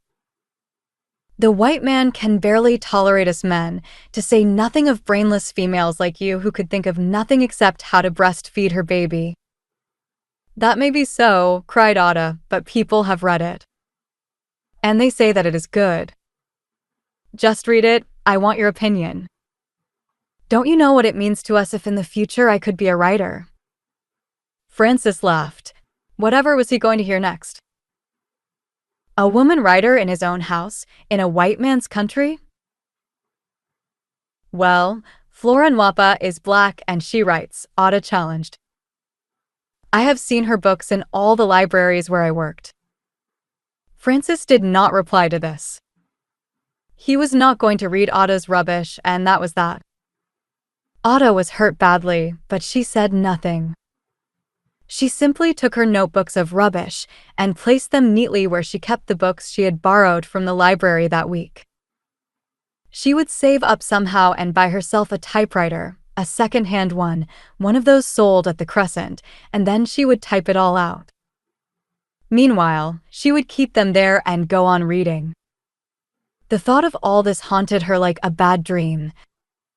That Francis would not read her book was bad enough, but that he had called it rubbish without doing so was a deeper hurt.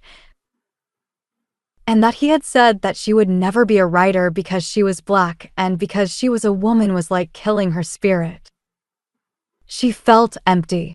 What else was there for her to do now? It was plain to her that Frances could never tolerate an intelligent woman. She blamed herself again. They ought not to have come, then she would not have had this urge to write now. Her marriage would have been saved, at least for the time being, because she knew that some time later she was going to write. Librarianship was to her simply a stepping stone to bring her nearer to the books which she dreamt she was going to write in the future when she was 40. But in England, she had been made to start almost 20 years before her time. Her books might not be published until she was 40, but her first story had been completed. She could not go back now. She had known the feeling she had when she finished the story.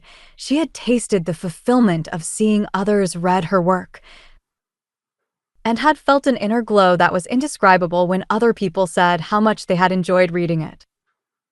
Peggy had said, "It was funny, I could not put it down. It was so comical." Bill had said, "You only and nobody else could have written that." Well, there was no going back now. She must go forward. The following Saturday, she left the children with Frances and dashed to the Crescent to do her weekend shopping. They were all sleeping, Frances and the children, and she did not bother to wake them up. The day was wet. The queues at the Crescent were endless. Ada had to queue for meat, for ground rice, for semolina, and even okra had to be queued for. She had to stand, here and there, all over the place in the dripping rain. In the end, she was happy to rush home, all wet, but with this sense of relief that her shopping had all been done very early in the morning before the children were awake. As she approached their landing, she could smell the odor of burning paper. She ran inside quickly, hoping and praying that Vicky had not set their room on fire. But inside, she saw that Vicky and the others were still asleep. It was Frances standing there by the stove, burning the paper. He saw her come in, her wet face demanding an explanation. But Frances went on burning the paper. They seldom talked to each other, the two of them. Not being able to bear the smell any longer, Ada had to speak. She said, "But, Frances, could you not have thrown all those papers you are burning into the dustbin instead of creating this awful smell in the room? I was afraid you'd dig them out of the bin. So I had to burn them," was the prompt reply. Ada became curious, suspicious, her heart beating faster. "What are they, Frances? What are you burning?" "Letters? Who wrote them? Frances, what are you burning?" Frances did not reply for a while, but went on feeding crumpled sheets into the stove and watching the burnt papers flying lifelessly about the room like blackbirds. He blocked Ada's view on purpose with his broad back. Ada knew that posture of Frances's, standing there, challenging her. When he turned his face round, she knew she had seen that triumphant smile on his face before. Now she remembered. She had seen him smile like that when he was telling her how successful he had been in killing a monkey belonging to his friend. The friend had kept this monkey as a pet to the annoyance of everybody. Frances had bought rat poison, smeared it on a piece of bread, and given it to the monkey. The monkey had died, but the agony it went through, twisting in pain, the mournful cry of the unfortunate animal, had never ceased to delight Frances. He had told the story to Ada so many times, garnished with gruesome demonstrations, that Ada never forgot the way he smiled when telling it. There was another terrible story he had told Ada, smiling just like he was doing now. It was the story of a goat which his father had bought for Christmas. The goat was tied up in the backyard, and Frances had got the strongest horsewhip he could find and started to lash this goat, telling it to tell him what 2 times 2 was. Ada had asked him whether it did not bother him, whipping some animal that could neither talk nor know what 2 times 2 was. Francis would then smile and smack his little lips, his bright eyes glistening behind his spectacles, and tell her that it did not matter at all. What mattered was that the goat would not answer his questions, so he had to be whipped for it. Ada remembered the whipping she got from her cousin Vincent, and she would remember how each stroke went burning into her skin, and would shudder and tell Francis she did not want to listen to stories about his heroic conquests. Now Francis had that sickly smile on his face, and Ada guessed that he was smug with some heroic deed. He picked up the last sheet, and among the crumpled papers she saw the orange cover of one of the exercise books in which she had written her story. Then reality crashed into her mind. Francis was burning her story. He had burned it all. The story that she was basing her dream of her becoming a writer upon. The story that she was going to show TT and Vicky and Bubu and Baby Dada when they grew up. She was going to tell them. She was going to say, "Look, I wrote that when I was a young woman with my own hand and in the English language." And she was sure they were all going to laugh, and their children were going to laugh too and say, "Oh, Granny, you are so funny." Then she said to Francis, her voice small and tired, "Bill called that story my brainchild. Do you hate me so much that you could kill my child? Because that is what you have done. I don't care if it is your child or not. I have read it, and my family would never be happy if a wife of mine was permitted to write a book like that. And so you burnt it? Can't you see that I have?" That to Ada was the last straw. Francis could kill her child. She could forgive him all he had done before, but not this. She got a new job at the British Museum as a library officer. Francis gave up his job because he guessed that Ada was now earning a great deal more than she had ever done in the past. But Ada remained adamant to her resolution. Her money was for herself and her children. Life with Francis became purgatorial after that. She was back into the street once more, surrounded by children just like the Pied Piper, looking for a house to live in. It took a long time, but she eventually got a 2-room flat which she had to share with rats and cockroaches. Francis would not let her take anything with her. Noise and fighting was so great that the police had to be called in. The landlady apologized to her later and said, "I am sorry I called the police, but he was going to kill you." You know, the policewoman who came ordered Francis to relinquish a box of clothes for the children. So Ada walked to freedom with nothing but 4 babies, her new job, and a box of rags. Not to worry, she had not sustained many injuries apart from a broken finger and swollen lips. She was treated at the Archway Hospital. Francis's parting words were that if Ada thought he was coming to see her and her brats, then he would rather she started thinking of him as a bastard. Ada was happy about this. She did not want to see him again, never on this earth. But things got awful for Ada. A month later, she discovered she was pregnant again. In fact, she had been pregnant for 3 months through all those fights, and to cap it all, Francis traced their new address through the children. He followed TT and Vicky on their way home from school. One day, Ada was at her wit's end, wondering what she was going to do now, when a tap on her window sent her peering through the glass. It was Francis who, not realizing that Ada had seen him, started to bash on the window as if he were going to break it. Ada was frightened now. She had lied to the landlord that her husband had gone home to Nigeria and that he would send for them soon when he was fully settled at home. She had to speak all this in Yoruba, otherwise she would not have got the flat. When she signed the check she gave the landlord, he had noticed the name and had said, "How come a nice girl like you got married to a Yamaran? Yamaran and a Jayan." are the two words the Igbos are known by. It means a race of cannibals. Ada had told him that it was a case of childish infatuation. But she silenced him by paying him 6 weeks in advance, and by check as well. This impressed the man, and bought Ada her freedom for a while. But now, Francis was bashing at the window, and it would be only a question of time before the landlord and the landlady would know that her husband was in London and that she was Igbo as well. Anger welled up inside her, but she opened the door. The first sentence that came to her mouth was, "I thought you said that you would never come to see us. What are you here for?"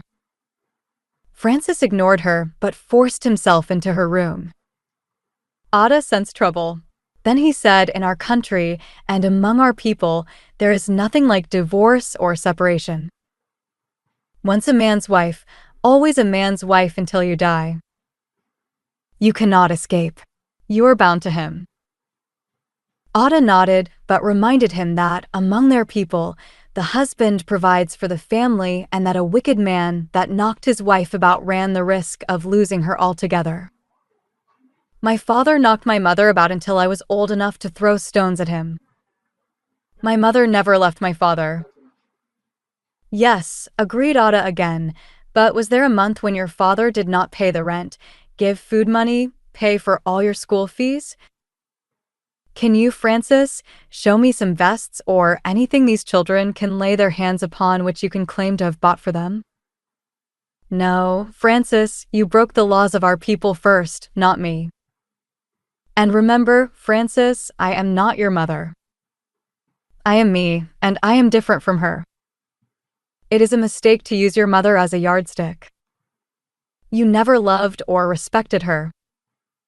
You simply tolerated her, I know that now, because it never crossed your mind to work and send her money like other Nigerian students do. That should have warned me. In the short courting period we had, I noticed that you never thought of giving her anything. It was always you all the time, and she, poor soul, was always giving and giving to you. To her nothing is too much, no human is good enough for you. You remember the saying that a man who treated his mother like a shit would always treat his wife like a shit? That should have warned me, but I was too blind to see then. What followed is too horrible to print." Ada remembered, though, that during the confusion Francis told her he had a knife. He now carried knives with him. She tried several times to call for help, but could feel the life being squeezed out of her. She then heard people talking, banging the door which Francis had locked. But the landlord had guessed that Francis was Ada's husband and, like most of his people, he didn't want to interfere until a real murder had been committed. It was the old Irish man living on the top floor, Devlin was his name, who broke the door open. This could not go on, Ada told herself when everybody had gone. She had left Francis over 4 weeks before. She did not ask for any maintenance either for herself or for the children. She had to pay almost £40 a month for the children at the nursery and for their dinner money and to a girl to take TT and Vicky across the road. She had to pay almost the same amount for the rent, to say nothing of the fact that most of her everyday clothes, their cooking utensils, even the spoons and the children's vitamin coupons and the family allowances were all with him. Now he came here adding this insult to all the injuries he had caused. Ada threw caution to the wind. One never knew. Francis was carrying a knife today. She told herself he did use it to threaten her, but she had been so bruised and maltreated that she could not see herself going to work for a week or two. No, the law must step in. Then she looked round the room and saw with tears the radiogram she had just bought with a little deposit off the man at the Crescent. She saw it had been smashed by Francis. She saw the new tea set she was paying for from the landlady's catalog all broken, the flowery pattern looking pathetically dislocated. No, she needed protection against this type of destruction. Ada had never been to a court in all her life. All she wanted was for the magistrate or the judge, or whoever it was, to ask Frances to stay away from her and her children. She was not suing for maintenance. She did not even know if she was entitled to any. She simply wanted her safety and protection for the children. The wife of the Indian doctor, who was a doctor herself and who had treated her, had said, "Next time you might not be so lucky with a man who can beat you like this." She gave her 2 weeks off work and told her to spend most of it in bed. Inside the courtroom, Ada started to stammer. The doctor had told her to call her and that she would come to give evidence. Ada had thanked her, but did not call her. Suppose they found Francis guilty of assault, which was what they were charging him with? What then would she gain by it? They might send him to prison, and what good would that do to her? She should not have worried because Francis showed another side to his character which she had not seen before. All the bruises and cuts and bumps Ada had to show the court were the result of falls. Yes, he broke her radiogram because he thought it was a chair. He would pay for the repairs. Nobody asked him how he was going to pay, since he was jobless. Ada did not know that they would require so many details. She had never read law or anything to do with law, but it was one of Francis's major subjects. Ada hated courts from that day on. Another thing shook her further. The magistrate said the children had to be maintained, and since Ada had always been the head of the family financially, she was given the custody of the children. But how much could Francis afford? Francis said they had never been married. He then asked Ada if she could produce the marriage certificate. Ada could not. She could not even produce her passport and the children's birth certificates. Francis had burnt them all. To him, Ada and the kids ceased to exist. Francis told her this in the court in low tones in their own language. It was then the magistrate knew he was dealing with a very clever person. He said, "You can say the children are not your own, but you have to contribute to their maintenance. She just can't do it all on her own." Francis replied, "I don't mind their being sent for adoption." Something happened to Ada then. It was like a big hope and a kind of energy charging into her, giving her so much strength even though she was physically ill with her 5th child. Then she said very loud and very clear, "Don't worry, sir, the children are mine, and that is enough. I shall never let them down as long as I am alive." She walked out of that court at Clerkenwell and wandered anywhere, not seeing anything, tears flowing from her eyes without stopping, her temperature rising. She never fully recovered from the big fight. She arrived in Camden Town, in front of a butcher's shop where they sold cheap chickens. She stood there, not because she was buying any chicken, but because she was tired, hungry, but without appetite, and feeling like being sick. The tears still flowed. Then a voice cut through the crowd, called her by her Igbo pet name, Enina. The first thought that struck her was that she was dying, because nobody had called her by that name except people who knew her as a little girl, and only her pa used to call her like that, drawing out every syllable. The voice was very near now, and it called again. A man's voice, much too deep to be her pa's and too gentle to be Francis's. Then she saw the face of the man. Then she remembered, and he remembered. He was a friend she used to know a very, very long time before, when she was at the girls' high. His eyes swept down and saw the ring on her finger, and he said, "So you married Francis?" She replied that she had. It was like fate intervening. It was like a story one might read in a true story magazine. This old friend of Ada's paid for the taxi that took her home from Camden Town because he thought she was still with her husband.